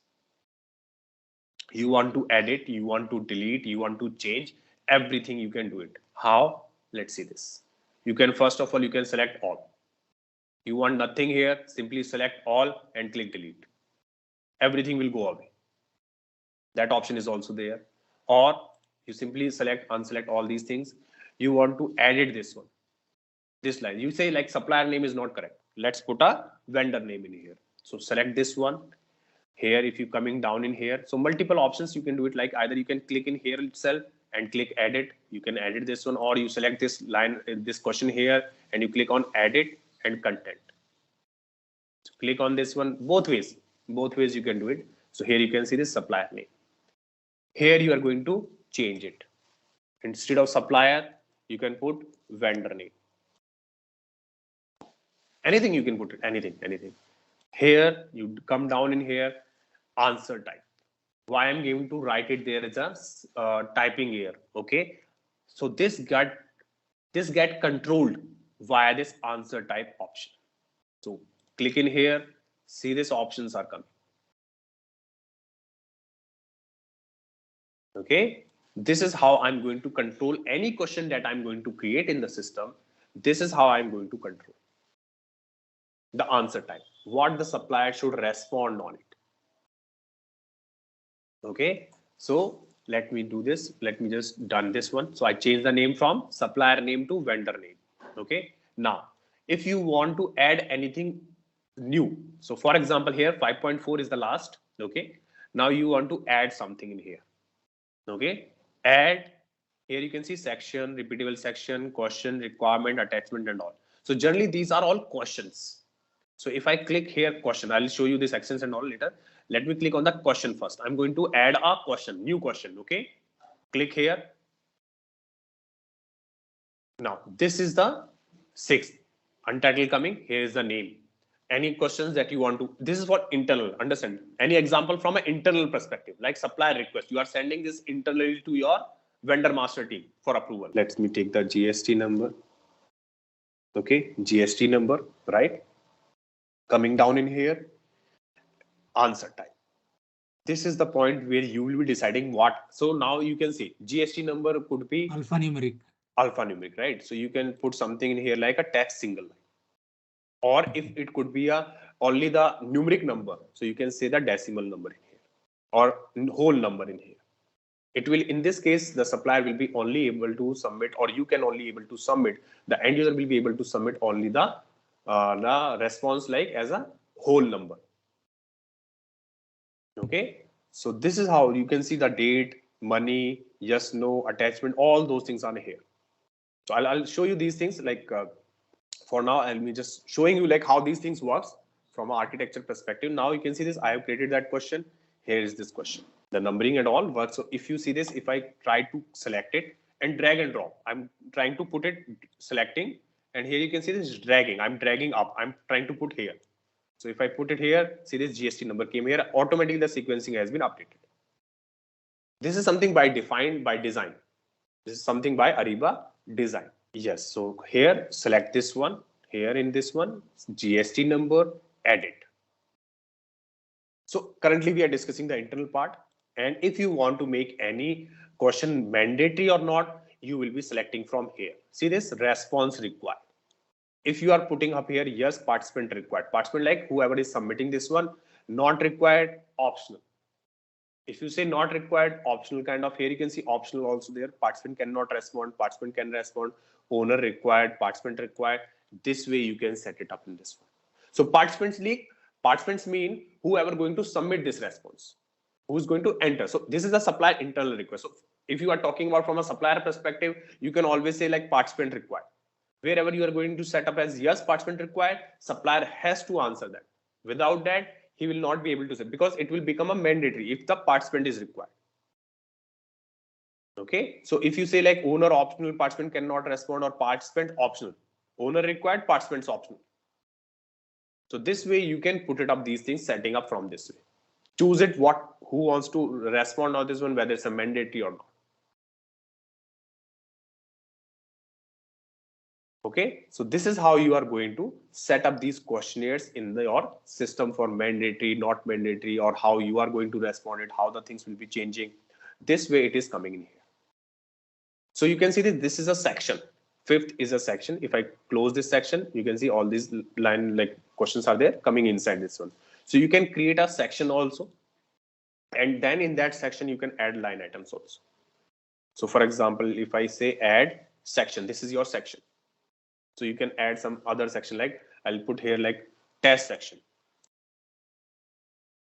Okay, like this way. And I click OK simply.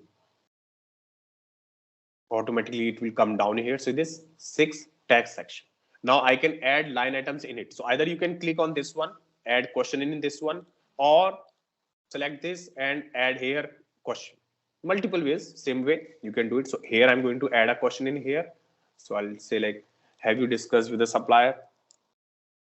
Discussed with the supplier, like this way. Something, sorry for the spelling. Okay, this way you are putting, and now you can put it answer type as which is most suitable answer type. So if you go in here, you can set up the yes and no. So what will happen is you cannot write something on this one extra. You need to choose yes or no. That is what you want, right? Otherwise, like people can write story. Yeah, I tried to call him, but he didn't pick it. He picked up, he called me and he said he's okay, but he's saying something different. Or like they try to explain you the story. You do not want to hear the story. Okay, so you simply want yes or no. So here you can see this. This is the question came in here. Under this section, here is your question and answer type is either yes or no. So this is the test section in here. Any descriptions you want to put, nothing else in this one. So yeah, it's a basically top on the top the section, and under that one. So generally like the section you use it for the when we discuss you can say sourcing. It's in the sourcing, and you have the sections like commercial section is different, technical section is different, pricing section is different. All those things, based on that you can create some sections as per your requirement. Even in this one, if you have something like that way, you can create it as per your requirement, or if any customer requirement come, they want to have it some questionnaire based on some sections, so you can have it created in this one also. So add inside means it will coming as 6.2. If you say add after, it will be coming after like this way 7. Sequencing, basically like how you want that question, this question that you are creating, you want that in within that section. If you put it in that section, it will take the numbering as 6.2. If you want this question to be added outside, you do not want in that section, then it will be coming as an add after 7. So these things are there. Okay, now let me show you how it works. So now we created all these things. Okay, now what I'm going to do is, so basically what happens is next here, I'm going to put next in here, exit, return to project. Now in this supplier form and also, right, see here you have some conditions in here. So test condition for region. So you can select any condition and you can create a condition based on the region and all those things. So for example, if I try this action, edit this condition here, edit details. So this is it. All the true regions is equal to India region. So these conditions I can explain better in the sourcing because we have more content in there. So basically what happens is like if you are pushing something in there for a specific, or maybe like for example, if you want to put a condition here, like you can have this document in here and you can say like supply request form, edit in here. Let me go in this one, content. Ariba system is the owner of template. Okay, this is something we are creating inside the form. Basically what happens is, okay, exit. Let me exit here. Let me exit in here. Return to the project in here. This form, which you have here in here, okay, you can always edit this form. But you can see this, what are the tasks you are creating in here. So these tasks you are generally, you will be setting up for once. So for example, every time this approval flow will be there. Okay, you are going to change these questionnaires and all those things, you can do that. But the template will always remain one.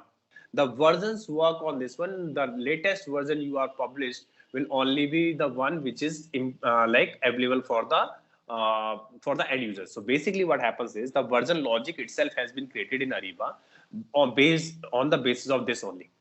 For example, if currently this version is in editing status, at the very right moment of time, if an end user trying to create a supplier request project, he will be getting the 190 version, the earlier version, because whatever the changes I have done right now, I have not published them.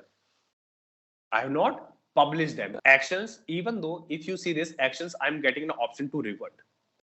Whatever the changes I have done, I can revert and the earlier version will become active again. Okay, the earlier version will become active again, and whatever the changes I have done will be gone away.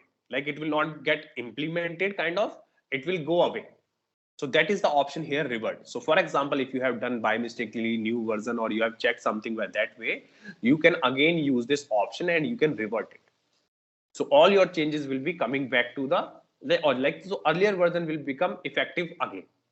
But now if I publish this one, whatever the changes I have made in this template will be applicable, will be available for the new projects.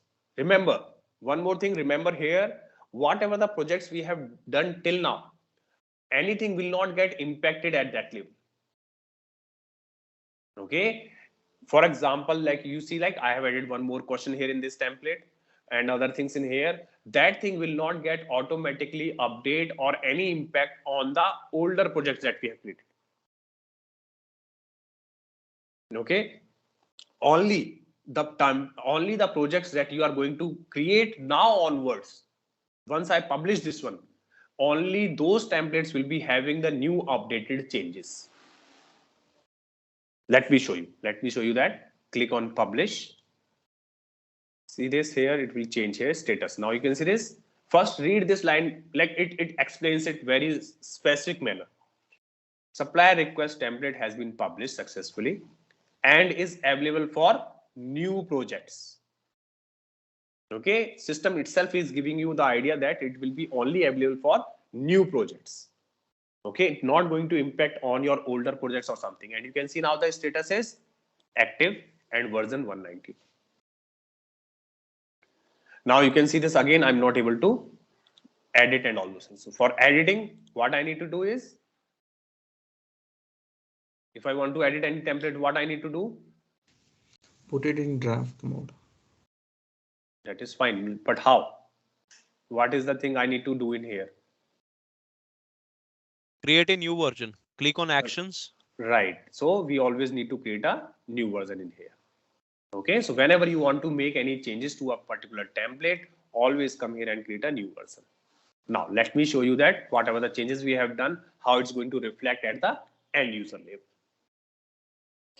So I'm going to create a supplier request project here. This is a related process. So create So here we have supplier request, click on it. See this, the first thing you can see the change here, vendor name, right? It was initially supplier name, right? Now coming down in here, what all things we have added? Have you discussed with the supplier? Yes, no. You need to choose this one. And you can see this participant required. So yes, mandatory. Here you can see GST number we have added in here. You have this one here. Right? This is how we have set it up in this one, and it is reflecting in here.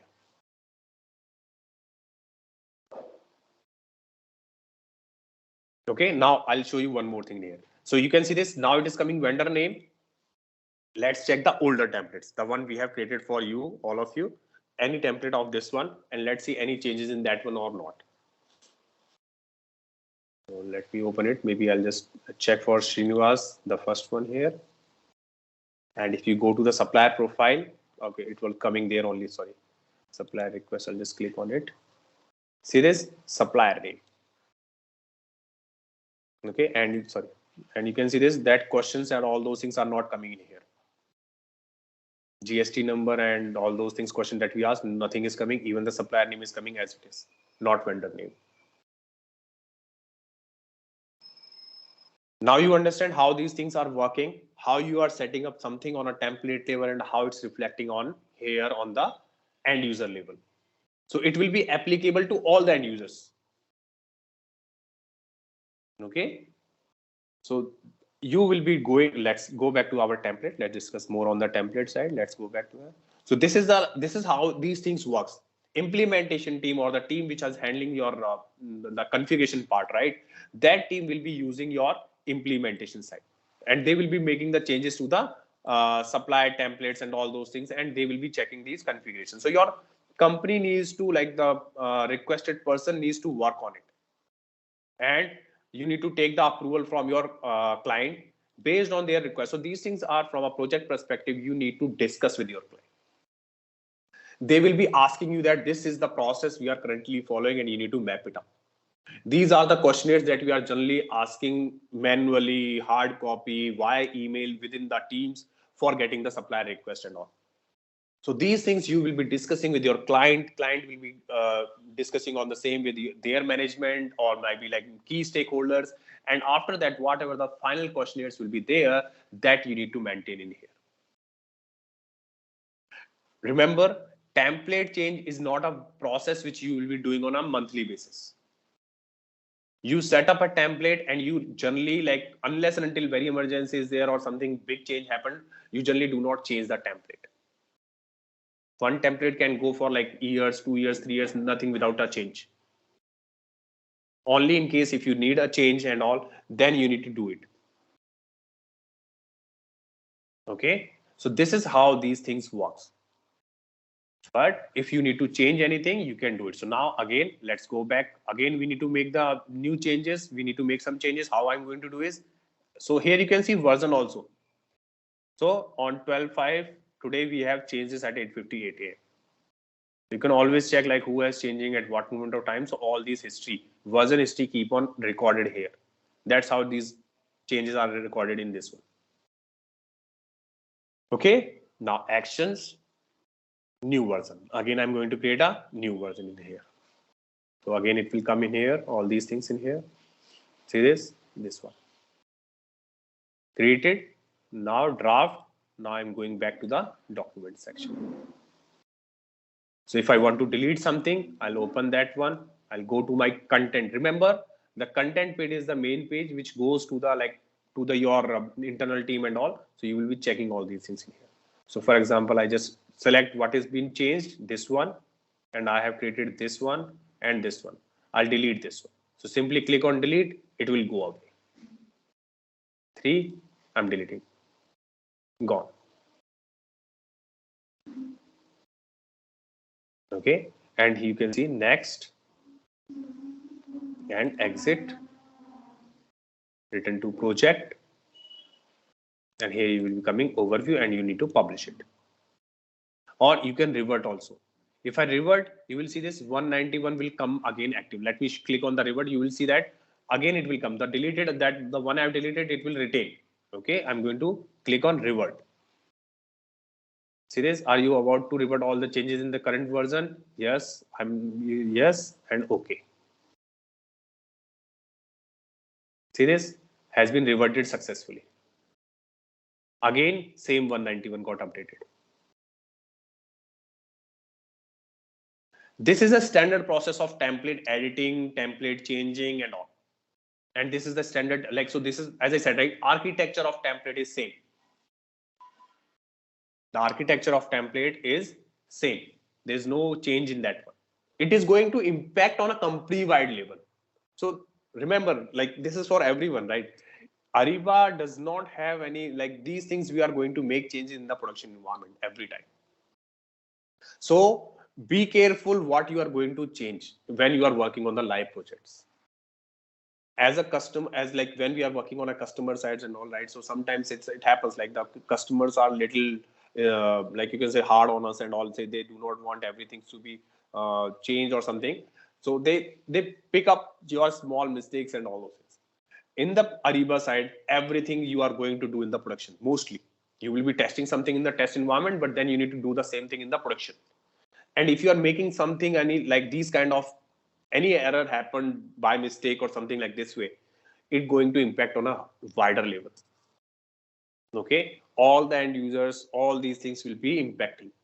So what happens is you will be getting a lot of data errors, any fields which is there, all the end users will not be able to perform the activities on a like you can say on a wide level. So try to be certain when you are making any changes to the production environment. Be very specific, be tested properly into the test environment, and then you do the same thing in the production environment. So initially what happens is when the very first time are there, you can move some templates via the template import, export and all those things. But later on when you are doing some small changes like this one, right, you will be using this way only. So you will be directly doing into the production. The very first time you are, there's an option when you are doing the cutover and all, during the go live, you can load the templates in there. But yeah, very first time when you are like after that one, you are using this one. So small changes and all, you generally come in here, edit the template and you make the changes and then publish it. Always try to, like, you need to work it out. You need to find it out. You need to work like little more diligently on that one, that why it is not working. Yeah, you can delete. So for example, okay, like new version, create a new version here. Okay. Now, for example, whatever the changes I have done, okay, I just come back in here. I'll click on this one, edit this one. I'll say, okay, there are some issues. Whatever the things I have added, I added wrongly. Okay. For example, if I say I have added wrongly something in here. So what I'll do is I'll simply delete this. Come in here and select this one, GST number. I'll delete this. That I have added this one. This is the changes I have done in this version. I'll go next. I'll click change this one and I'll publish it. Return to project. And I go back in here. I'll publish this. So, but revert option will only coming to the current editing version. It will not come after publishing. Once you publish it, you will not be finding any revert version, like revert the changes and all. You have done it, you need to edit it. To remove those changes, you need to edit the template again. Okay. Once we publish it, we cannot revert it. Yes, we can't revert. We can only revert in the composing status. Okay. Now, so this is one. And here comes the task. Here again, let me.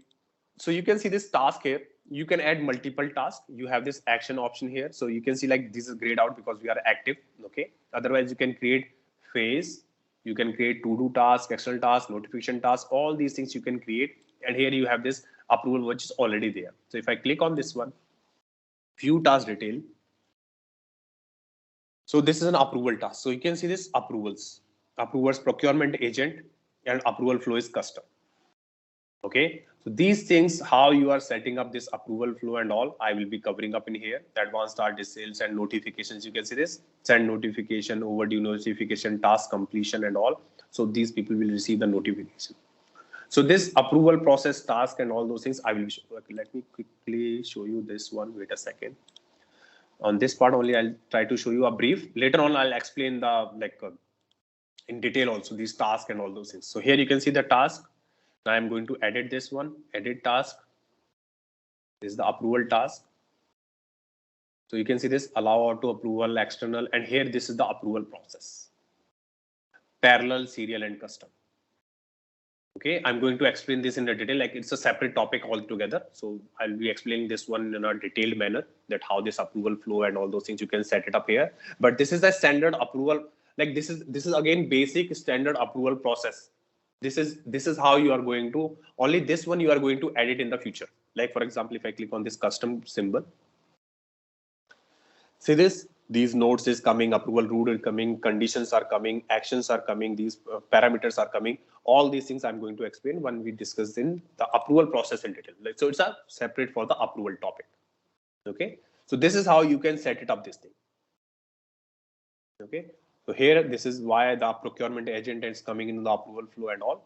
So I will be showing you in detail the action here, and here you can see create phase or to do task here. So same action. So basically, if you see this, the same thing will come there also. That's what I want to show you, right? Because the architecture of the templates are similar. So let me just put it, revert it. Okay.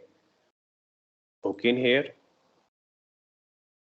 Now we have done this one, right? Now let me go back to the registration template. Let me show you the registration template also. Here, when we are coming to the supplier registration template here. Okay. So this is the next process that you see, right?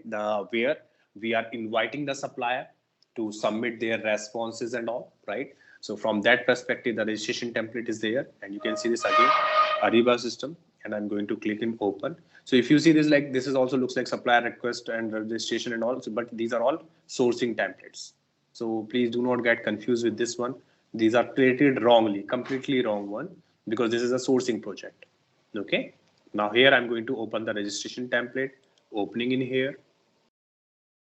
Now here you can see this again. If I just remove this, here you can see the same. First of all, you can find it out here, the basic architecture of it. So in the basic architecture, here you will be finding out that everything is similar. Overview, here you can see the overview, and you have the history, version history here. Okay, here you can see under overview name of that registration project template, owner, all these things in here, and here you can see the documentation. So these are some questionnaires, you can find it out in here. Then you have the task in here. These are all the tasks which is coming in here. You can see this. Okay, again you have the team. You can find out the team in here, conditions, and all those same questions in here, right? So these things, as you can see, the architecture is same of the template. These things you are able to change as per your own requirement. Okay, so based on these parameters and all these things, you can set up these questionnaires in here. So for example, you can see this supplier registration questionnaire. Click on it, view details. Currently you can see this edit option is not coming because it's in active status. If I click on view details in here, content, so you can see this, these are the information that all of you has filled it up, right? So this is how you will be setting up the this one, the registration template. So coming back here on the project, let me edit this one. Let me click on the overview in here, actions in here. Again, I need to do if I want to edit, I will be doing a new version in here. So click on new version in here. So new version has been created. So similar way, you have the documents in here. Now, if you click on this one, you can edit this document. Now you can see the rules section again coming here. Same questionnaire, same rules coming in here also. Timing rules here also. Same things you can, and you can see here 30 days. I hope you remember, right? When I send you the supplier registration request, and you are getting a timer of 30 days. So from where it is, yeah. So here you can see this has been already coming from the template, because it has been already set here that template label. So you can set up whatever you want. By default, these things will be set up in here. Then you have the bidding rules in here, all these things, project actions and all. So same things you will find here every time. So as I said, right? So specifically the basic informations of the template or the content of the template, not the content, sorry for that, content is different always.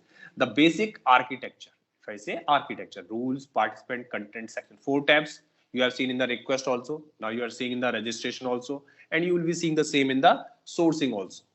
Okay, so this architecture is same. It's you need to decide what needs to be set up at what level of time. Okay. Now here you can see again the participant section is blank. It will remain as it is. And here is your content section. So remember, the content section is the section which goes to the supplier. Remember this thing. Supplier, as you guys filled it up, right, in the registration, you are not aware whether it's a what kind of process it is, who's going into for the approval, or what type of template or sourcing project, or sorry, SLP project they have created. The supplier is only able to see what you have written in this section, in this content section. Okay, so whatever you are going to set up in here will be going for the supplier. You will be setting up these information to send to the supplier. Okay, so this information, again, you can see this, like these are all sections created by someone. First section, top 5 customers and all those things in here, you can find it out, and based on that you can answer these questions. Now if you see this, some questions here, I think edit, ABCD's legacy. So here I think yeah, so you can see this editability condition has been applied by someone. So is legacy. So this is the condition has been applied. This question, I don't think so you have seen this question, right? This question will be coming only when you have this condition met, that is legacy condition. So these things you can set up as a condition level. So let me go back in there. So return to the project. So first I'll show you these things. So here you can see the setup of the conditions in here is legacy. Okay, so these things you can create, you can set it up, these things you can create these conditions in here. I will be explaining these things again. So for example, okay, let me show you here one condition, so how you can create a condition. So when you add condition here, you can name any condition like test condition. Okay, in the test you are creating a new condition, here. You are putting some test condition in here. Expression you are going to select in here. And here, this is how you're going to select it. Expression, field match, reference to condition, sub condition. So if you have already created some condition, you can always click on the reference to condition and you will find all the conditions you have selected, or search more. You will find these are the 4 conditions you have already created. But you want to create your own, you want to create something new in your system. So let me click in here and cancel here, click in here, field match. This is, we are going to create a new. So field match in here. Field match is basically nothing but you can click on this one and you will see this more fields. So you can see this type of browse, supplier registration project. So this information is related to the, like these are the fields by which you will be selecting this one. And these are the conditions that is based on the particular scenario it will be coming in the system. Okay. So this is how you will be selecting this one. So for example, if I say like, if I take something, maybe like something like department or something, like if you are choosing something, I think this data is not set correctly, but if I'm just giving you an example, like how it will happen is you select it as a department is equal to, if I select value, let me see this, admin, for example, admin. So what you can do is you can set up some questionnaire in the system. Based on that, if that value has been match, like if you are selecting any department as admin into the in the questions or something in there, right, then this condition will be applicable. So let me click OK here. Test condition, I'll just keep it in here. So you can see this test condition is coming here. Okay, so any task, for example, any task you want to. So for example, you say like any task. So for example, this procurement process, it should come only in case you are selecting the condition as a like in case the department is selected as a admin. So you can choose here the condition none. Okay, other conditions, and you have all the 4 conditions you want to choose it. So if you, for example, I'm just showing for an example perspective here, if you put it here, so now the test condition. So this condition will be applicable on this one.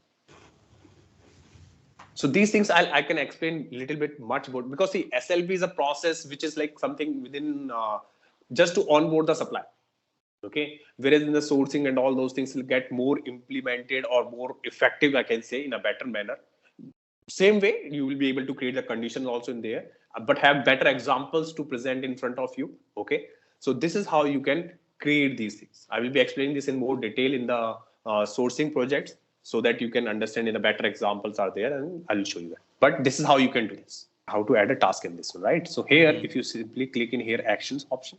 Okay, so for example, you can see this. These are all the tasks are all there, task and phases. Let me create here action. See this, create phase, to do task, actionable task, notification task. So let me create a phase one. Let me create first a phase. So phase is basically nothing but like it's a like multiple tasks can be clubbed in one phase. Okay, multiple tasks can be clubbed in a one phase. So for example, I just put like phase 3. I'm just putting randomly here like phase 3. Okay. Now click OK in this one. I'm just simply clicking this one here, phase 3. So you will see that the phase came here somewhere in the down. Okay. Now either you create a task from here, to do task, or you can directly create the task under this phase. So here, create a to do task. So what is a to do task? What is a to do task? Is nothing but you can say like a activity you need to perform. To do task in a simple manner, if I say, is system is defined something that you need to perform this activity. That is a to do task. So for example, here, click on the to do task in here. Now this to do task, you can give any name, talk to supplier, have a negotiation with the, or something like discussion with the supplier, something, anything you can put it here. Like visited the supplier facility, visited the supplier manufacturing facility, something like anything. You can ask any question, right? Manufacturing facility, something like that. Okay. So from this perspective, you created this task. So have you completed or not? So here you can set it up in here. Okay. And then simply click OK in here. I'll explain other things like owner and all those things later. So you can see now, this is the phase and you have the task inside it. This way you can create different types. So here are different types of tasks. So these tasks, you will see this, you have particular task in here that is to do external notification. Okay, like external is something you have to external notification just for the notification. And on the document section, you can have the approval task. So if you're seeing here, these approval tasks are coming from where? These approval tasks are coming, like you need to create either via the document. So this is a question kind of like, can you create an approval task without a document? Can you create an approval task without a document? No, I'm just asking like, can you have it this one? I'm asking like, can you create an approval task without a document? Without a document? Yes, please. So that's a straightforward. Like, so I'm just, that is the question. Like, can you create the approval task? So if you see this, like I just showed you, right? This is the task which is there in this one. So what I'm asking is, can you see here? If I show here, you can see this approval. So you need an approval task, right, on this one. So how can you create an approval task without document? So you can see here, that is what I'm see here. You are not getting any option to create approval here. See here, approval task. No, you cannot create an approval task here, right? If you create anything here, you are getting any approval task creation. No, you cannot create an approval task from here. You will be able to create the approval task via document. When you click on a document, you will get an option. You simply see here, like see the system itself showing here. Yeah, see this approval. Okay, so these things, so why I'm just ask this one, right? See, these are some tricky things are there in Ariba. Okay, it's not a something very rocket science in here, but yes, these things are something tricky, and people generally, when you go for something to the clients and all, they try to test your knowledge and all. From that perspective, these things can be asked. Okay, but these are some simple things on there, and if you get an opportunity, so you can like this way. So remember, always you can create the approval task with a reference to documentation only. Okay, so once you create an approval task with the documentation, then you will be setting up all these informations in here. So for example, if I just let me just show you an example. So for example, I just click on this one and I click an approval task here. So this is how. So you can see this document already is coming in here. You are getting this owner. So project owner is the owner. So whenever you are creating any task, So you will find a project owner. Okay, so owner basically like the person who's taking responsibility to complete this task. Complete this task, like if he needs to get an approval with this person, he will be following up. The owner of the task. You can change it. By default, when you are creating the task in here, the person who creates the task or the project owner becomes the owner of that task also. But you can change that if you want. You want to put someone else, so search more and you can use the name of that person. Okay, any other group from the template. You can use that also. Right? Then you can set up these things, allow auto approvals if any auto approvals are there, external approvals are there, and here you have the approver who you want to set it up, who will approve.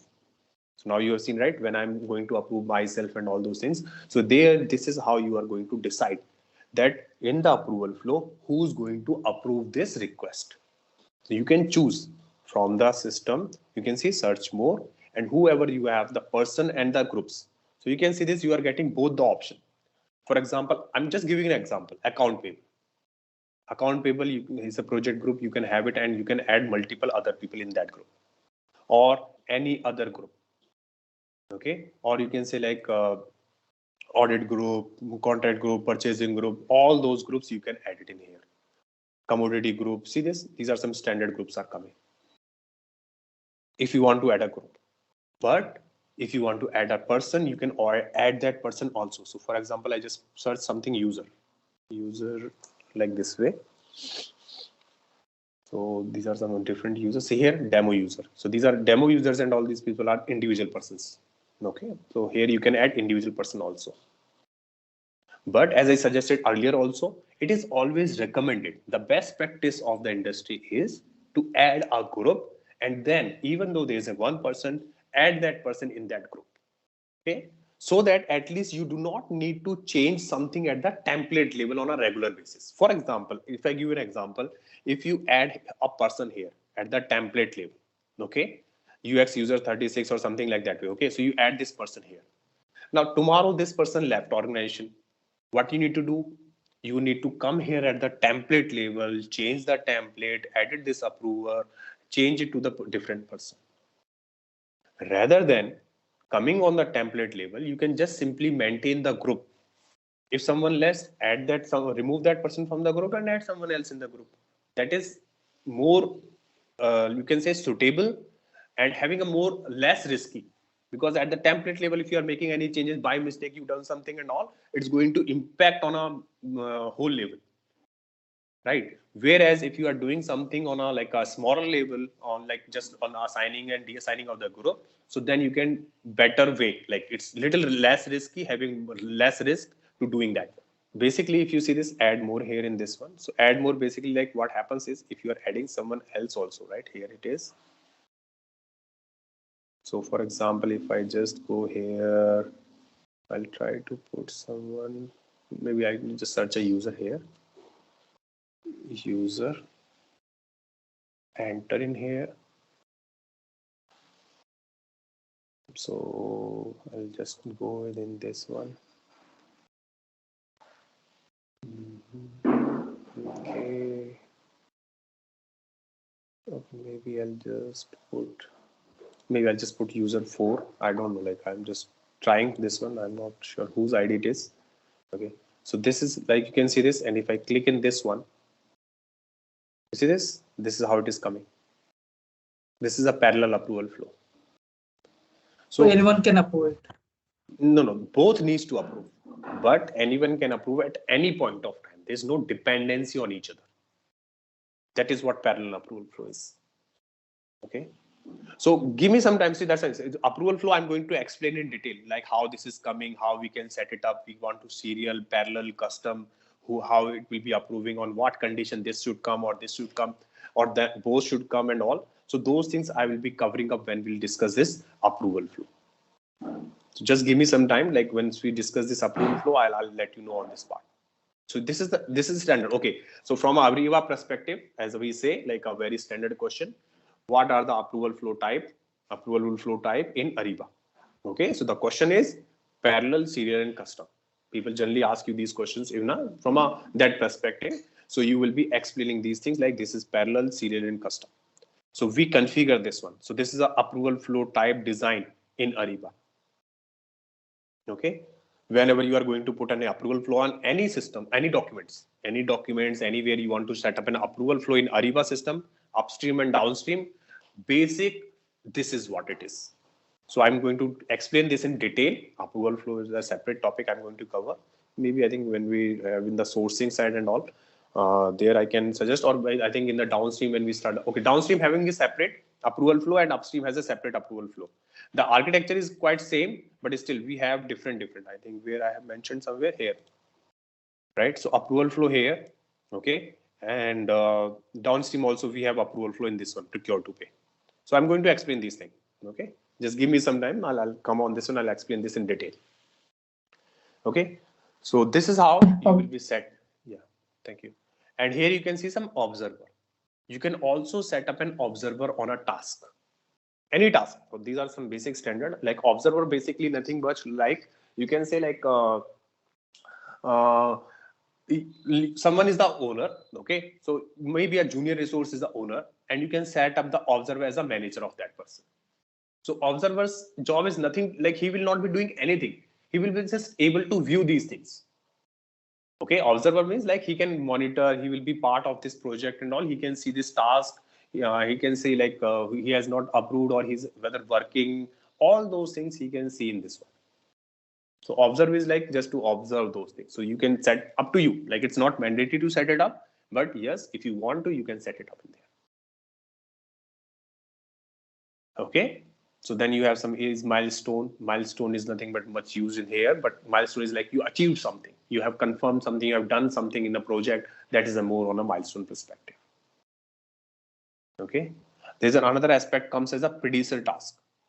If you select this one, this is important. Sometimes like the people will ask you the condition that before completing this task, you need to complete some other task. You can choose.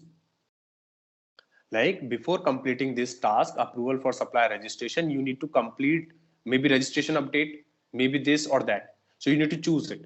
So this kind of a producer, it will become a producer like the older one, right? The earlier one. So producer task, it will become a producer task. So basically the system will be set up a condition with that before you want to do this, you need to first complete this task also. Unless and until you complete this task, supplier, the system will not allow you to complete this task. So whatever you like, you can choose one or maybe two. Like these two tasks should be get completed before you start this task. Okay. So these kind of things like you can set it up in here in the against the questionnaires and approval flows and all when you are setting up here at the RFP level or template levels and all. Sorry, or the template level, not the RFP level, event level and all when you are creating in this one, and this way it will be coming here. So we'll be discussing more on the template side in the sourcing also, as I said, but here I gave you the, I think it's a quite a fair idea. You got idea like how the things are coming in here, how we are changing from the upstream, from the template side, and it's impacting at the downstream side, sorry, at the end user side. Okay. So from here, you can perform all these things in here. So, okay, this is reverted. So if you see here, like these are all the versions, right? So this is 90 versions. Okay, let me open the 88 version, open this one. Okay, so you coming in here, document section in here, you need to open inside, go in here, what was there in this. So this is version V88. So now you can see this only 3 are there.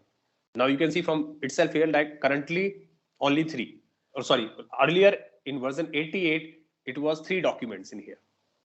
Right now, if I go done and if I check my current version, you can see in this current version, this is our 91 version. If I click on the documents, see this 4. Someone changed it, someone added one more.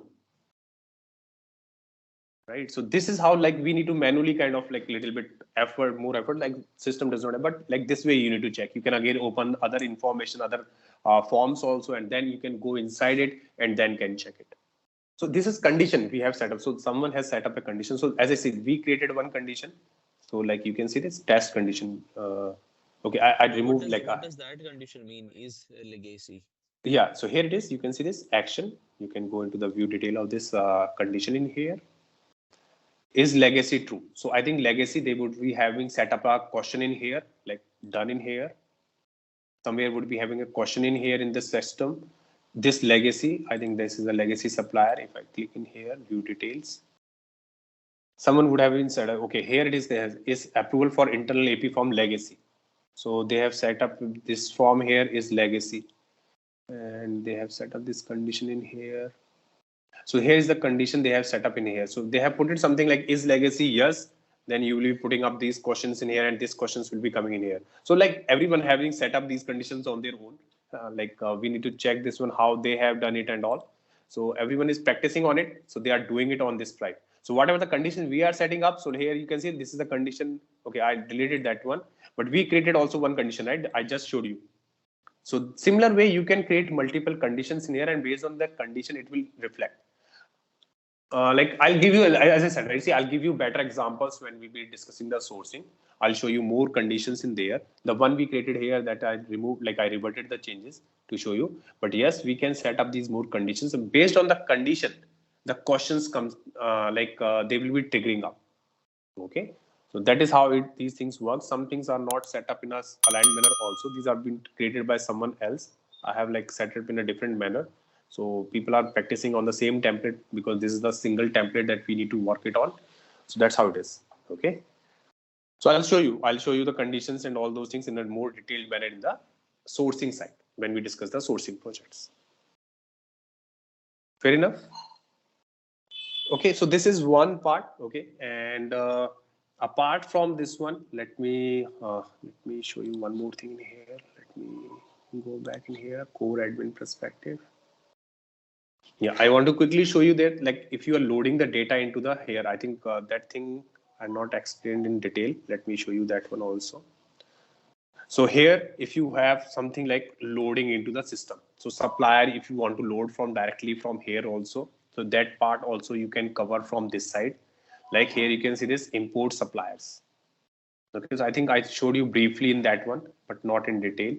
And the web services statuses are coming in here. So here you can see this, like generally what happens is when you are loading the suppliers from the import perspective here, so you can use this task in here that we mentioned earlier, right? So you can use these tasks from here. But in case, if you need to have something data that you are coming directly, so no need of SLP in that case, you directly run to pull the data into your Ariba system. Okay, you do not have an SLP in that scenario. So you can use the web services status also. I've just copied the text and I'm just here it is. Okay, now let me explain this one. So basically here it is, use the import supplier web services to receive the data about suppliers from external system. External system like from ERP to SAP Ariba solution. So sometimes people connect this one also. Okay, so this is the import supplier. So basically the same perspective, what happens is in the system, you have to set up the web services, middleware integration from that perspective. And once those things are already set up, you will be running the batch jobs. Batch jobs will be pulling up the Ariba data, supplier data from the ERP side and pushing it and like extracting that data from the ERP system and putting up in the Ariba system. So this web services task is already been created by Ariba. Okay, and this will be help you out to check this one. Okay, so this perspective, these things also been used. Otherwise, you can also load the data directly, like the initially way I mentioned, right? So you can load this data. So import in this one, import suppliers. You can simply click on the import part, and you will be loading the data in this manner. Load, create, update only, and deactivate. I think I've not covered this part, right? Or I've covered this one. Right. So I'll explain these things later because when we discuss the data import export part, so like for a lot of other things, we'll be covering up this one. But this is how you load the data if you do not have SLP. Again, the same aspect. In case if you are not using an SLP system, right? You can still have the same, like you can still use the suppliers and all. It's not mandated to always have the what you can say, like always have the supply this SLP, and without SLP you cannot use the suppliers and all those things. Yes, the functionalities and the features will be less, the point that you can see that like when we are loading via supplier like this or web services and all, we do not have that form facilities or to extract the documentation for getting the information, whatever we are looking, the GST certificate or the corporation certificate and all. So those functionalities and the features will be limited when you are not using SLP. Okay. Otherwise, if you are using that one, that is fine. If you are using like this way, you still have the data of the suppliers, but it will not be from that perspective. So you can use the supplier here and you can load it directly into the Ariba system via the web services or via manually via this file channel. We can load it into the system. Okay, fair enough. So these are the things that you will be finding out from the supplier perspective here. Any questions, any doubts on this one? So I think from the course content perspective, we have covered the SLP module. Anything you've apart from that one, like the qualification, that one we discussed with Akshay, like so I'll show you. Okay, I'll check for this one approval process and complete that one. Hello, future SAP Ariba Maestro. Ready to elevate your procurement game? Dive into our SAP Ariba self-paced course on Teachable, where expertise meets flexibility. Unlock the secrets of SAP Ariba at your own pace. From requisition to payment, we've got you covered. Explore our comprehensive course description, follow a structured curriculum, meet your seasoned instructor, and hear what fellow learners say in glowing testimonials. Why us? Because our experts crafted this course with your success in mind. They're here to guide you every step of the way, ensuring you grasp the ins and outs of SAP Ariba effortlessly. But don't just take our word for it. Our students rave about the impact. Plus, our course won't break the bank. It's an affordable opportunity to master SAP Ariba. Ready to boost your procurement prowess? Enroll now on our course page. Visit ZaranTech's website for the full training details. Let's kickstart your SAP Ariba journey together.